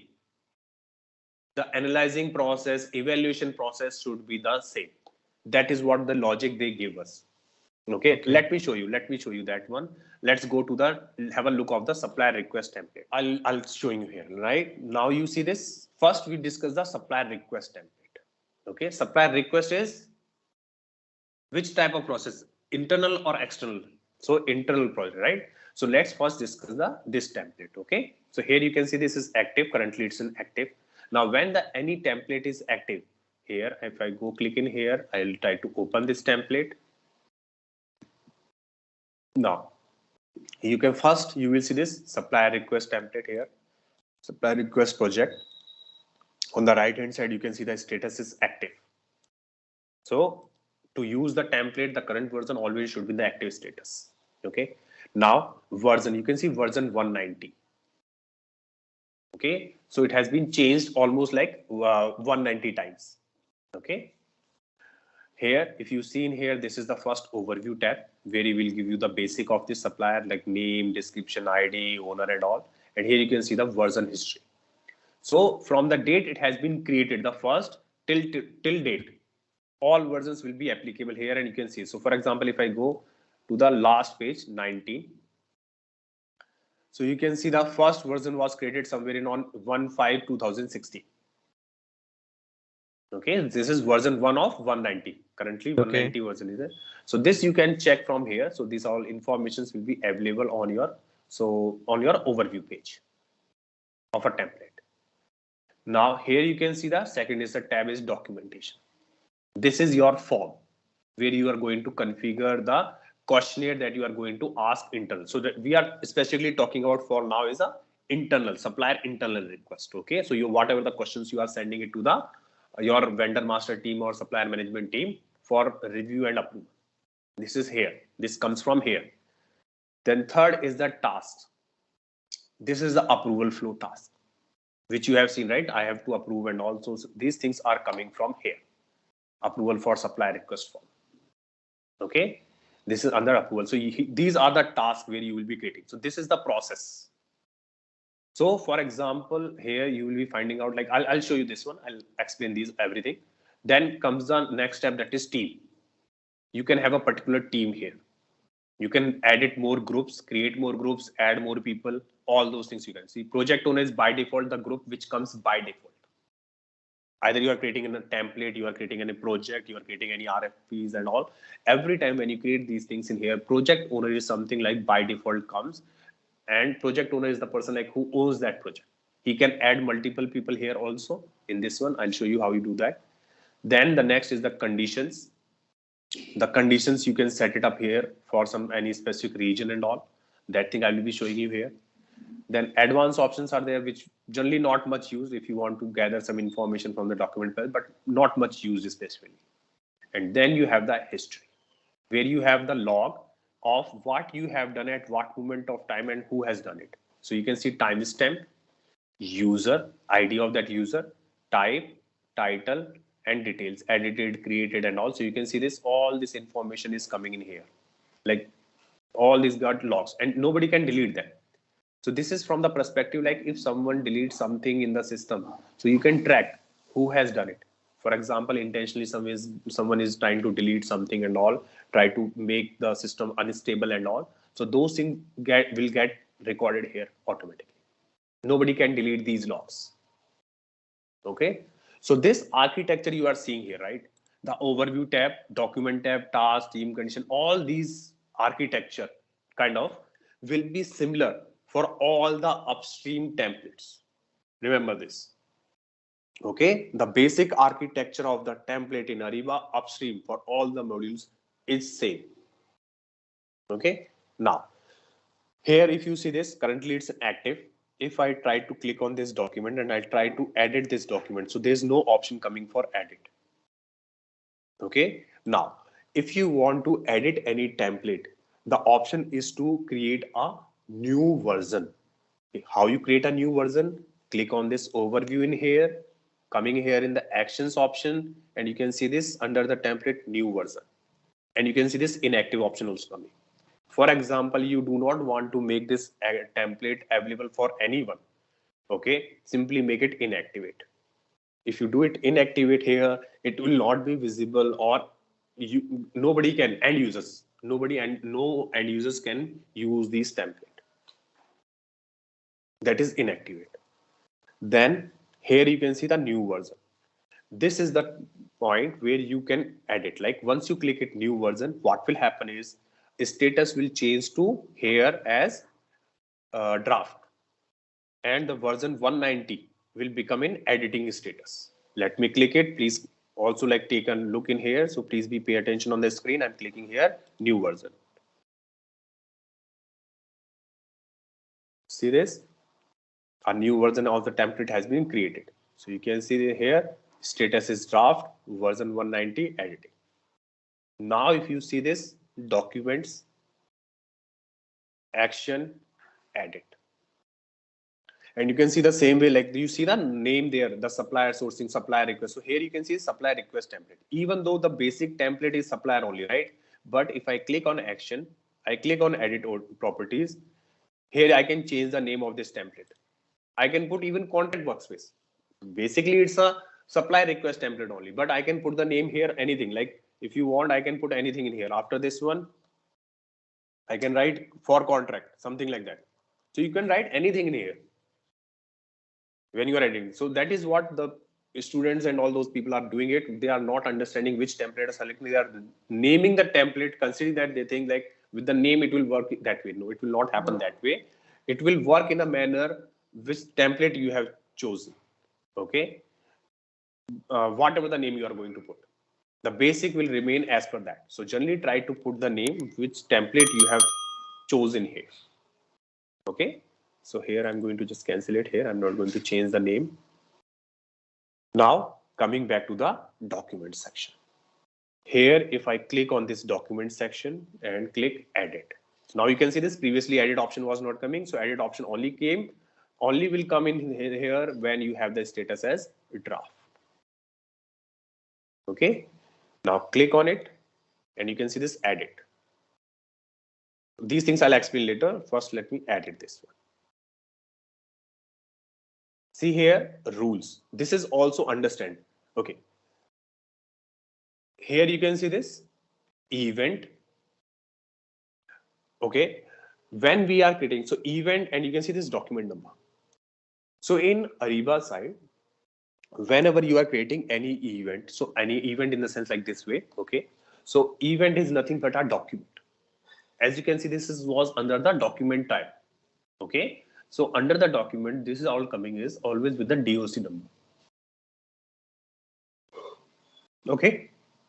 So this number is being defined by SAP Ariba itself. Every time you are creating something, it will be coming here by default. So this way you can refer this number and it's a unique number for every time.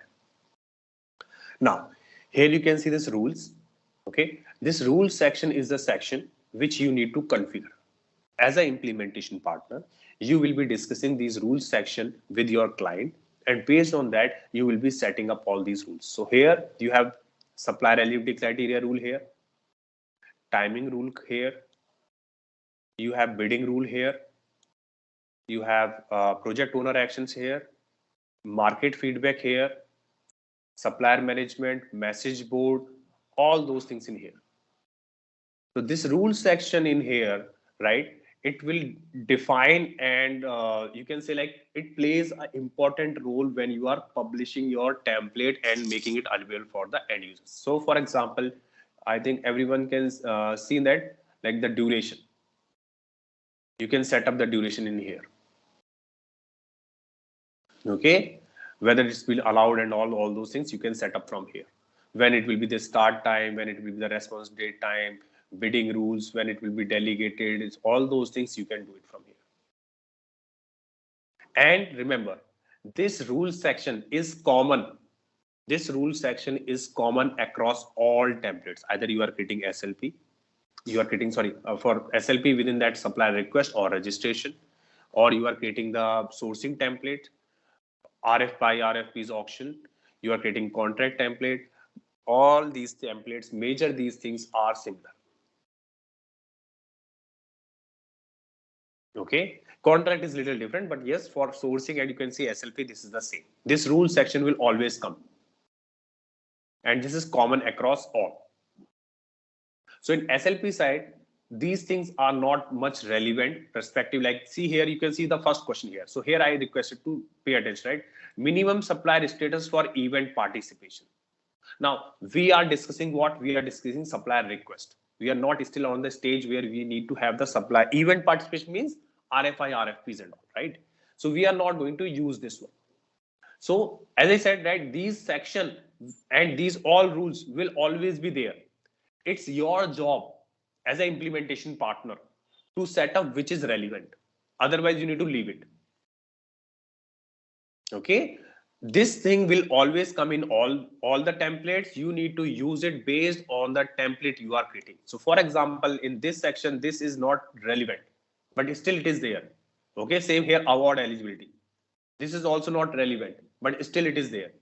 So that is fine. You do not need to touch these things. Leave it as it is. Okay, you will be options in drop down. Yeah, I'm showing you that one also. So here the same options. If you see this, the first one, click here, not invited, invited, registered, qualification not started, started, and qualified. Okay. So these things I hope everyone remember, right? When we are doing the SLP, we are registering the suppliers to supplier request, registration, qualification. So statuses keep on changing. Right? So these things are coming from like, so these are the options that you are going to choose in here. Same for the award eligibility is also there. So these, as I said, see, these things are required at some level. These things are not required. So these things you need to work it out based on the, what you can say, based on the events you are creating, based on the situation it is there, what all things you want to, as well as you need to have a confirmation from your client, what type of setting they want to. Okay, so these things will be set up from there. Timing rules, how much period. So for example, your client says like whenever we are sending the request to the internal team for approval, it should be for 1 day or 2 day or 3 day. You can set up the due date duration here. There is also, you can see this delegated, read only, hidden only. I'll explain these things also. Okay, all these things like major, whatever the most important major things are there, everything I will be going to explain in this one. Okay, but I'll say like rule section will keep it for the sourcing side because it will make more sense there to have this one to explain it in a better examples. But you can see here like all these things are not relevant here because this is an internal process. We are not doing any awarding and qualification and all these things. Yes, some things are specific like due date, how much time you are going to give your team, the supplier management team and all, to approve the process and request. So that thing you can set up in here like 1 day, 2 day or something like this way. You can set up like 30 minutes and all hours and days or not. These things you can set up in here. No, so it will only notification will show, it will still like, it will be there in their queues only. So you can set up some reminder. Hey, can you see this reminder? You can set up some reminder like if someone is not approving in a particular time period, you can set up the reminder. Start reminder every day, start every day's last reminder and all these things. Enable reminders for due date. So you can set up the reminder, but it will always be there in their queue.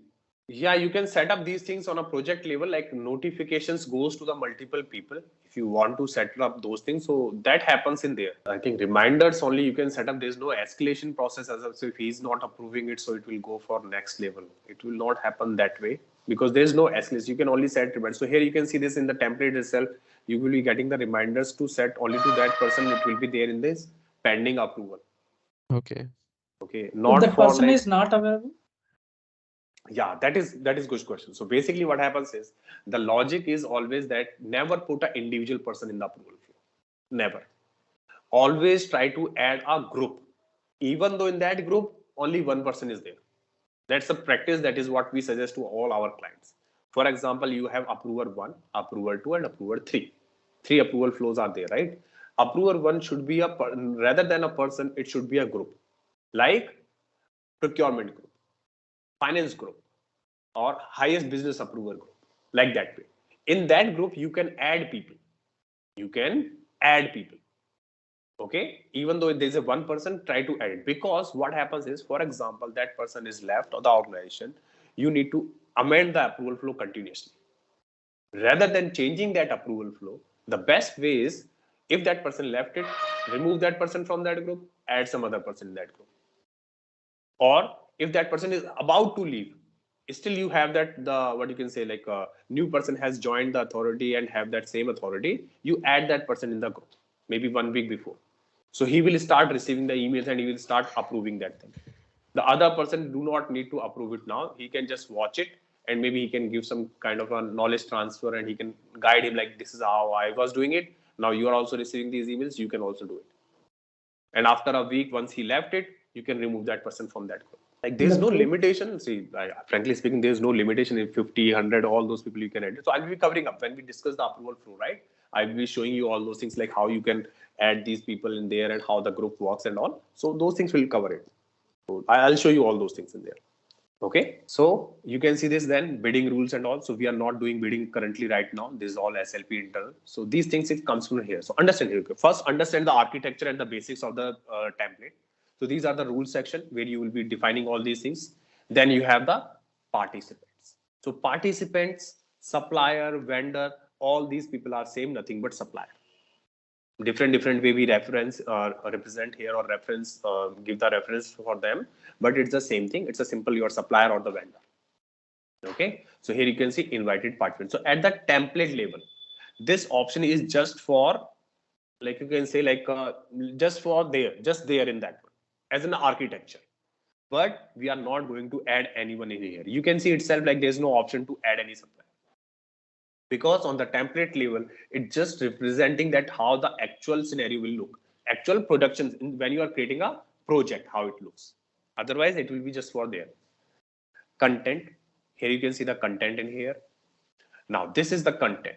So if you remember, right, this is the content which is going for, which I am filling it up, and you will be receiving this, like the vendor master team or the supplier management team receiving the response in here, right? So this is the content. Supplier name, legal supplier name, contact first name, right? Last name, email address, domestic vendor. Everyone, I hope, remember this one, right? This is the same questionnaire which we are creating in the supplier request. Remember, not registration, Yes, this is yes. request, right? Now, here if you see this, these are all the questions. You want to edit, you want to delete, you want to change, everything you can do it. How? Let's see this. You can, first of all, you can select all. You want nothing here, simply select all and click delete. Everything will go away. That option is also there. Or you simply select, unselect all these things. You want to edit this one, this line. You say like supplier name is not correct. Let's put a vendor name in here. So select this one. Here, if you coming down in here, so multiple options you can do it. Like either you can click in here itself and click edit. You can edit this one, or you select this line, this question here, and you click on edit and content. So click on this one. Both ways you can do it. So here you can see this supplier name. Here you are going to change it. Instead of supplier, you can put vendor name. Anything you can put it, anything. Here you come down in here, answer type. Why I'm going to write it there is a typing here. Okay, so this get controlled via this answer type option. So click in here, see these options are coming. Okay, this is how I'm going to control any question that I'm going to create in the system. This is how I'm going to control the answer type, what the supplier should respond on it. Okay, so let me do this. Let me just done this one. So I changed the name from supplier name to vendor name.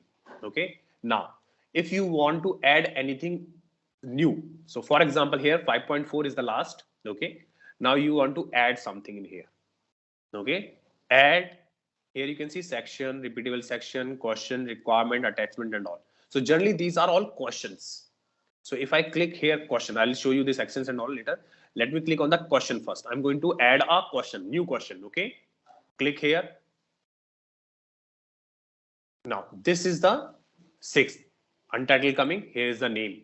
Any questions that you want to, this is for internal, understand? Any example from an internal perspective, like supplier request, you are sending this internally to your vendor master team for approval. Let me take the GST number. Okay, GST number, right? Coming down in here, answer type. This is the point where you will be deciding what. So now you can see GST number could be Alphanumeric, right? So you can put something in here like a text single line. Or if it could be only the numeric number, so you can say the decimal number in here or whole number in here.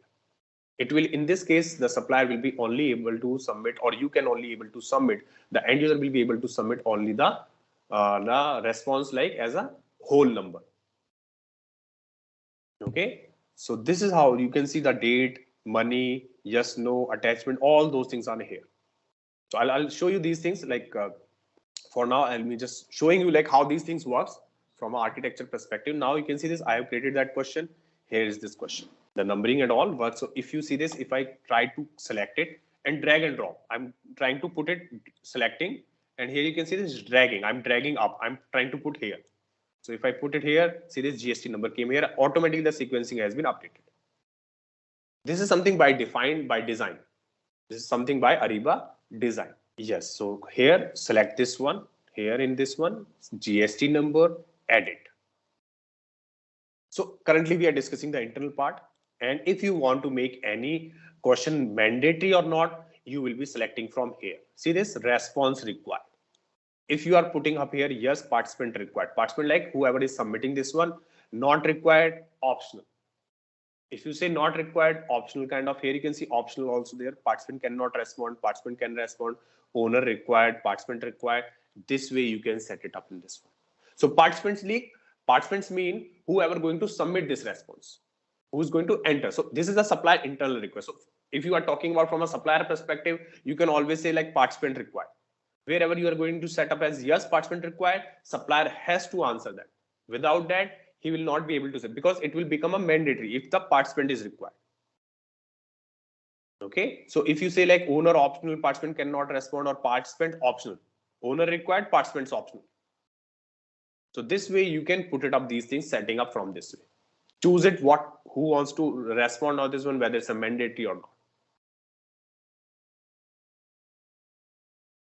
Okay, so this is how you are going to set up these questionnaires in your system for mandatory, not mandatory, or how you are going to respond it, how the things will be changing.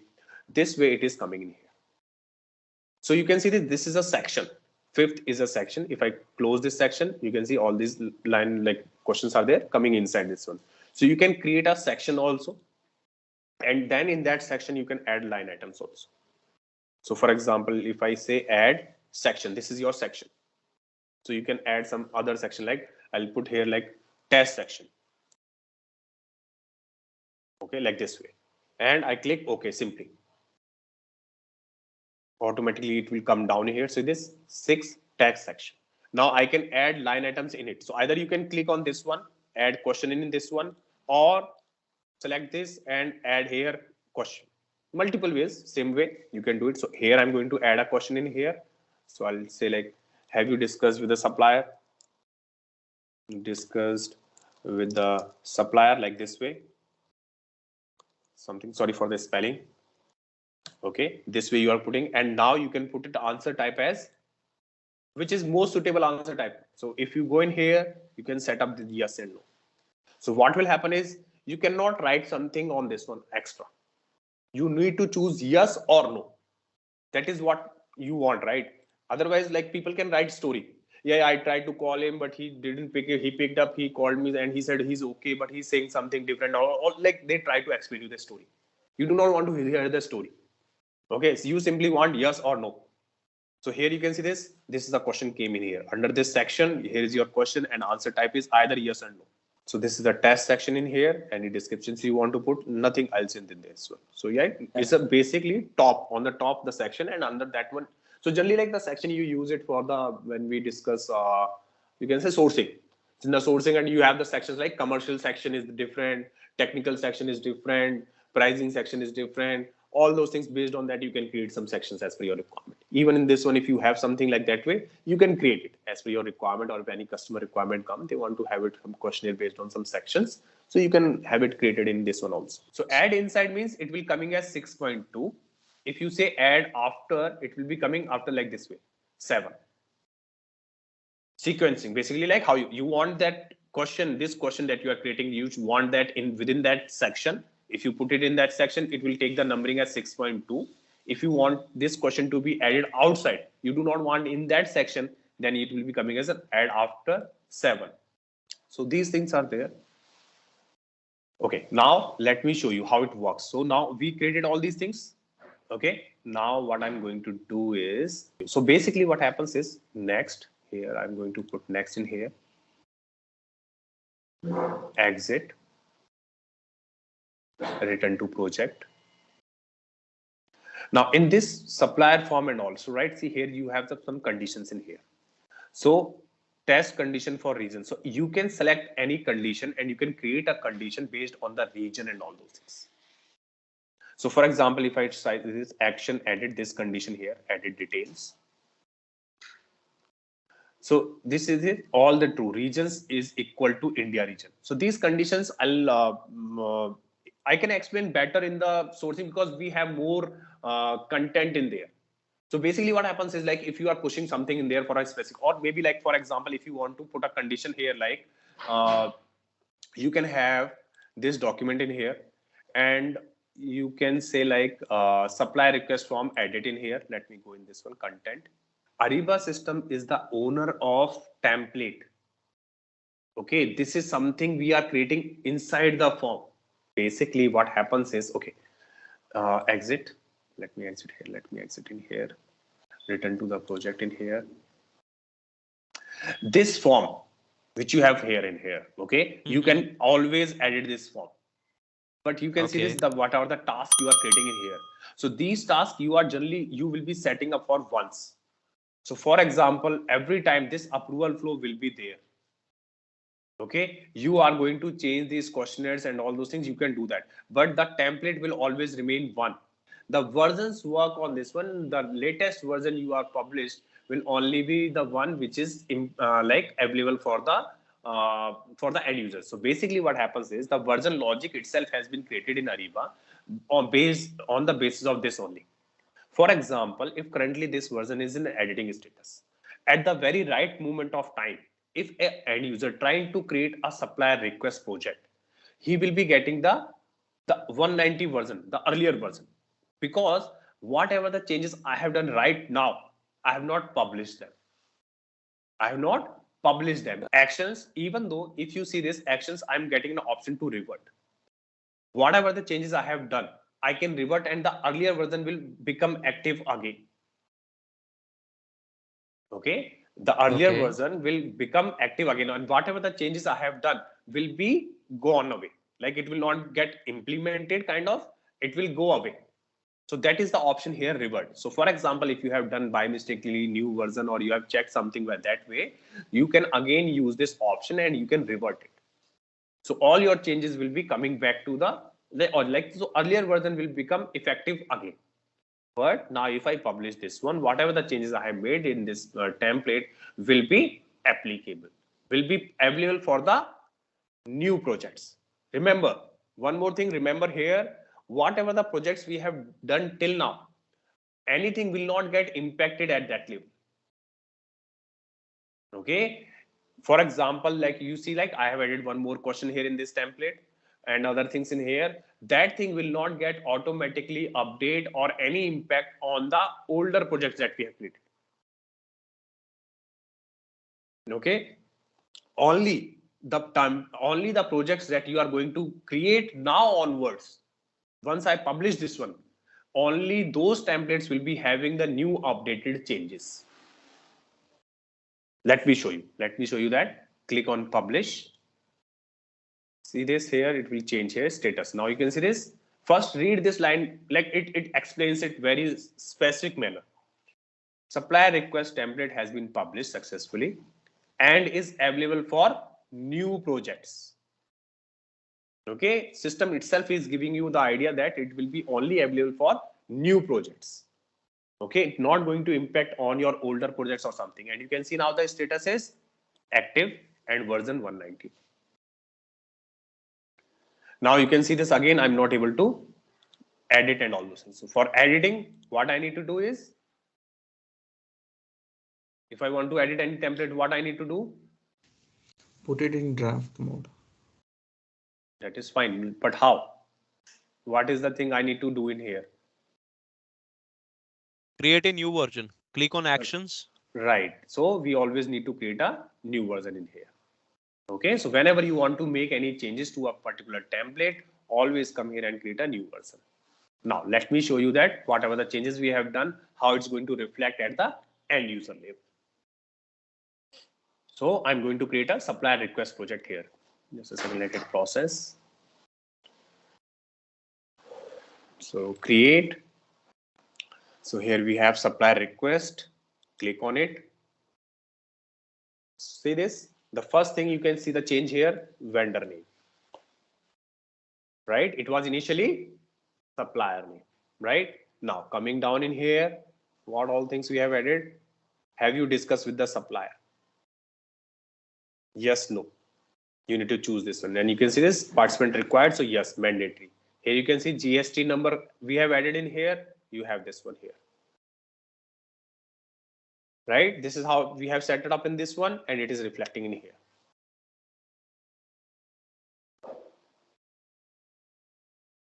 Okay, now I'll show you one more thing here. So you can see this. Now it is coming vendor name. Let's check the older templates, the one we have created for you, all of you. Any template of this one, and let's see any changes in that one or not. So let me open it. Maybe I'll just check for Srinivas, the first one here. And if you go to the supplier profile, okay, it will coming there only, sorry. Supplier request, I'll just click on it. See this supplier name. Okay, and sorry, and you can see this, that questions and all those things are not coming in here.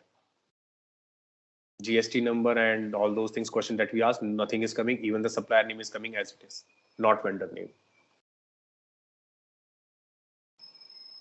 Now you understand how these things are working, how you are setting up something on a template level and how it's reflecting on here on the end user level. So it will be applicable to all the end users.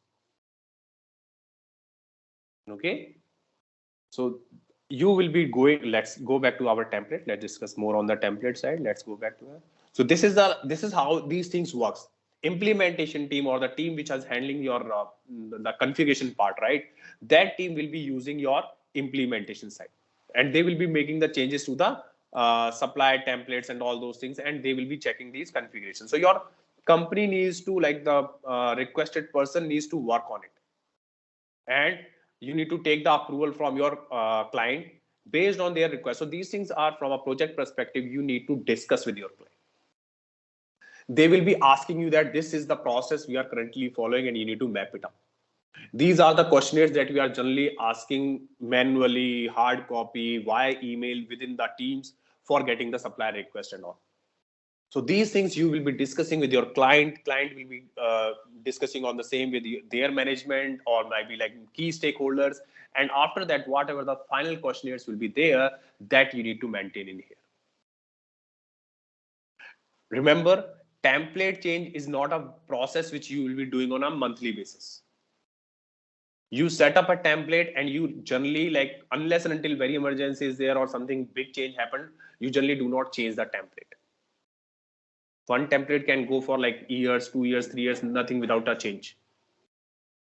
Only in case if you need a change and all, then you need to do it. Okay, so this is how these things works. But if you need to change anything, you can do it. So now again, let's go back. Again, we need to make the new changes. We need to make some changes. How I'm going to do is, so here you can see version also. So on 12/5, today we have changes at 8:58 a.m. You can always check like who is changing at what moment of time. So all these history, version history keep on recorded here. That's how these changes are recorded in this one. Okay, now actions, new version. Again, I'm going to create a new version in here. So again, it will come in here, all these things in here. See this one. Created, now draft. Now I'm going back to the document section. So if I want to delete something, I'll open that one. I'll go to my content. Remember, the content page is the main page which goes to the your internal team and all. So you will be checking all these things in here. So for example, I just select what has been changed, this one, and I have created this one and this one. I'll delete this one. So simply click on delete, it will go away. 3, I'm deleting. Gone. Okay, and you can see next and exit, return to project, and here you will be coming overview and you need to publish it. Or you can revert also. If I revert, you will see this 191 will come again active. Let me click on the revert. You will see that again it will come. The deleted, that the one I have deleted, it will retain. Okay, I'm going to click on revert. See this, are you about to revert all the changes in the current version? Yes, yes, and okay. See this, has been reverted successfully. Again, same 191 got updated. This is a standard process of template editing, template changing and all. And this is the standard, like, so this is, as I said, right, architecture of template is same. The architecture of template is same. There's no change in that one. It is going to impact on a company wide level. So remember, like, this is for everyone, right? Ariba does not have any, like, these things we are going to make changes in the production environment every time. So be careful what you are going to change when you are working on the live projects. As a customer, as like when we are working on a customer sides and all, right? So sometimes it happens like the customers are little like you can say hard on us and all, say they do not want everything to be changed or something. So they pick up your small mistakes and all those things. In the Ariba side, everything you are going to do in the production, mostly you will be testing something in the test environment, but then you need to do the same thing in the production. And if you are making something, any like these kind of any error happened by mistake or something like this way, it going to impact on a wider level. Okay, all the end users, all these things will be impacting. So what happens is you will be getting a lot of data errors, any fields which is there, all the end users will not be able to perform the activities on a like you can say on a wide level. So try to be certain when you are making any changes to the production environment. Be very specific, be tested properly into the test environment, and then you do the same thing in the production environment. So initially what happens is when the very first time are there, you can move some templates via the template import, export and all those things. But later on when you are doing some small changes like this one, right, you will be using this way only. So you will be directly doing into the production. The very first time you are, there's an option when you are doing the cutover and all, during the go live, you can load the templates in there. But yeah, very first time when you are like after that one, you are using this one. So small changes and all, you generally come in here, edit the template and you make the changes and then publish it. Always try to, like, you need to work it out. You need to find it out. You need to work like little more diligently on that one, that why it is not working. Yeah, you can delete. So for example, okay, like new version, create a new version here. Okay. Now, for example, whatever the changes I have done, okay, I just come back in here. I'll click on this one, edit this one. I'll say, okay, there are some issues. Whatever the things I have added, I added wrongly. Okay. For example, if I say I have added wrongly something in here. So what I'll do is I'll simply delete this. Come in here and select this one, GST number. I'll delete this. That I have added this one. This is the changes I have done in this version. I'll go next. I'll click change this one and I'll publish it. Return to project. And I'll go back in here. I'll publish this. So, but revert option will only coming to the current editing version. It will not come after publishing. Once you publish it, you will not be finding any revert version, like revert the changes and all. You have done it, you need to edit it. To remove those changes, you need to edit the template again. Okay. Once we publish it, we cannot revert it. Yes, we can't revert. We can only revert in the composing status. Okay. Now, so this is one. And here comes the task. Here again, let me. So you can see this task here. You can add multiple tasks. You have this action option here. So you can see like this is grayed out because we are active. Okay. Otherwise, you can create phase. You can create to-do task, external task, notification task, all these things you can create. And here you have this approval, which is already there. So if I click on this one, view task detail. So this is an approval task. So you can see this approvals, procurement agent, and approval flow is custom. Okay, so these things, how you are setting up this approval flow and all, I will be covering up in here. The advanced start sales and notifications. You can see this send notification, overdue notification, task completion and all. So these people will receive the notification. So this approval process, task and all those things, I will be showing. Okay, let me quickly show you this one. Wait a second. On this part only, I'll try to show you a brief. Later on, I'll explain the in detail also these tasks and all those things. So here you can see the task. Now I'm going to edit this one, edit task. This is the approval task.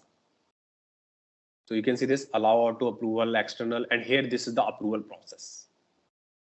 Parallel, serial, and custom. Okay, I'm going to explain this in the detail, like it's a separate topic altogether. So I'll be explaining this one in a detailed manner, that how this approval flow and all those things you can set it up here. But this is the standard approval, like this is again basic standard approval process. This is how you are going to, only this one you are going to edit in the future. Like for example, if I click on this custom symbol, see this, these nodes is coming, approval rule is coming, conditions are coming, actions are coming, these parameters are coming. All these things I'm going to explain when we discuss in the approval process in detail. So it's a separate for the approval topic. Okay, so this is how you can set it up, this thing. Okay, so here this is why the procurement agent is coming in the approval flow and all. So I will be showing you in detail. The action here, and here you can see create phase or to do task here. So same action. So basically, if you see this, the same thing will come there also. That's what I want to show you, right? Because the architecture of the templates are similar. So let me just put it, revert it. Okay. Okay, in here. Now we have done this one, right? Now let me go back to the registration template. Let me show you the registration template also. Here, when we are coming to the supplier registration template here. Okay. So this is the next process that you see, right? Where we are inviting the supplier to submit their responses and all, right? So from that perspective, the registration template is there, and you can see this again, Ariba system, and I'm going to click in open. So if you see this, like this is also looks like supplier request and registration and all, but these are all sourcing templates. So please do not get confused with this one. These are created wrongly, completely wrong one, because this is a sourcing project. Okay. Now here I'm going to open the registration template, opening in here. Now here you can see this again. If I just remove this, here you can see the same. First of all, you can find it out here, the basic architecture of it. So in the basic architecture, here you will be finding out that everything is similar. Overview, here you can see the overview, and you have the history, version history here. Okay, here you can see under overview name of that registration project template, owner, all these things in here, and here you can see the documentation. So these are some questionnaires, you can find it out in here. Then you have the task in here. These are all the tasks which is coming in here. You can see this. Okay, again you have the team. You can find out the team in here, conditions, and all those same questions in here, right? So these things, as you can see, the architecture is same of the template. These things you are able to change as per your own requirement. Okay, so based on these parameters and all these things, you can set up these questionnaires in here. So for example, you can see this supplier registration questionnaire. Click on it, view details. Currently you can see this edit option is not coming because it's in active status. If I click on view details in here, content, so you can see this, these are the information that all of you has filled it up, right? So this is how you will be setting up the this one, the registration template. So coming back here on the project, let me edit this one. Let me click on the overview in here, actions in here. Again, I need to do the, if I want to edit, I will be doing a new version in here. So click on new version in here. So new version has been created. So similar way, you have the documents in here. Now, if you click on this one, you can edit this document. Now you can see the rules section again coming here. Same questionnaire, same rules coming in here also. Timing rules here also. Same things you can, and you can see here 30 days. I hope you remember, right? When I send you the supplier registration request, and you are getting a timer of 30 days. So from where it is, yeah. So here you can see this has been already coming from the template, because it has been already set here that template label. So you can set up whatever you want. By default, these things will be set up in here. Then you have the bidding rules in here, all these things, project actions and all. So same things you will find here every time. So as I said, right? So specifically the basic informations of the template or the content of the template, not the content, sorry for that, content is different always.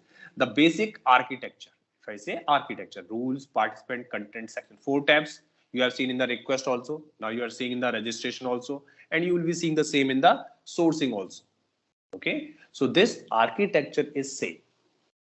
It's you need to decide what needs to be set up at what level of time. Okay. Now here you can see again the participant section is blank. It will remain as it is. And here is your content section. So remember, the content section is the section which goes to the supplier. Remember this thing.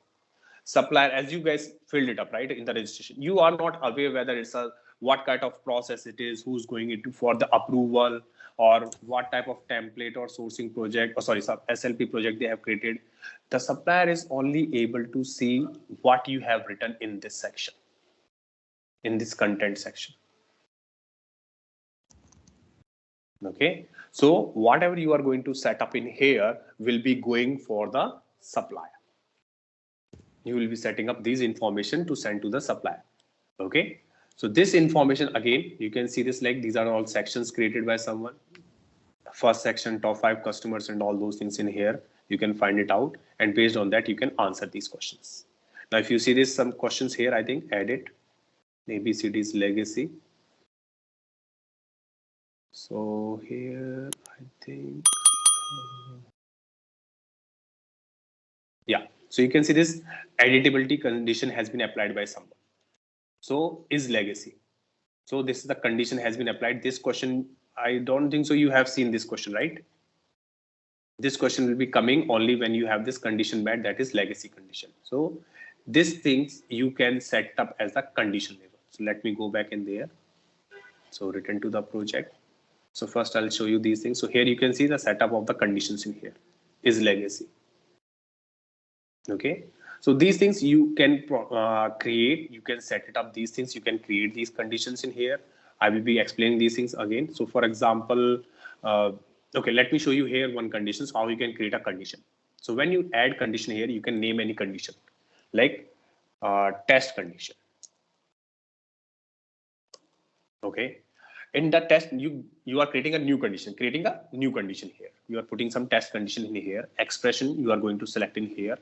And here, this is how you're going to select it. Expression, field match, reference to condition, sub condition. So if you have already created some condition, you can always click on the reference to condition and you will find all the conditions you have selected, or search more. You will find these are the 4 conditions you have already created.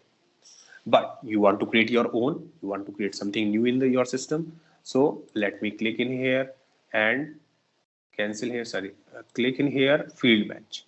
This is, we are going to create a new. So field match in here.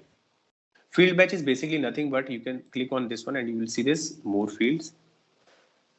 So you can see this type of browse, supplier registration project. So this information is related to the, like these are the fields by which you will be selecting this one.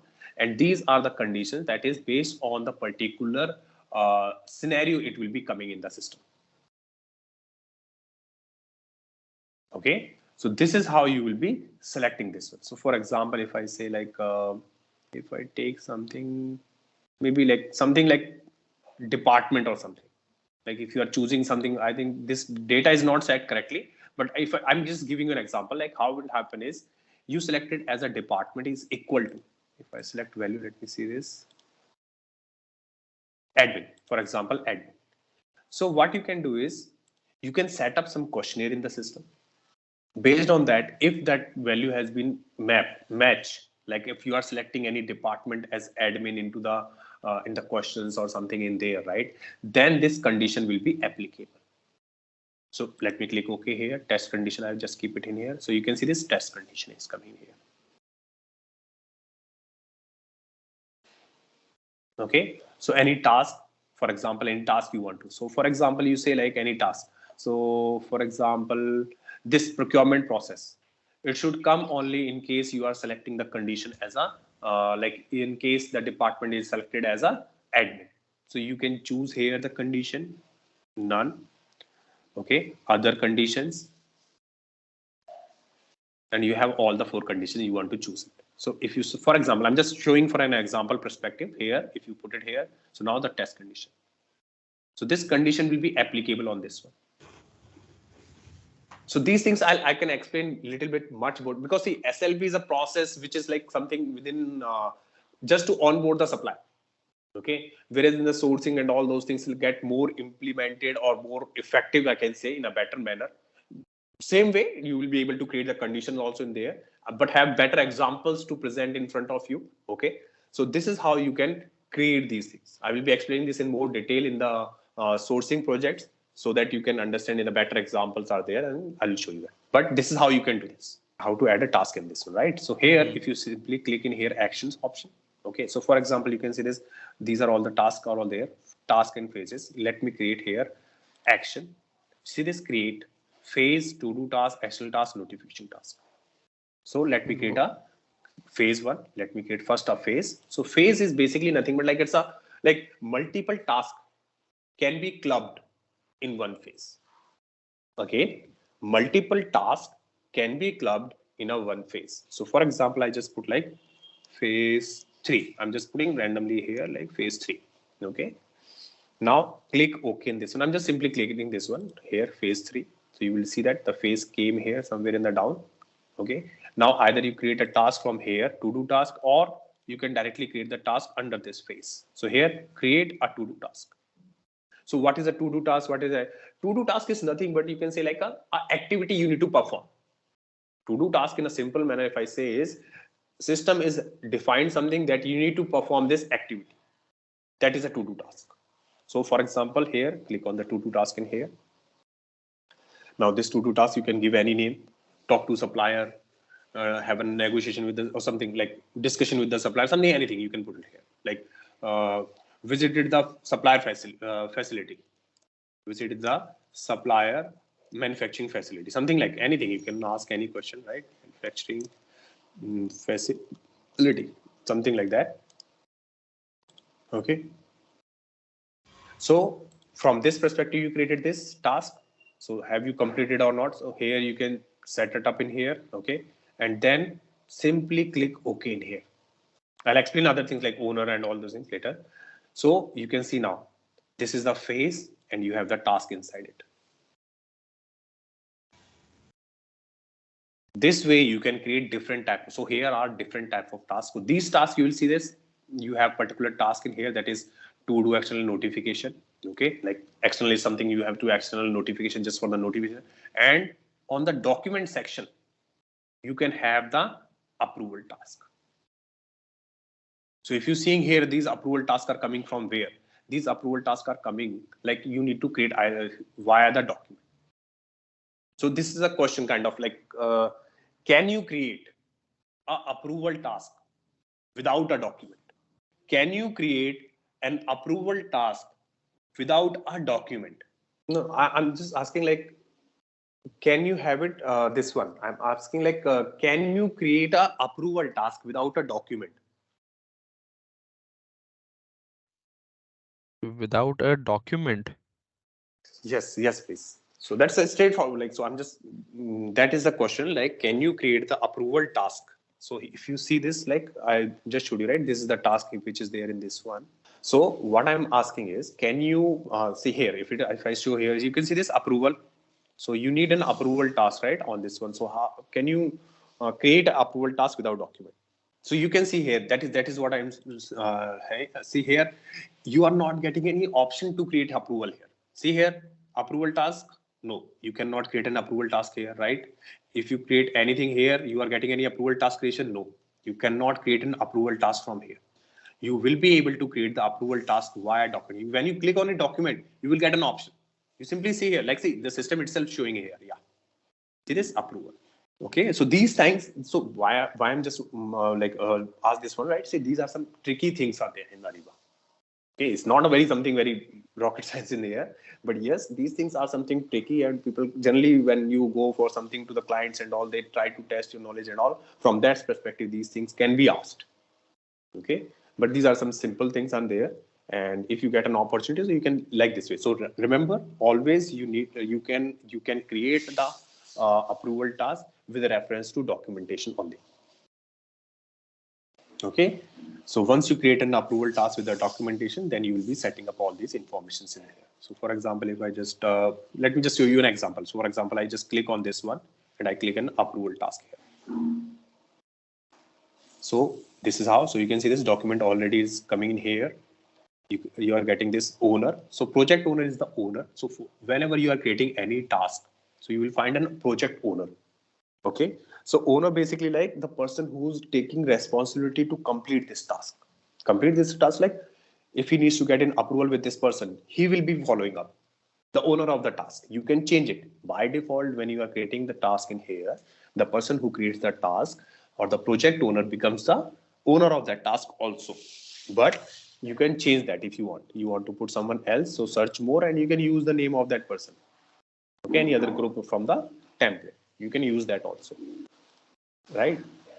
Then you can set up these things, allow auto approvals if any auto approvals are there, external approvals are there, and here you have the approver who you want to set it up, who will approve. So now you have seen, right, when I'm going to approve myself and all those things. So there, this is how you are going to decide that in the approval flow, who's going to approve this request. So you can choose from the system, you can see search more, and whoever you have, the person and the groups. So you can see this, you are getting both the option. For example, I'm just giving an example, account payable. Account payable is a project group, you can have it and you can add multiple other people in that group or any other group. Okay, or you can say like audit group, contract group, purchasing group, all those groups you can add it in here. Commodity group, see this, these are some standard groups are coming. If you want to add a group, but if you want to add a person, you can add that person also. So for example, I just search something user like this way. So these are some different users. See here, demo user. So these are demo users and all these people are individual persons. Okay, so here you can add individual person also. But as I suggested earlier also, it is always recommended. The best practice of the industry is to add a group, and then even though there is a one person, add that person in that group. Okay, so that at least you do not need to change something at the template level on a regular basis. For example, if I give you an example, if you add a person here at the template level, okay, UX user 36 or something like that way. Okay, so you add this person here. Now tomorrow this person left organization. What you need to do? You need to come here at the template level, change the template, edit this approver, change it to the different person. Rather than coming on the template level, you can just simply maintain the group. If someone less, add that, remove that person from the group and add someone else in the group. That is more, you can say, suitable and having a more less risky. Because at the template level, if you are making any changes by mistake, you've done something and all, it's going to impact on a whole level. Right. Whereas if you are doing something on a like a smaller level, on like just on assigning and deassigning of the group, so then you can better way, like it's little less risky, having less risk to doing that. Basically, if you see this, add more here in this one. So add more, basically like what happens is if you are adding someone else also, right, here it is. So for example, if I just go here, I'll try to put someone, maybe I can just search a user here. User, enter in here. So I'll just go within this one. Okay. Maybe I'll just put user 4. I don't know, like I'm just trying this one. I'm not sure whose ID it is. Okay. So this is like, you can see this, and if I click in this one, you see this? This is how it is coming. This is a parallel approval flow. So anyone can approve it? No, both needs to approve, but anyone can approve at any point of time. There's no dependency on each other. That is what parallel approval flow is. Okay. So give me some time. See, that's approval flow. I'm going to explain in detail, like how this is coming, how we can set it up. We want to serial, parallel, custom, how it will be approving, on what condition this should come or this should come, or that both should come and all. So those things I will be covering up when we'll discuss this approval flow. So just give me some time. Like once we discuss this approval flow, I'll let you know on this part. So this is standard. Okay. So from Ariba perspective, as we say, like a very standard question, what are the approval flow type in Ariba? Okay. So the question is parallel, serial, and custom. People generally ask you these questions from that perspective. So you will be explaining these things like this is parallel, serial, and custom. So we configure this one. So this is a approval flow type design in Ariba. Okay. Whenever you are going to put an approval flow on any system, any documents, anywhere you want to set up an approval flow in Ariba system, upstream and downstream, basic, this is what it is. So I'm going to explain this in detail. Approval flow is a separate topic I'm going to cover. Maybe I think when we have in the sourcing side and all, there I can suggest, or I think in the downstream when we start, okay, downstream having a separate approval flow and upstream has a separate approval flow. The architecture is quite same, but still we have different. I think where I have mentioned somewhere here, right? So approval flow here, okay, and downstream also we have approval flow in this one, procure to pay. So I'm going to explain these things. Okay, just give me some time. I'll come on this one. I'll explain this in detail. Okay, so this is how you will be set. Yeah, thank you. And here you can see some observer. You can also set up an observer on a task. Any task. So these are some basic standard. Like observer, basically nothing but like you can say like someone is the owner. Okay, so maybe a junior resource is the owner, and you can set up the observer as a manager of that person. So observer's job is nothing like he will not be doing anything. He will be just able to view these things. Okay, observer means like he can monitor, he will be part of this project and all. He can see this task. He can say like he has not approved or he's whether working. All those things he can see in this one. So observe is like just to observe those things. So you can set up to you. Like it's not mandatory to set it up, but yes, if you want to, you can set it up in there. Okay. So then you have some is milestone. Milestone is nothing but much used in here, but milestone is like you achieved something. You have confirmed something, you have done something in a project. That is a more on a milestone perspective. Okay. There's another aspect comes as a producer task.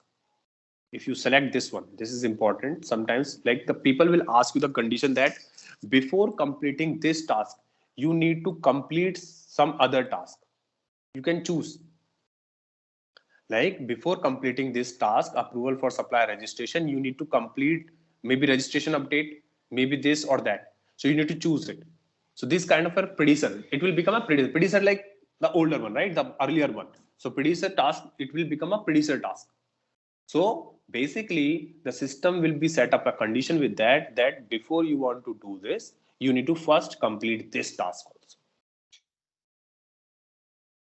Unless and until you complete this task, supplier, the system will not allow you to complete this task. So whatever you like, you can choose one or maybe two. Like these two tasks should be get completed before you start this task. Okay. So these kind of things like you can set it up in here in the against the questionnaires and approval flows and all when you are setting up here at the RFP level or template levels and all. Sorry, or the template level, not the RFP level, event level and all when you are creating in this one, and this way it will be coming here. So we'll be discussing more on the template side in the sourcing also, as I said, but here I gave you the, I think it's a quite a fair idea. You got idea like how these things are coming in here, how we are changing from the upstream, from the template side, and it's impacting at the downstream side, sorry, at the end user side. Okay. So from here, you can perform all these things in here. So, okay, this is reverted. So if you see here, like these are all the versions, right? So this is 90 versions. Okay, let me open the 88 version, open this one. Okay, so you coming in here, document section in here, you need to open inside, go in here, what was there in this. So this is version V88. So now you can see this only 3 are there. Now you can see from itself here, like currently only 3, or sorry, earlier in version 88, it was 3 documents in here. Right now, if I go done and if I check my current version, you can see in this current version, this is our 91 version. If I click on the documents, see this 4. Someone changed it, someone added 1 more. Right. So this is how like we need to manually kind of like little bit effort, more effort, like system does not have, but like this way you need to check. You can again open other information, other forms also, and then you can go inside it and then can check it. So this is condition we have set up. So someone has set up a condition. So as I said, we created one condition. So like you can see this test condition. Okay, I removed like. What does that condition mean? Is legacy? Yeah. So here it is. You can see this action. You can go into the view detail of this condition in here. Is legacy true? So I think legacy, they would be having set up a question in here, like done in here. Somewhere would be having a question in here in the system. This legacy, I think this is a legacy supplier. If I click in here, view details, someone would have been said, okay, here it is, there is approval for internal AP form legacy. So they have set up this form here is legacy, and they have set up this condition in here.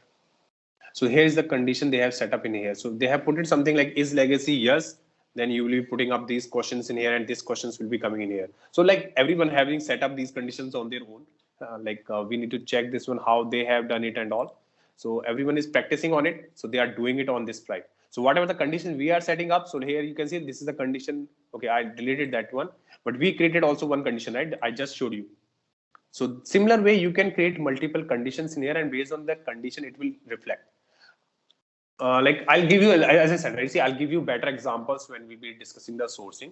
I'll show you more conditions in there. The one we created here that I removed, like I reverted the changes to show you. But yes, we can set up these more conditions, and based on the condition, the questions comes they will be triggering up. Okay, so that is how these things work. Some things are not set up in a aligned manner. Also, these are been created by someone else. I have like set it up in a different manner.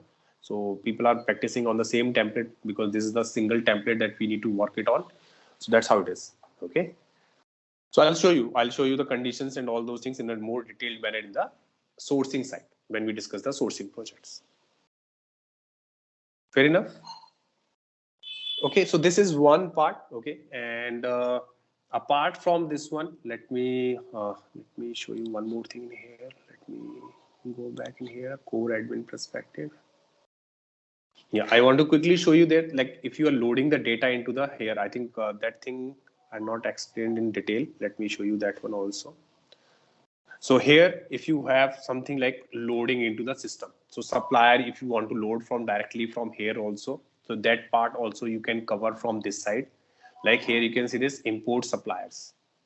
Because I think I showed you briefly in that one, but not in detail. And the web services statuses are coming in here. So here you can see this, like generally what happens is when you are loading the suppliers from the import perspective here, so you can use this task in here that we mentioned earlier, right? So you can use these tasks from here. But in case, if you need to have something data that you are coming directly, so no need of SLP in that case, you directly run to pull the data into your Ariba system. Okay, you do not have an SLP in that scenario. So you can use the web services status also. I've just copied the text and I'm just here it is. Okay, now let me explain this one. So basically here it is, use the import supplier web services to receive the data about suppliers from external system. External system like from ERP to SAP Ariba solution. So sometimes people connect this one also. Okay, so this is the import supplier. So basically the same perspective, what happens is in the system, you have to set up the web services, middleware integration perspective from that perspective. And once those things are already set up, you will be running the batch jobs. Batch jobs will be pulling up the Ariba data, supplier data from the ERP side and pushing it and like extracting that data from the ERP system and putting up in the Ariba system. So this web services task is already been created by Ariba. Okay, and this will be help you out to check this one. Okay, so this perspective, these things also been used. Otherwise, you can also load the data directly, like the initially way I mentioned, right? So you can load this data. So import in this one, import suppliers. You can simply click on the import part, and you will be loading the data in this manner. Load, create, update only, and deactivate. I think I've not covered this part, right? Or I've covered this one. Right. So I'll explain these things later because when we discuss the data import export part, so like for a lot of other things, we'll be covering up this one. But this is how you load the data if you do not have SLP. Again, the same aspect. In case if you are not using an SLP system, right? You can still have the same, you can still use the suppliers and all. It's not mandatory to always have the what you can say, like always have the supply this SLP, and without SLP you cannot use the suppliers and all those things. Yes, the functionalities and the features will be less, the point that you can see that like when we are loading via supplier like this or web services and all, we do not have that form facilities or to extract the documentation for getting the information, whatever we are looking, the GST certificate or the corporation certificate and all. So those functionalities and the features will be limited when you are not using SLP. Okay. Otherwise, if you are using that one, that is fine. If you are using like this way, you still have the data of the suppliers, but it will not be from that perspective. So you can use the supplier here and you can load it directly into the Ariba system via the web services or via manually via this file channel. We can load it into the system. Okay, fair enough. So these are the things that you will be finding out from the supplier perspective here. Any questions, any doubts on this one? So I think from the course content perspective, we have covered the SLP module. Anything you've apart from that one, like the qualification, that one we discussed with Akshay, like so I will show you. Okay, I'll check for this one approval process and complete that one. Hello, future SAP Ariba Maestro. Ready to elevate your procurement game? Dive into our SAP Ariba self-paced course on Teachable, where expertise meets flexibility. Unlock the secrets of SAP Ariba at your own pace. From requisition to payment, we've got you covered. Explore our comprehensive course description, follow a structured curriculum, meet your seasoned instructor, and hear what fellow learners say in glowing testimonials. Why us? Because our experts crafted this course with your success in mind. They're here to guide you every step of the way, ensuring you grasp the ins and outs of SAP Ariba effortlessly. But don't just take our word for it. Our students rave about the impact. Plus, our course won't break the bank. It's an affordable opportunity to master SAP Ariba. Ready to boost your procurement prowess? Enroll now on our course page. Visit ZaranTech's website for the full training details. Let's kickstart your SAP Ariba journey together.